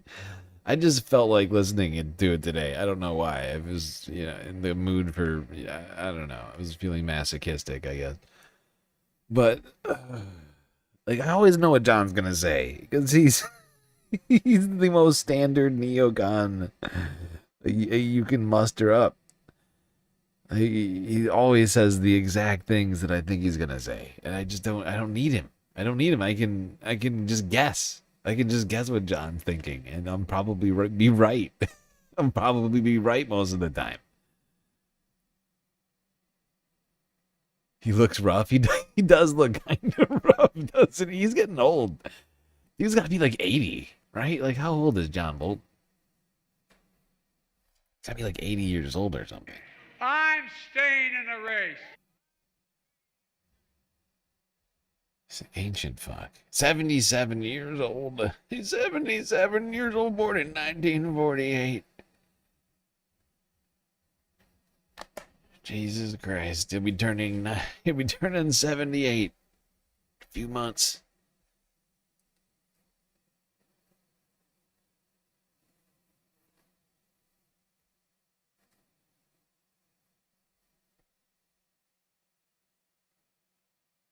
Paige Larson on a 10-stream streak. Trump needs to go. I could use a sub if anyone can help me out. Yes, won't someone help Paige Larson with a sub?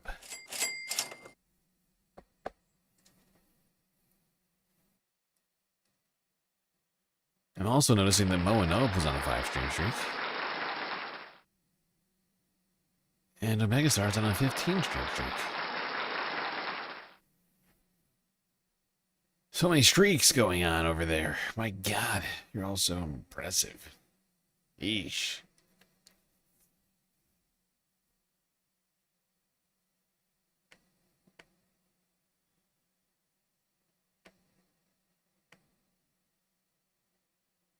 Well, while we're talking about Republican NPCs,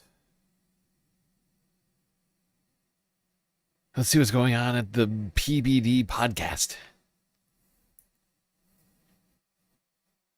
Ye olde PBD podcast. You're about to be Prepare value-tamed.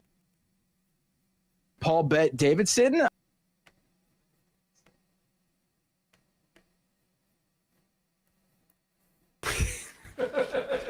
I like this. Is it the same show? Do we know if this is the same show from the? This is from this morning. Yep. Oh, I thought you meant. Can we get a report on why Vinny is now dressing in a 3-piece suit? He's got a court date. I told you, I think he's late because you heard that guy who left the show, right? Like the producer who said that like PBD would like punish people for being late and lock them out at the door is that at it? 6 So you think he's like on secret probation? Yeah, I think he defied the cult in some way or something. That's my guess. Well, Vinny's been dressing nicely as of late, and maybe it's like maybe it. I would guess it's like one of two things. Either Patrick Bet-David has raised the cost of having an hour, Zoom call with him, and so everybody's got to wear a suit to justify that it's now like $45,000 an hour or whatever it is, or he's having trouble getting to 40,000 and he needs everybody in a suit to juice it. Or Vinny met a guy at Casa D'Angelo that sells suits. Or Vinny, they're trying to get Vinny to also do like, dude, you can do the hour for, $1,800. But you need to wear a suit. If you want a taste of this, look at Tom over there. Yeah. He's making money and he's wearing a suit. So if you want to be on Manect, you gotta.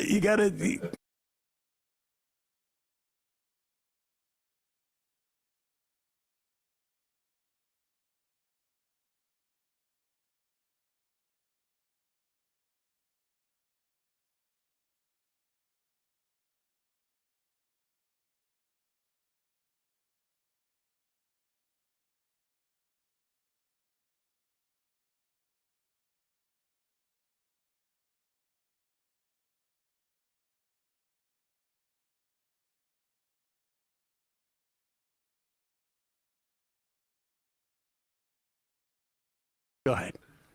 On the ground there at all, personally. Really?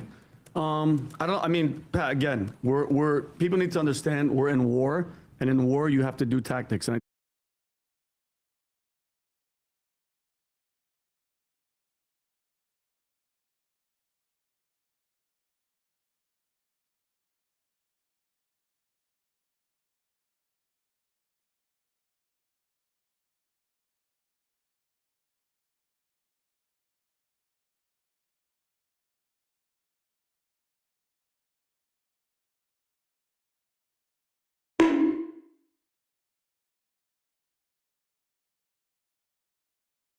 at gunpoint.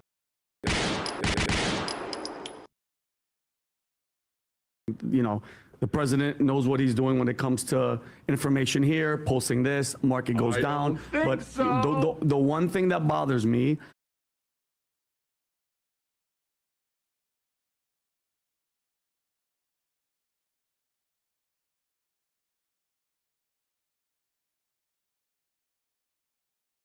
here, posting this, market goes down. But so. the one thing that bothers me is the fact that if we strike, Tom, and correct me if I'm wrong, power plants in Iran, the very people that we were talking about helping are going to suffer the most. Besides the military, besides everybody else, we start striking, because already the oil, it's on fire, they're breathing all that stuff in. If we start attacking the power plant for Iran, the people that were in the streets fighting and trying to revolt to go against this Islamic... Why do you say that?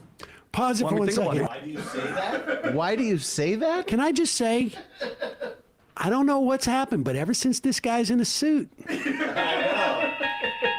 everything he said there is like perhaps one of the most humane and rational things I've heard on this show. He's absolutely right. I mean, the credit he's giving to Donald Trump, I think, is probably unwarranted, but nevertheless, a little bit knee jerk. He understands and recognizes the human cost. Yep. All right, go back a little bit, because now this is why Patrick Bet David is going to be like, why you say that? I'm trying to... PBD's actual skill set here is basically bludgeoning somebody into submission. The power plant for Iran, the people that were in the streets fighting and trying to revolt to go against this Islamic... Why do you say that? Well, think about it. If you hit the power plants, all the power is going to be gone. We're seeing what's happening in Cuba right now. They haven't had power for how many days? If you hit the power plants, all the people are going to suffer in Iran. It's not going to be just military. Am I wrong? Yeah.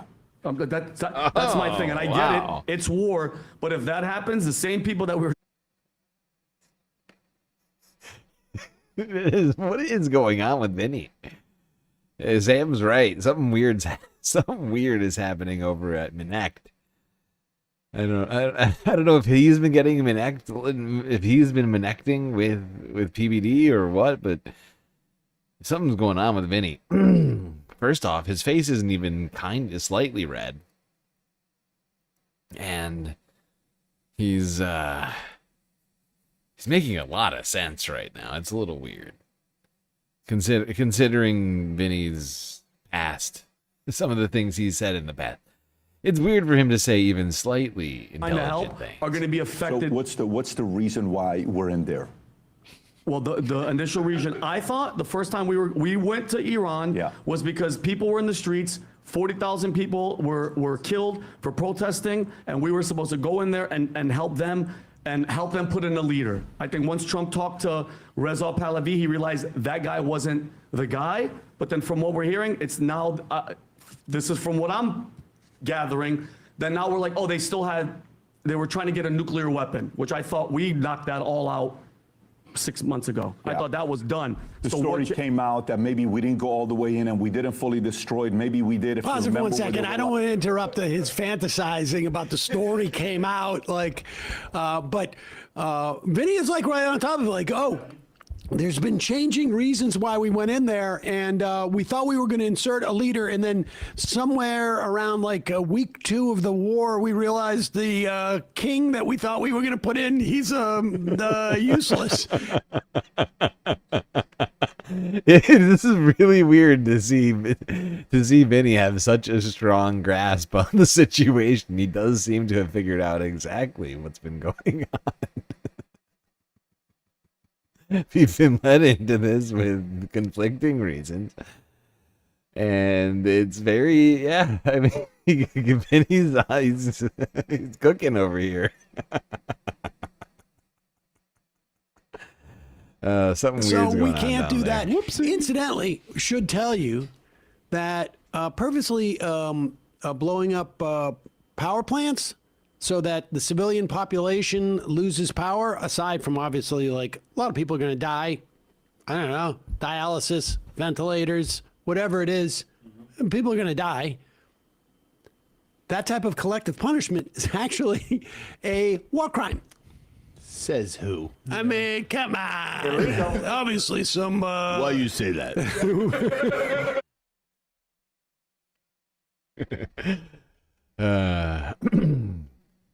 Yes, and thank you everybody for trying to tell me that I was muted.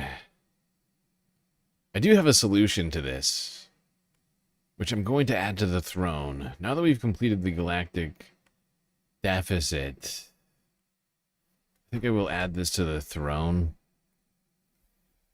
But I have an item I think we could easily crowdfund. But I found like a little light.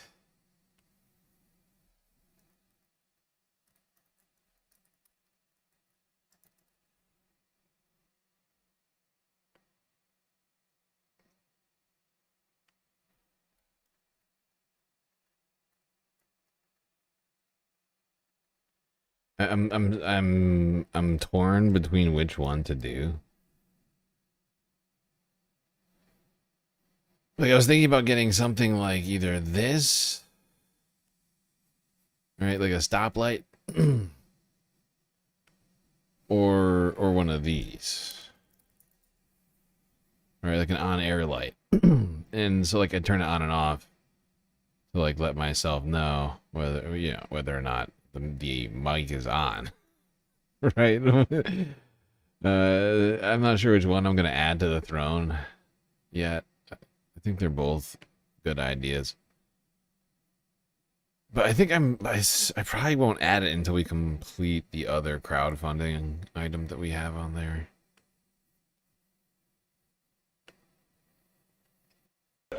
But here he is back now with a new story. I'm curious where he heard this story.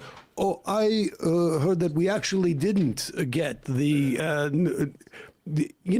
beauty of trying to bomb and destroy a nuclear program that doesn't exist is that you can either succeed or fail and do both simultaneously and in retrospect. Yeah, then there's actually no plans to go after the stockpile. Trump's even admitted it. Like, no, they didn't fully destroy everything they did, and who knows the real story behind what happened there. So, okay, Adam, your thoughts on this? No, I don't want to help the terrorists, but if the terrorists, they're the IRGC in Iran, actually want to understand Trump, they should read one book. It's called The Art of the Deal. Because if they read that book and put down the Quran and put up this book, they'll actually probably understand Trump's mindset. Art of the Deal. You talk about asymmetric warfare. They'll probably didn't somebody else write that book? Am I losing my mind? I thought they'll understand Donald Trump's mindset by reading a book that somebody else wrote.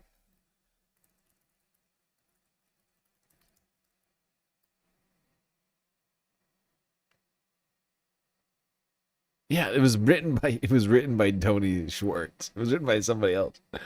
Okay. Just read that. You read that. How many times have you heard that term? Asymmetric warfare. They got drones. We got missiles. All of that. Trump is also using asymmetric warfare. He's basically saying, you got 48 hours, tough guy. They're like, what? Hold on. What? Are we going to call him? We're going to talk to him? All right, just kidding. You got 5 days. And then in 3 days, he bombs them. And they're like, what? I thought it was 48 hours. I thought. Immediately. Trump is unpredictable. He's using tactics, like Vinny said. And then if you follow the art of the deal, what does he talk about? Thinking big. He talks about creating leverage. Talks about controlling the narrative, which he's doing. All eyes on Trump. Oh, yeah, totally. And then it's always negotiating from strength. Vinny, you okay, baby? Yeah. Spitting out water on me? Negotiating from Anyway, the strength. last thing I'll say is this. Thank God we got Trump in there. Watching Vinny laugh at Adam like to his face right now is hilarious. Oh God. It's beautiful. I'll just say, you look at. Is Vinny laughing at him? Yeah. I think he swallowed wrong. I don't think it was anything about the content. I don't think he's not used to water bottles. But I will say the chat is insanely pro Vinny and basically just take shots at Adam the entire time. I mean, this is just one of the most sort of like dumbest retconning I've ever heard. Like, okay, Trump is going to, well, why couldn't Trump say 48 hours and attack him 24 hours later? Right. No, it's the old, I don't know what I'm doing. I make you think I don't know what I'm doing, but I know exactly what I'm doing. It's the taco gambit, don't you see? This is what I was saying earlier as a joke. This is what I was saying earlier as a joke. But Adam's taking it very seriously. He actually thinks the taco gambit is real. And you know what? Maybe it is. Oh, the taco gambit. Nobody's expecting it.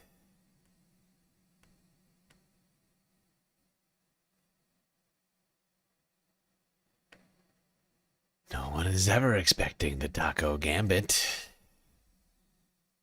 Our three weapons are surprise, and fear.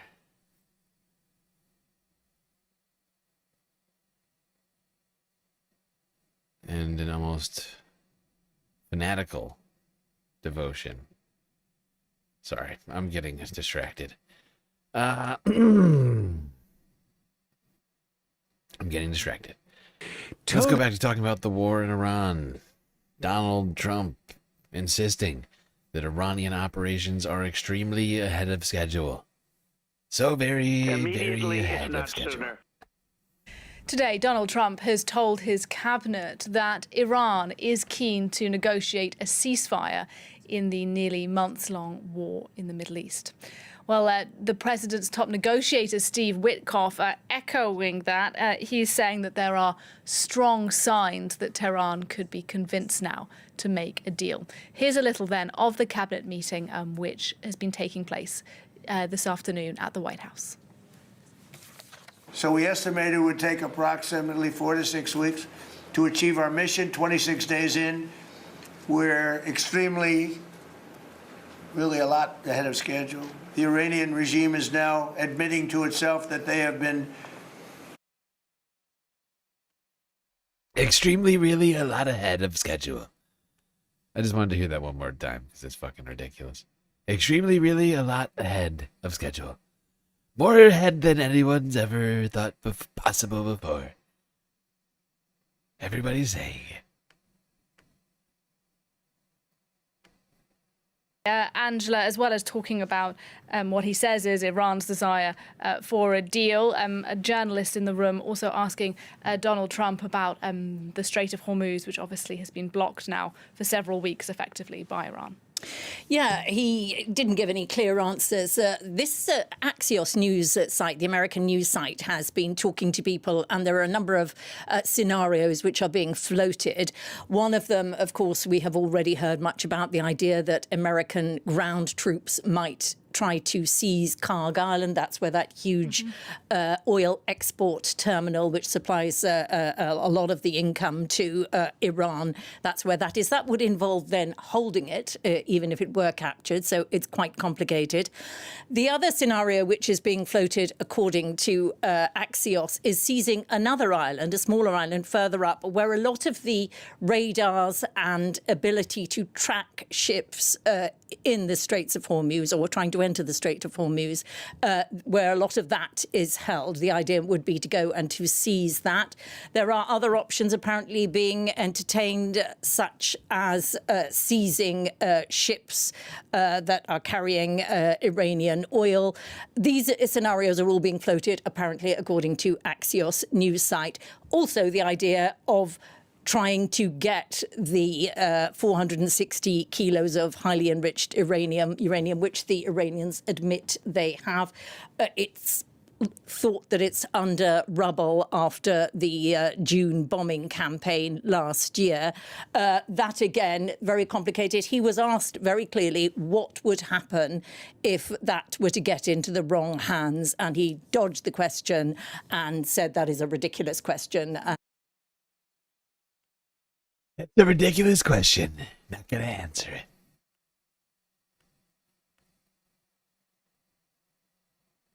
More fake news media asking nasty questions. Not going to do it. Wouldn't be prudent at this juncture.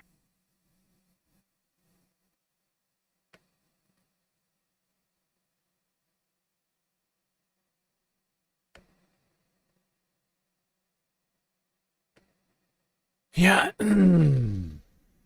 This whole thing is escalating quickly. The war of choice turning into a global war at this point. I mean, it's becoming more and more so a global conflict.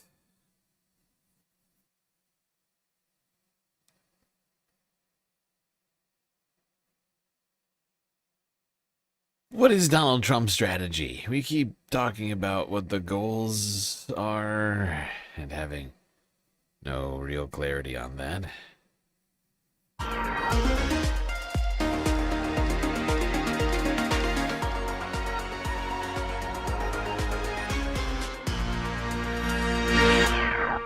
Iran and the United States are hardening their positions. Tehran has moved to formalize its control over the crucial Strait of Hormuz, while Washington is now preparing for the arrival of U.S. troops in the region that could be used on the ground in Iran. But posting on his Truth Social platform this morning, Donald Trump said Iran is begging the U.S. to make a deal, adding Iranian negotiators better get serious soon before it's too late. Well, Pakistan today said indirect talks are taking place between the U.S. and Iran, but officials in Iran continue to deny they are negotiating with the U.S. For now, our policy is to continue resisting and to continue defending our country. At present, we have no intention of negotiating, and no negotiations have taken place. We're winning so big, nobody's ever seen anything like we're doing in the Middle East with Iran. And they are negotiating, by the way, and they want to make a deal so badly, but they're afraid to say it because they figure they'll be killed by their own people. They're also afraid they'll be killed by us. We're going to talk more about this now with Middle East expert Aaron David Miller, who joins me from Washington. Aaron, thanks for taking the time to speak to us. Here we are now, almost a month into this war. What are your thoughts on how it has played out so far? You know, the average length of an interstate conflict since 1815 is roughly 3 to 4 months. We're now a month in, and I see no indication or evidence that a serious negotiation that would provide a diplomatic off-ramp that both sides could accept, we're anywhere close to that. There's now talk of a major escalation on the part of the United States. The president has deployed additional options. And I don't see escalation, frankly, as increasing the level of pain to bring the Iranians to the table. So frankly, right now, I think we're nowhere. Indeed, and I think that begs the question as well, what is the strategy at this point, particularly from the point of view of the U.S.? Is there one? Well, look, the war of choice has now become a war of necessity. the triangular affair between Iran, Israel, and the U.S. has now morphed and evolved into a genuine international crisis, certainly an economic crisis. I mean, the straits are not closed, by the way. The Iranians are granting preferential access and appear to want to charge fees, so-called tolls for transit and passage. I think the Iranians submitted a letter to the UN yesterday that basically said straits aren't closed. We're simply granting access to what they consider to be non-hostile countries. I don't think there is a strategy. And that, I think, bespeaks a certain amount of reality, that right now there is simply neither Iran or the U.S. is under enough pain, nor do they see the prospects of gain of making real concessions that could begin to create a pathway out of this. So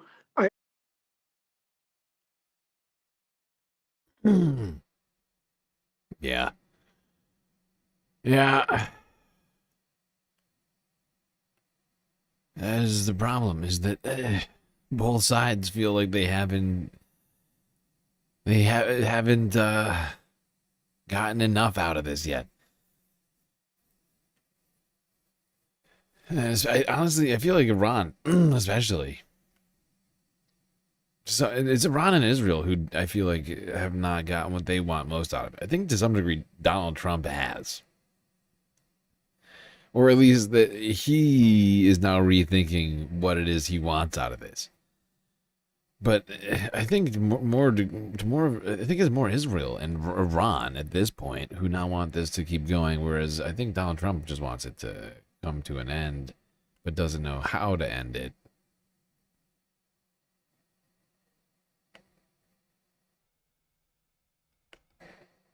But who knows? Maybe Saturday we'll see another U.S. escalation. Maybe we'll invade Karg Island. I don't know. I don't know. Like, there's no way to know what's going to happen from one second to the next. Maybe Donald Trump does actually want this war. What is even in his head exactly? That's a question that I feel like it's difficult to actually answer at any given time. Like what? Like, because the fact is, you get it down to like motives. Like, what are his motives? He's not ideological. He doesn't have some sort of like religious reason for wanting, wanting this war, like Israel might, or the Christian Zionists might, or whomever else, right? He's already gotten all that money from Miriam Adelson, and while it may have been very helpful in the election, it's not like he needs her for another election, or that she can take the money back now. He's got people around him who certainly want this. Mike Huckabee, Jared Kushner, Marco Rubio, probably. Of course, Pete Hegseth's all on board with this. But in terms of his own, like Donald Trump, like I try and like pick this apart, but like what is the motive for him to want to continue this? What does he see himself as getting out of this in the end of all of it, militarily? Maybe oil. Maybe he thinks that we'll seize oil, oil infrastructure from Iran. Which seems, I mean, insane to think that we would be able to do such a thing without a seriously long and protracted engagement. Wouldn't be done without troops on the ground, without an invasion, like an Iraq level, like multi-year, potentially decade-long type of war. To do such a Turning thing. now to enlistment and part of the other potential dangers here for the United States. I'm going to put this up here on the screen. The U.S. Army has now raised enlistment age to 42 and eased marijuana policies to bolster their ranks. The change takes effect April 20th alongside a new rule dropping restrictions for recruits with a single marijuana possession conviction. Obviously, I think people know my feelings on the marijuana front, but generally not usually a good thing. Whenever you have to say, hey, you've been caught with drugs before, no worries. Oh, you're only 36? Come on in here. Let's raise the age up You're to 42. only in your early 40s? Right. Come on down. Yeah, you're only for this is like Ukraine level stuff, right? In addition to the age requirement, the Army has removed restrictions for recruits who have a single possession of marijuana or drug paraphernalia. Previously, that would have required a waiver from the Pentagon and the passing of a drug test. Wait, we're not going to drug test guys who've been caught with drugs before? What are we doing here? All right, you want some weed addict to be serving in the military behind Plenty a of drug machine addicts gun? in the military, according to Seth Harp. Oh, so. that's even worse. Okay, get them out too. Currently, the Navy and Air Force permit recruits over the age of 40, but the Marine Corps has a maximum age of enlistment for 28. Fiscal year 2025, the Army did see a recruiting bump following 7 years of decline, but in 2022 and many of the years prior, they significantly missed a recruitment goal. Part of the problem, I'm assuming, is that the 2025 Army recruitment bump or U.S. military recruitment bump is not enough to make up for like a 25% deficit for years under the Biden administration. And so having to raise the recruitment age, it's just not something I would personally do in a time of war because this was by far, of all the news that's broken through, I saw this one break through the normie firewall more than anything because people are like, wait, what? They're like, whoa. They're like, I didn't sign up for any of this. I will say this is personally why I support a draft because part of the problem with a volunteer, all volunteer military, while yes, I think it makes it much more professional, is it makes it much easier to deploy without democratic consent, and I mean of the governed. Yeah. You're telling me that Sagar wants to get... How old is Sagar? He's young enough that he'd get drafted, right? You're telling me Sagar wants to join the military right now? Shut up, Sagar. For example, shut the fuck up. Post-Vietnam, they said, well, what was the most unpopular part of Vietnam? The draft. Well, let's just get rid of the draft part. And by getting rid of that, Iraq, Afghanistan, the years of the forever wars. Oh, wait, he's saying get rid of it? I thought he was saying he was for the draft. Take the best and the brightest of like these poorer areas, promise them the moon, sign-ups and Ford F-150s and all this other stuff, and then you just ship them off. And it actually enables you to keep it going for a longer period of time. So that's what I look at this recruitment age expansion as, is to try and expand the pool to be able to offer all of these incentives, like the financial incentives and stuff, which I'm not opposed to any of that per se, but what it does is it creates the space to actually bring more people in the military and have less democratic consent. Like only 1% of people have ever served in the U.S. Armed Forces. Very few people actually know people who've served in the armed forces. It's one of the biggest class divides. If you're upper income, you probably don't know anybody who served in the military. It's extremely rare. If you're college educated, again, very, very rare. Your closest connection might be like ROTC people on your campus, but you're not even going to know necessarily like enlisted folks. And that's the issue, which we saw is that with Vietnam, yes, we had a draft, but we had basically the draft exclusion for a lot of the upper elite who didn't have to go in to serve, is it ends up becoming like the poor, the uneducated, who are either forced by circumstance or tricked or told to go into the war. And it creates exactly this type of situation. When you are expanding recruitment age, it's usually a sign either that the populace is too obese, which is true, too drug addicted, true, for a variety of reasons, like ineligible to serve. Yeah. But you have to create this where you have to like suck people more in for incentives, and it sends the message of we don't have enough people and we might be coming for you. Yeah. And that's the danger. Even though I do support a draft, but it's one of those where I support it because I know that it would do what it did under Vietnam. Wait, so he does support the draft. This guy... honestly, I hate Sagar. He's constantly saying so many words without saying anything. He's such a useless people were like, I am not twit. going for this war. Like, this is not happening, which will force you to engage harder in the democratic process. It's a matter of life and death. We also have reports that, the number of conscientious... Oh, no, you see, this will improve. If everybody If everybody has to go into the military, it'll make democracy better, says Sagar. Oh, now I get it. Now I get it. Objectors what a fucking idiot. Is surging, that you have service members who are saying things like, I don't want to die for Israel. So there is a lack. I mean, think of who the military is, largely young men, right? Many of whom may have supported President Trump. And statistically probably did. The vast majority of whom very likely opposed this war, because I mean, if you look at the numbers generationally, young people are the most opposed to it. So you're going to have a lot of service members who are, in the military right now who are not down with this mission. So you have that issue.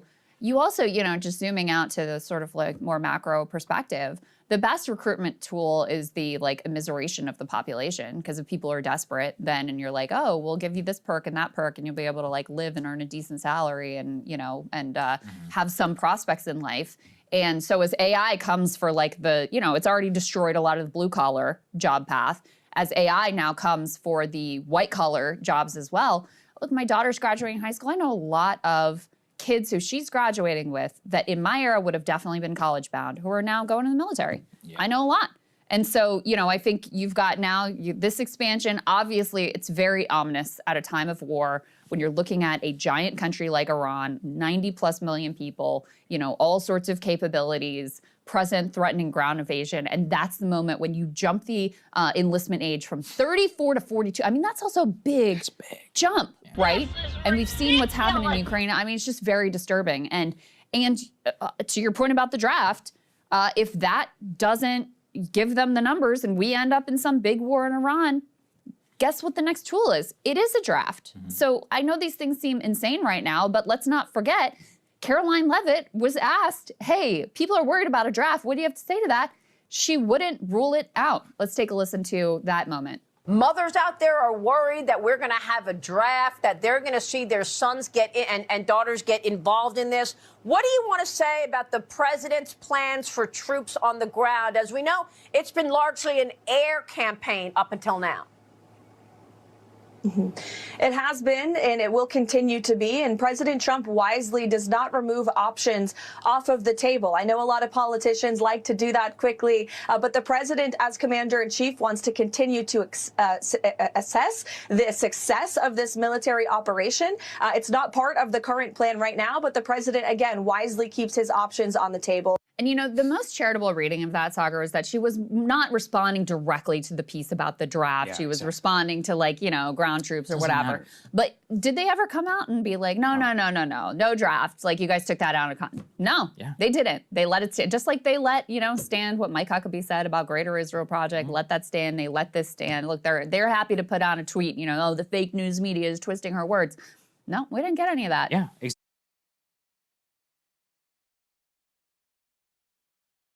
Yeah.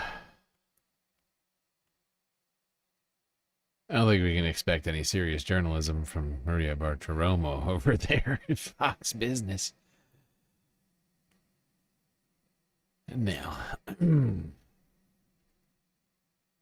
but with the potential of a draft in the future not being ruled out by Donald Trump and thousands of troops being sent to the region, some of us may be thinking to ourselves, what? Did I sign up? I don't remember signing up for this. The mixed messages from the US about the direction of the Middle East war have multiplied tonight, with Donald Trump talking up negotiations with Tehran amid reports that the Pentagon is about to send thousands of US troops to Iran. Mr. Trump, speaking in the Oval Office, didn't address troop deployment, but he claimed that talks are happening right now and that Iran had agreed to abandon its nuclear program. The Iranians yesterday denied that any such talks were taking place. Hostilities in the region have continued, with Israel and Iran both carrying out strikes, and Bahrain suffering one of its worst days of the war as an Iranian missile struck a military base.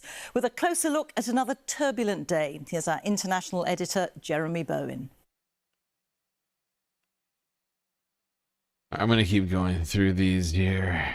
As the U.S. and Israeli war on Just trying Iran to get enters vibes on its some of this. 26th day, the Pentagon's deploying up to 3,000 paratroopers from the 82nd Airborne Division to the Middle East. In addition, 2,500 troops from the 31st Marine Expeditionary Unit are heading to the region, are expected to arrive later this week. Another 4,500 troops, along with 3 more ships, are expected to arrive in the coming weeks. This comes as speculation is growing the U.S. might attempt to seize Kharg Island, a key Iranian oil export hub. The deployments come amid some diplomatic developments. Pakistani officials say Iran's received a 15-point ceasefire proposal from the U.S., but top Iranian officials have denied Trump's claim that direct negotiations have already begun between Iran and the U.S. On Tuesday, Trump claimed Iran had agreed to never have a nuclear weapon, but offered no details. Meanwhile, Israel's defense minister, Israel Katz, has announced Israel plans to occupy all of South Lebanon south of the Litani River.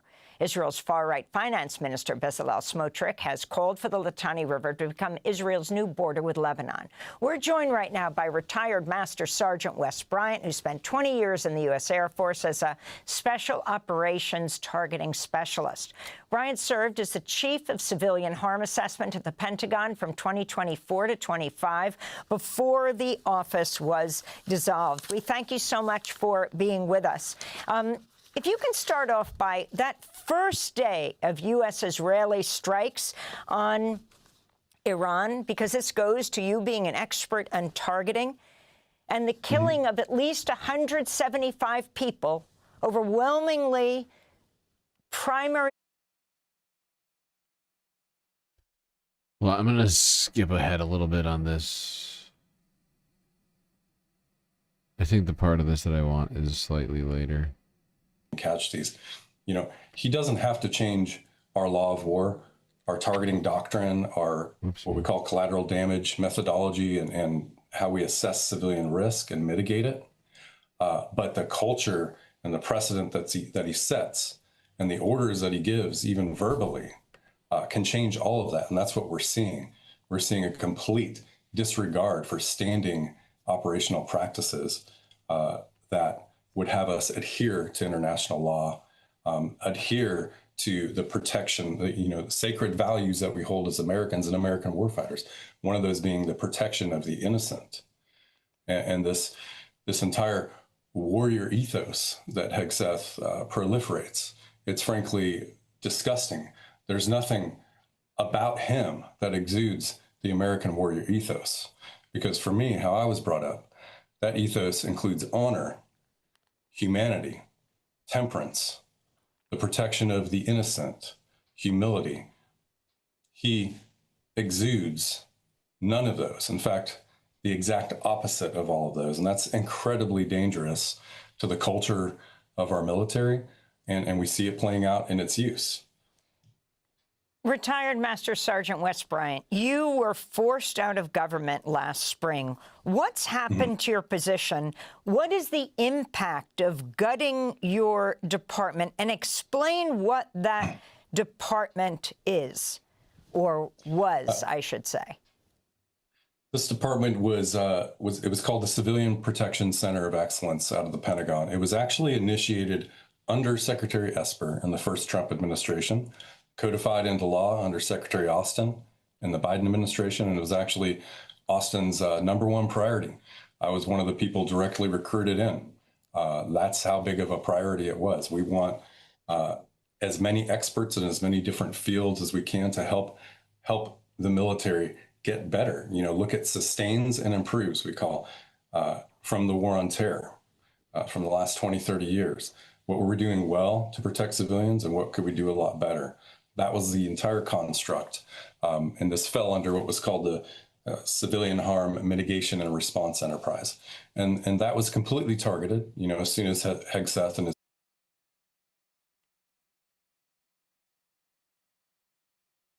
Yeah. I'm going to skip past this one. I can't remember the spot that I wanted. That wasn't the spot that I needed.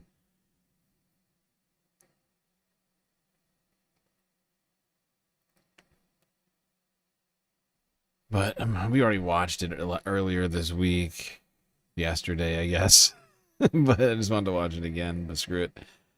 Screw it, I'm just gonna keep going through these.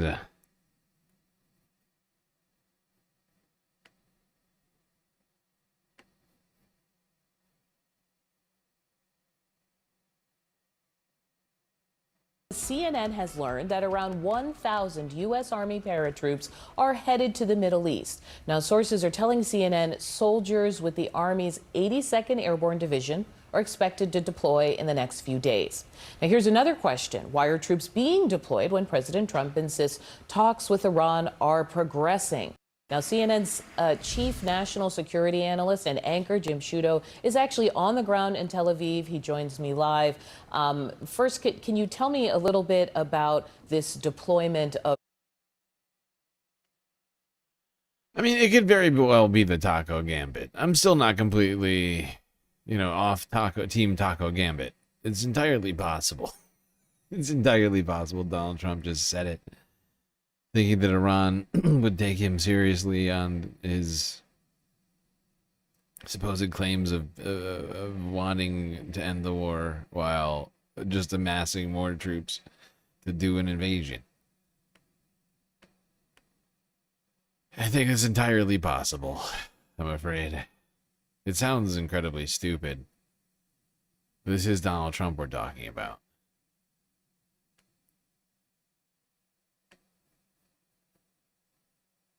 He said the war was won on day one. That's right. Turning now to the ground troops section. That's Let's go why ahead and we've put been this going. up here on the screen. Some breaking news here from Barack Ravid, who is, of course, a White House.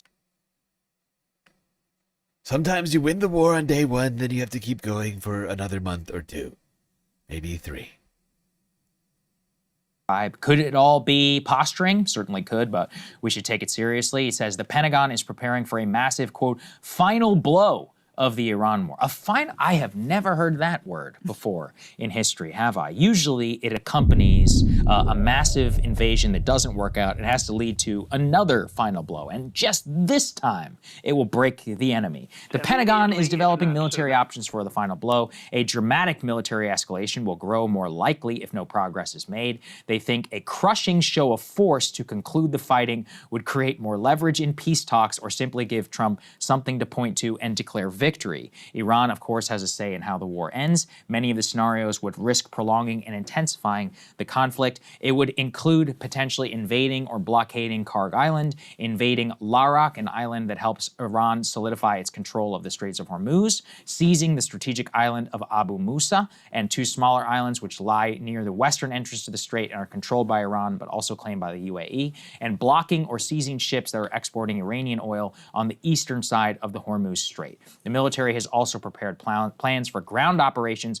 deep inside the interior of Iran to secure the highly enriched uranium buried within nuclear facilities. Instead of conducting such a complicated and risky operation, they could also carry out large-scale airstrikes on those facilities to try to prevent Iran from ever accessing that material. Now, you put this together with all of the troops that are currently on their way to the region, and you could be reasonably confident that something like this could happen absent a huge diplomatic breakthrough in the next 4 hours. Starting tomorrow is when the 5-day deadline / extension expires / market is closed. Right, exactly. Tomorrow at 4:30 p.m. Everybody open their eyes. I joked it brings a whole new meaning to weekend warriors. You can only fight.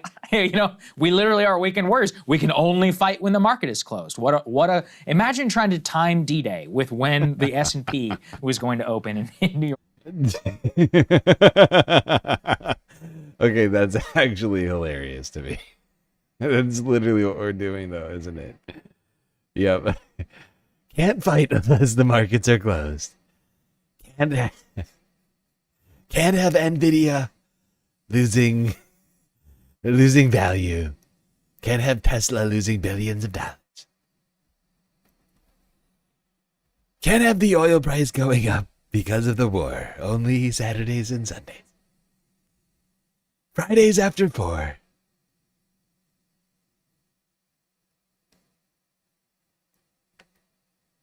So I guess in 13 hours the war will start again. Immediately, if not sooner. I feel like I'm taking crazy pills.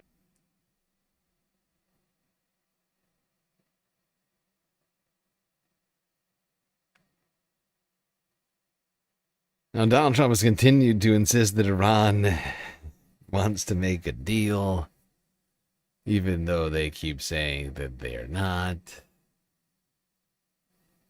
I don't want reality. Donald Trump has told Iran that Washington will be its worst nightmare if it doesn't agree to a peace plan. The US president made those comments ahead of a cabinet meeting this Thursday in which he's called Iran lousy fighters but great negotiators. Despite his claim that negotiations have been taking place this week, Iran's foreign ministry has denied this, saying there's just simply communication through so-called friendly countries. Trump, though, has been insistent that operations are ahead of schedule. So we estimate it would take approximately 4 to 6 weeks to achieve our mission. 26 days in, we're really a lot ahead of schedule. Deal. We'll see if we can make the right deal. A lot ahead of schedule. And at the same time, Trump's Middle East envoy Steve Witkoff has confirmed that Washington has sent a 15-point peace plan to Tehran without giving details. Let's cross live now to Iran's capital, where we're met by Reza Saya over the phone, our correspondent there. Reza, thanks for joining us. Just in terms of any negotiations, it's all coming from the side of Washington so far. What have we heard from Tehran? Have they confirmed any talks are taking place? They do confirm that messages are being exchanged, but they say these are not legitimate negotiations. The issue is that there have been so many conflicting and confusing statements coming from the White House regarding negotiations. Mr. Trump saying the Iranians are begging for an agreement, begging for an off-ramp. Yesterday he said the Iranians gave him a present. Now he's saying Washington could be Iran's worst nightmare. It's impossible to say if any of these statements have any substance. Statements from the Iranian officials here in Tehran seem to be more consistent and easy to figure out. What Iran's foreign minister, Abbas Araghchi, confirms is that messages are being exchanged using intermediaries. Pakistan seems to be playing a key role here. Araghchi says he doesn't see these as legitimate talks, but he confirms that Tehran has seen Washington's proposal. Tehran has rejected the proposal and put forth a 5-point proposal of its own.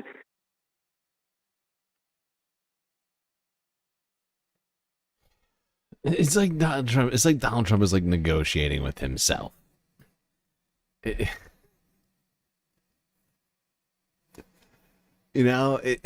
like watching a child play with like army men or something like that. Just having fun by himself. Like that's what it looks like from over here. Like it genuinely seems like Donald Trump is negotiating with himself. Like Iran's like, look,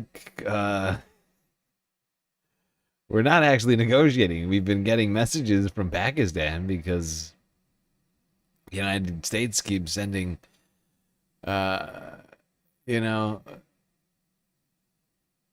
messages saying, hey, you up? But we're like, no, we're not up. We're in the middle of being really upset right now. That's kind of what it seems like.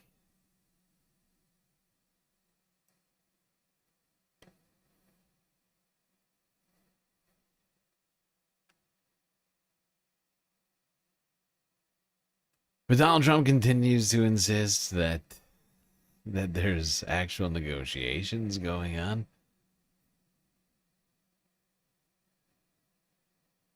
While simultaneously lobbing threats. Now, the Trump administration has passed a copy of its 15-point peace plan to Iran, and the Iranians have passed their 5-point version to the Americans via the Pakistani government. But that's as far as it goes. No deal so far, not even close. Meanwhile, more US troops are on their way to the Gulf, and Israel said it has killed Iran's Navy commander, Ali Rezi Tangsiri, who it called directly responsible for blocking shipping in the Strait of Hormuz. Iran has not commented on the killing and carried out strikes on Kuwait, Bahrain, and Abu Dhabi, where 2 people were killed today. Here's Harry Fawcett. Iran today determined to display its continuing capacity to wage war for all the talk of competing routes to peace. a barrage of missiles and messaging. This, the Army Ground Forces commander said to be visiting border troops, saying every inch of territory would be defended against a ground invasion. That's becoming an ever more prominent warning, to the point that the Islamic Republic is now arming female supporters to uphold security. If that's a first, there is military precedent for another announcement today. A senior Islamic Revolutionary Guard official saying children as young as 12 could now register to man Basij militia checkpoints. Today, the air assault went on unwavering. This, the Gulf port city of Bandar Abbas, targeted by Israel overnight. An assassination strike, it said, killed this man, Admiral Alireza Tangsiri, for the last 8 years head of the IRGC Navy. This man has a great deal of blood on his hands, and in addition, he was the one who led the closure of the Strait of Hormuz. This is another example of the cooperation between Benjamin Netanyahu accusing anybody of having blood on their hands is fucking hilarious. This dude's the world's most notorious war criminal, in the middle of a literal genocide. Blood on your hands. Give me a joke.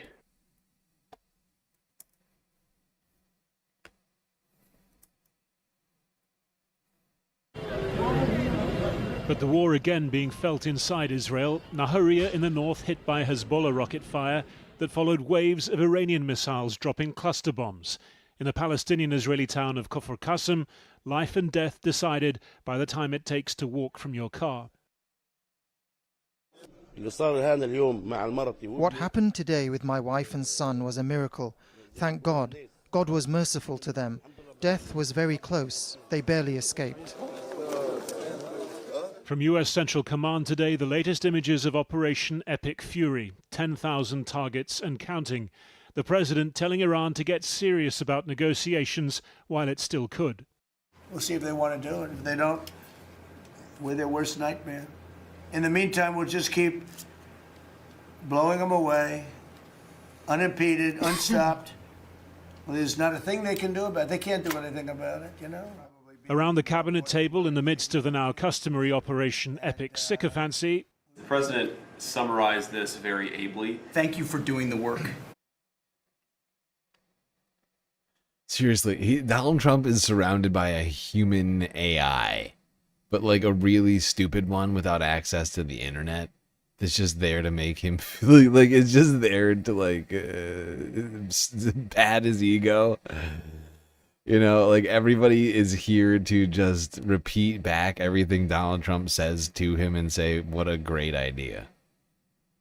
Let's work on that. Like literally, like it's the South Park. It's like literally the South Park episode about it's like just, but it's humans. It's just a bunch of humans here to be sycophants for one man. All working together. With the combined competency of less than one fully functional human being. Of the free world.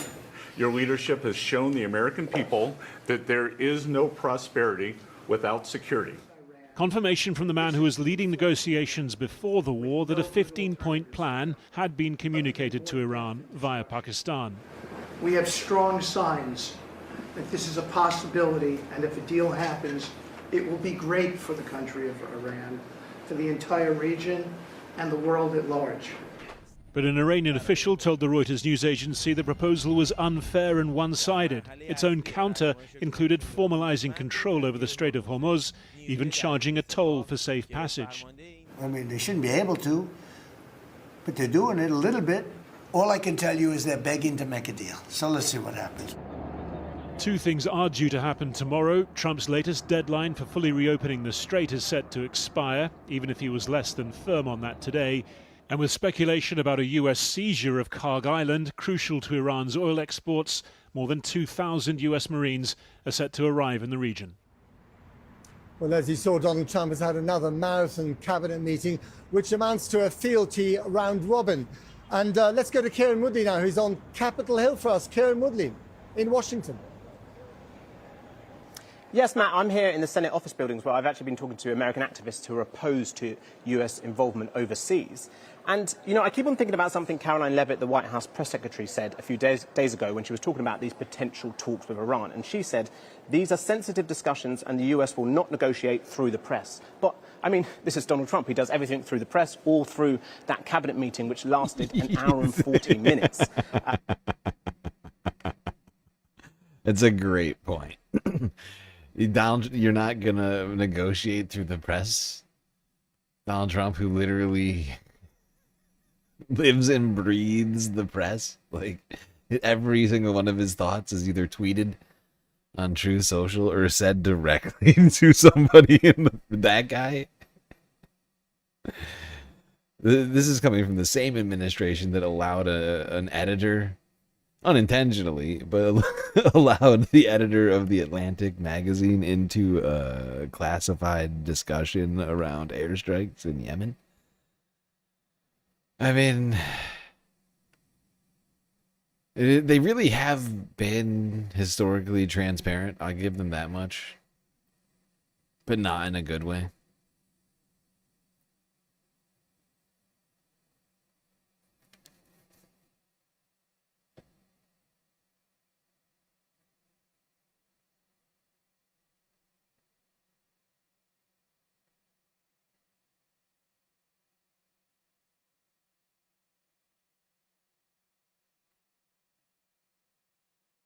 Now, you'll be shocked to hear that earlier today, as stock markets tumbled in the United States, Donald Trump extended the deadline to 10 days for Iran to reopen the Strait of Hormuz, backing down on his own original deadline. Donald Trump says he has decided to hold off bombing Iran's power plants for another 10 days and that talks with Iran are ongoing. The deadline for the 5-day pause in strikes was due to run out tomorrow night, but a short time ago, the president said he was extending that pause until April the 6th. The move came shortly after US stock markets saw their biggest daily fall since the start of the war and oil prices rose again, as investors worried about when the almost month-long conflict might end. Here's our chief North America correspondent, Gary O'Donoghue. As these latest pictures from the Pentagon show, there's no let-up in the military action in this war, even if all the talk for the past 3 days has been about back-channel communications and possible peace deals. While the president has repeatedly talked about talks, the White House has been silent about exactly what kind of peace deal is on the table, finally confirming a 15-point plan. They're begging for a deal, said the president, and if they don't agree, it will be their worst nightmare. But they said yesterday that we weren't negotiating with them, and now they admit that we were negotiating with them. So they want to make a deal. The reason they want to make a deal is they have been just beat. But despite the tough talk, the president has again backed away from his second deadline to destroy Iran's energy infrastructure, writing in a post, "As per Iranian government request, please let this statement serve to represent that I am pausing the period of energy plant destruction by 10 days to Monday, April the 6th, 2026 at 8 p.m. Eastern Time. Talks are ongoing and, despite erroneous statements to the contrary by the fake news media and others, they are going very well." They're going very, very well. And that's by giving Iran a longer deadline.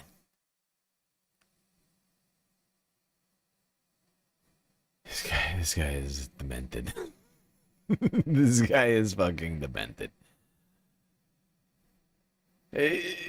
I'm glad that we're going to get more peace. I'm sure that there's no way Donald Trump between now and April 6th will decide to attack Iran. Same guy who's sending thousands of troops to the region.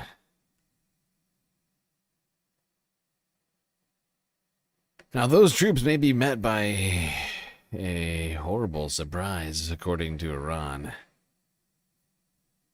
Talk about that. Let's go here to PBS NewsHour from Now, for the view 6 from hours Tehran ago. as airstrikes continue and the U.S. claims to be negotiating with the Islamic Republic. For that, we turn again to special correspondent Reza Saya. Reza, what's the atmosphere like in Tehran right now? John, more airstrikes on this 27th day of this war, starting at around 8 p.m. local time here in the capital. We heard the unnerving roar of jet fighters above the skies in Tehran, followed by several earth-shaking explosions. State media reporting the airstrikes targeted at least 4 locations in Tehran, including some near Mehrabad Airport. This is the civilian airport in Tehran that has already been targeted a couple of times in this conflict. The Revolutionary Guard continues to hit back. State media reporting that over the past 24 hours, its forces, Hezbollah forces, and Iraqi militia groups launched 230 operations targeting U.S. interest in Israeli positions in the region. At this hour, things are quiet in Tehran with the exception of numerous major squares where Iranians have gathered every night to show solidarity and support for Iranian forces. Throughout this conflict, many have been eager to see if or when anti-government protesters will show up in the streets. 4 weeks into this conflict, we've neither seen or heard any reports of any anti-government protests happening. What's the government there saying about negotiations with the United States? Well, there's been so many conflicting and confusing statements coming from the White House regarding negotiations. Mr. Trump saying talks are happening, the Iranians are begging for an agreement. This week he said Iranians gave him a present. So sometimes it's hard for Iranian officials to make sense of these statements. Statements from the Iranian officials here in Tehran seem to be more consistent and easy to figure out. What Iran's Foreign Minister Abbas Araghchi confirms is that messages are being exchanged using intermediaries. Pakistan is playing a key role. He says Tehran has seen Washington's 15-point proposal. Tehran has rejected the proposal and put forth its own proposal, demanding a guarantee for no more wars, reparations, and authority over the Strait of Hormuz. So both sides are making lofty demands, and it's not clear how they're going to bridge their huge gaps or if this exchange of messages is going to continue. What is clear is that as this war drags on, Iran seems to be getting more confident in believing that they've absorbed and survived U.S. and Israeli blows, and they're at least projecting the message that they're in the driver's seat. But obviously Washington is trying to do the same thing. Are there any concerns there about the possibility of a land invasion? Tehran says it's taking the threats of a land invasion seriously. State media today quoted military officials in saying that they have long known that this was a possibility, and they've been preparing for it. And here's another sign that suggests Iran's confidence has grown. We're seeing bolder, more daring statements from Tehran. State media reported today, if a ground invasion happens, Iranian forces have a surprise in store for American troops, and the surprise won't be more missiles and drones. It'll be something else.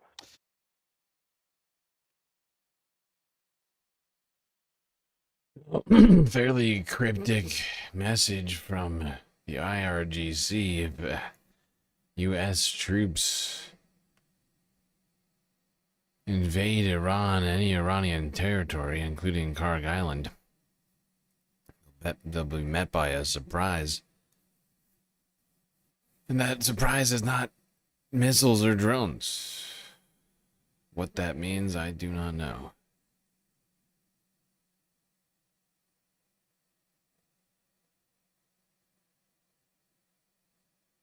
Apparently, Donald Trump is weighing the invasion of several Iranian islands in the Strait of Hormuz, not just Karg Island. There's I think like a dozen or so islands in the Gulf, maybe more actually. Let's go here to CNN from 5 hours ago. Trump is weighing several options that could result in heavy U.S. casualties.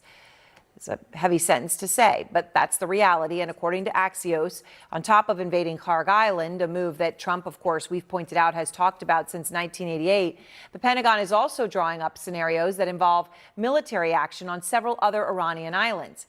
Those islands key to Iran's oil production, as well as control over the Strait of Hormuz itself.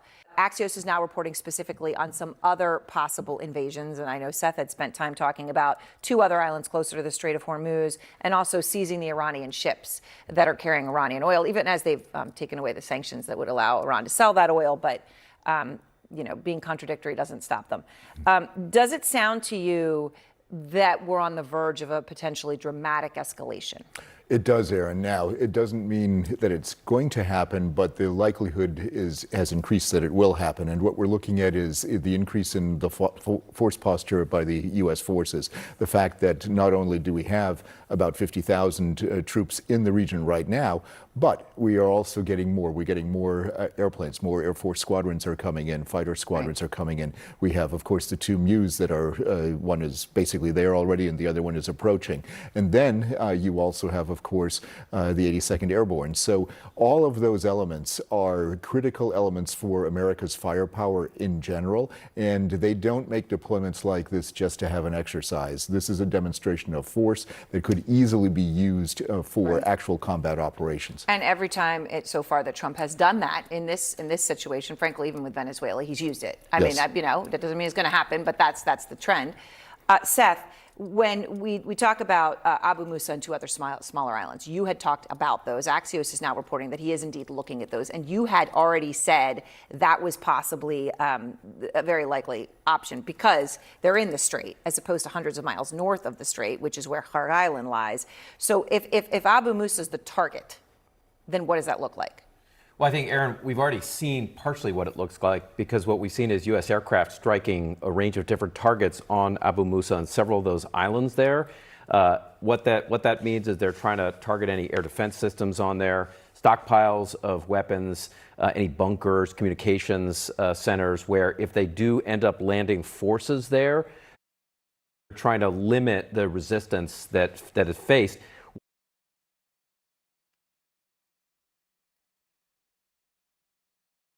Seems like a terrible plan. But as you can see all these islands. It's definitely more than a dozen, and a few larger ones. I'm not sure which one of these is Kharg Island. Actually, I think it's over here. Isn't it? I can't remember.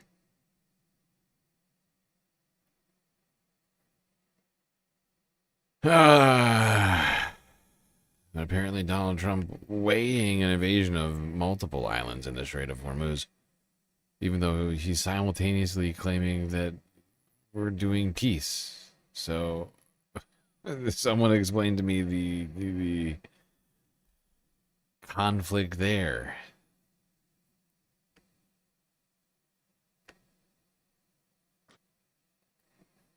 All right, people. I'm afraid to say, but we are nearly done with the stream. Nearly done. 5 hours in. I know it's early, but like I said, it was just a Iran update, a briefer than normal stream. We will still, of course, have a normal Friday week-ending report stream tonight. Regular weekend streams. Tonight was just really a bonus. Bonus stream.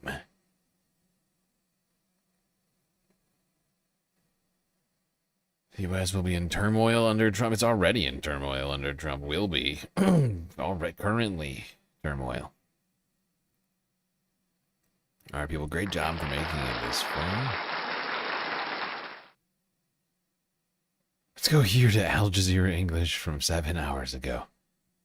Well, Donald Trump is, according to them, calling for treason charges against the media over coverage on Operation Epstein Fury. Are you still talking about Jeffrey Epstein? Right to jail, right away. The narrative on social media is messy and it's chaotic. Trump, though, is clear. Media companies should face treason charges for fake news on the Iran war. The president accusing them of lies and paying gigantic salaries to late-night morons. The White House instead using its socials to push its own message that the US is winning its war, a hole in one. Brendan Carr, the head of the Federal Communications Commission, threatening broadcasters, fall in line or lose your license. And the response to that, pretty damning. Some calling Carr an absolute joke, saying he should get locked up, and that this is almost... This meme is fucking amazing. Oh my glorious leader will only allow funny people like Rob Schneider on TV. Look at Carolyn Levitt. Oh my god. And Trump. It's Kim Jong-un. Oh my god. Or Kim Jong-il, maybe. I don't know. Mao Zedong? Not clear. Look at that. That is some great. That is some great. Is that AI? It's probably AI. That's okay. I can live with it. That is fucking hilarious. She really is the best Ministry of Truth representative we could have ever asked for. Supreme Leader truly deserves Caroline Levitt. It's as bad as North Korea. The truth online is, what is the truth? Conservative commentator Ben Shapiro is saying Democrats and podcasters are spreading Iran propaganda syndrome. Others saying podcasters like Shapiro are at war with each other over that Iran narrative. We deserve this, honestly, Maddie. We deserve this. And then the complete opposite, that MAGA isn't split at all, and it's all just noisy influences. But the distrust in mainstream media, it's hard to avoid. The media support the enemy. They always do. Media accused of supporting Iran and in the same breath of laundering US-Israeli propaganda. Listen, I know it's a lot, but luckily on social media, the only noise you're getting is the noise you want to hear. Yes. Noises. Yeah!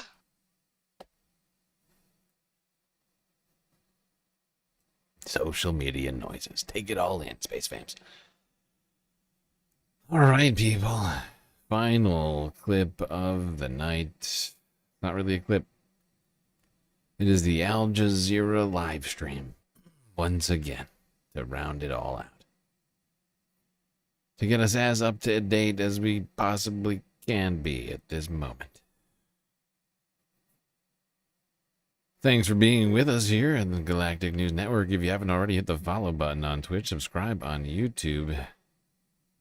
Hit the bell icon and the like button too, really helps out. Helps us both out. I mean, the bell icon's gonna let you know whenever we're live. Without that, you might miss a stream. That would suck. Awful, awful, awful. Weak. Like button helps us with the algorithm. Leave or die threats in Lebanon demanding that people go north of the Zahrani River. Totally a great way to help the stream out without having to donate financially in any way at all. But of course, we are completely funded by individuals like you, and your donations help keep us alive. Your YouTube super chats, super stickers, memberships, gifted memberships, Twitch bits, power up subs, gifted subs, donations on Cash App, PayPal, Throne, and Patreon all keep us alive. Washington is sending mixed signals. It's talking about diplomacy while it's also sending more forces to the Middle East. President Donald Trump has again extended his deadline for attacking Iran's power plants. In a social media post, he said he would give Tehran another 10 days to fully reopen the Strait of Hormuz. But airstrikes have continued across Iran. Now, these are images from some of the latest Israeli-U.S. bombardment on a residential area in Tehran. Rescue workers are searching the rubble for bodies. In the city of Qom, at least 6 people have been killed in an overnight attack on 3 homes. Now, meanwhile, Gulf leaders are warning that the effects of the war are going to be far-reaching. The Gulf Cooperation Council says critical shipping routes are being disrupted, raising fears of global food shortages. This systematic escalation has affected the international economy immediately. Prices have risen, the costs of transportation have risen, and the Strait of Hormuz is almost closed, which affects navigation. Supply chains are also affected, and they must be protected. This is a joint international responsibility. What represents a threat today will only get worse, and this will contribute to wider damage that will hit the digital economy. We've got a team of correspondents following the latest developments in Dubai, Beirut, Ramallah and Tehran. That's where Tawhid Asadi is live for us. So Donald Trump, Tawhid, is extending his deadline for Iran to open the Strait of Hormuz. He's delayed a possible strike on Iran's energy sites, but that hasn't stopped the U.S. from hitting other targets. What more can you tell us? Well, actually, the reality on the ground shows that we see the continuation of the airstrikes by the Americans and Israelis targeting different locations across the Iranian capital and across the country. We know that over the past few hours, we were able to hear the sounds related to the activation of the air defense system. And of course, overnight, we hear... So the United States is still doing airstrikes? So we're still doing airstrikes. We're just not doing the illegal attacks on civilian infrastructure. Okay, I get it. So the war is not even, it's not even a ceasefire. It's just, it's a pause on the specific war crimes of attacking power plants. Okay, that makes sense. So we're still doing tag teams with Israel. Great. Sounds of fighter jets flying overhead and these massive sounds of explosion in different parts of the capital. And we have reports from different cities such as Tabriz, Urumiyeh, Qom, Isfahan, and other cities, which also indicates the continuation of these airstrikes nationwide. And obviously, that comes while Tehran is also talking about the continuation of their retaliatory strike on the other hand, and they're talking about new waves to target the Israeli territories and, of course, the U.S. bases or U.S. assets across the region. Practically or operationally speaking, this is the part of the reality. And the other part is that diplomatically speaking, we don't see that much of hope when it comes to a potentiality of engagement. The US president is talking about the potentiality for talks, but Iran says right now it's not option on the table. And we hear from different officials on that. For example, the foreign minister came out very recently to say that it's not going to actually negotiate with the United States. They're saying that the most important precondition for any negotiation would be the halting of these sustained airstrikes, one. And two, we know that there is this cloud of mistrust when it comes to possibility of negotiation between these two sides, seeing all the complexities and seeing all the historical background, particularly when it comes to the very idea of negotiation. Iran says it was already involved in the trajectory of diplomatic engagement with the United States over the past 9-10 months, is not once but twice, when all of a sudden the country faced this campaign of airstrikes. So that is just creating a sort of a negative vibe when it comes to this potentiality. And we know that the United States has sent the Iranians via a mediator a 15-point plan, and it was not really welcomed here in Tehran. The diplomatic source with whom we had a conversation called it unreasonable and extremely maximalist. And of course, the Iranian side is also going with another list of demands, which I think it's not going to be easy to be discussed when it comes to the positions taken by the US President Donald Trump. And Tawhid Asadi there talking to us from Tehran. Well, Iran continues to attack across Israel. Warning sirens have been activated in several locations in the early hours of Friday. Iran launched missiles towards sites in southern and central regions. Israel says it's intercepted several of those strikes. Well, Nida Ibrahim is following developments in Israel from Ramallah in the occupied West Bank. And just talk us through these latest Iranian strikes on Israel and the kind of impact that they're having. Well, the latest strike took place just a few minutes ago in southern Israel after the Israeli home front warned people of a missile incoming from Iran into southern Israel. Now, according to Channel 12, the Israeli channel, they say that that missile had been intercepted with no casualties whatsoever, but these missiles still keep sending Israelis into shelters, fortified places, specifically sometimes worrying Israelis because they don't have time to go to these shelters and they cannot be safe from them.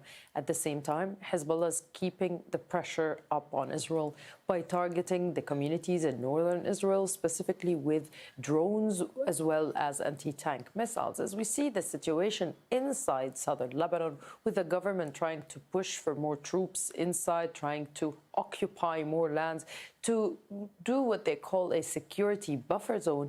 But at the same time, this strategy, this whole operation is facing a lot of backlash, a lot of pushback from military analysts, from certain government officials, from also politicians who have been saying that the price that the Israeli army will pay inside Lebanon is heavy, particularly that the benefit or that the gain, as admitted by the Israeli military, would not be equal to what the costs are. Why? Because the Israeli officials say that they won't be able to stop Hezbollah from threatening communities in northern Israel with missiles just by a ground invasion. They say that this requires a political agreement with the Lebanese government. So all of this strategy is in question, and we're hearing more and more voices inside Israel questioning it. Let's listen in to Yair Lapid, the head of the opposition in Israel. The IDF is stretched to the limit and beyond. The government is leaving the army wounded out on the battlefield. The government is sending the army into a multi-front war without a strategy, without the necessary means, and with far too few soldiers.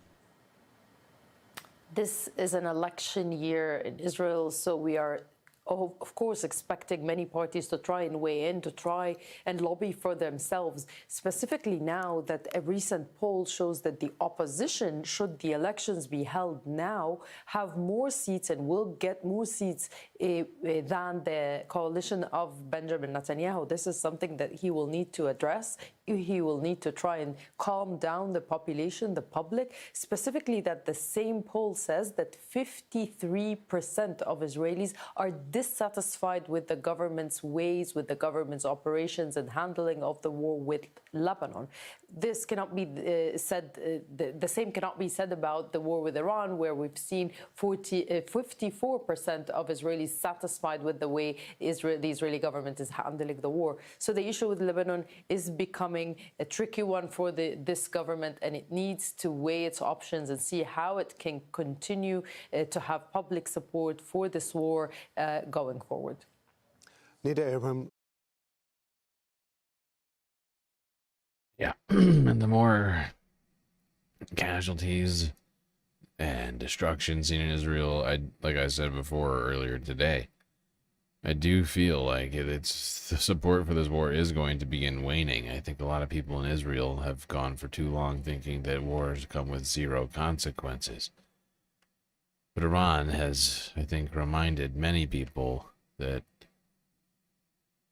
there in fact are and can be consequences for Israel and people living in Israel. Ay, ay, ay. I do fear this thing is going to continue on for some time.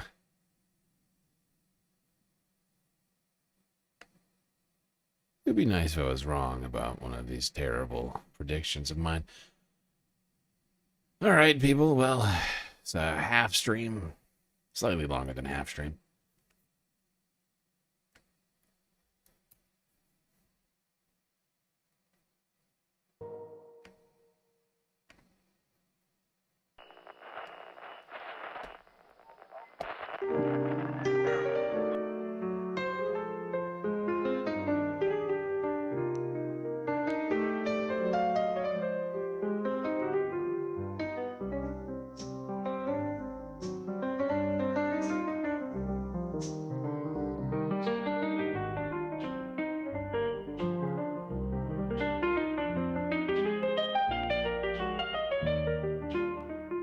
Well, we made it through another stream.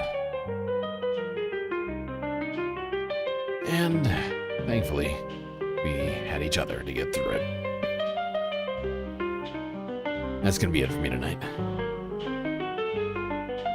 Till I see you next, you stay classy, Galactic Stream Nation.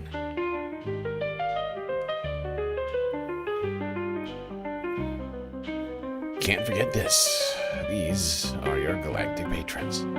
Gabby, Goth Dogs, Aaron W, Schmegley, PB, Mitty, Afroponics, Narwhal by Nature, Interplanet Janet, Godcat, Robot Cat, Disco Wolf, Callie Braiding, Sammy, Geodragon, The Anticorpatist, Obsessive Audio, Moanoip, Nadia, Jokey, Jet Scouts, Selena, Omegastar, Sasha G, Pitchforks Dragon, Vincent Morales, Donald James X, Evan from Portland, Lovely Pariah,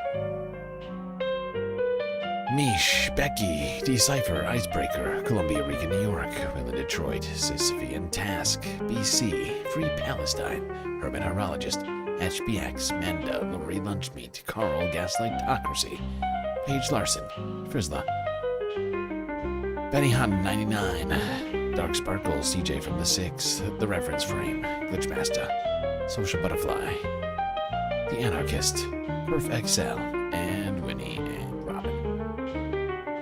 That's right, all of these people have helped produce the show that your eyes and ears just got done enjoying.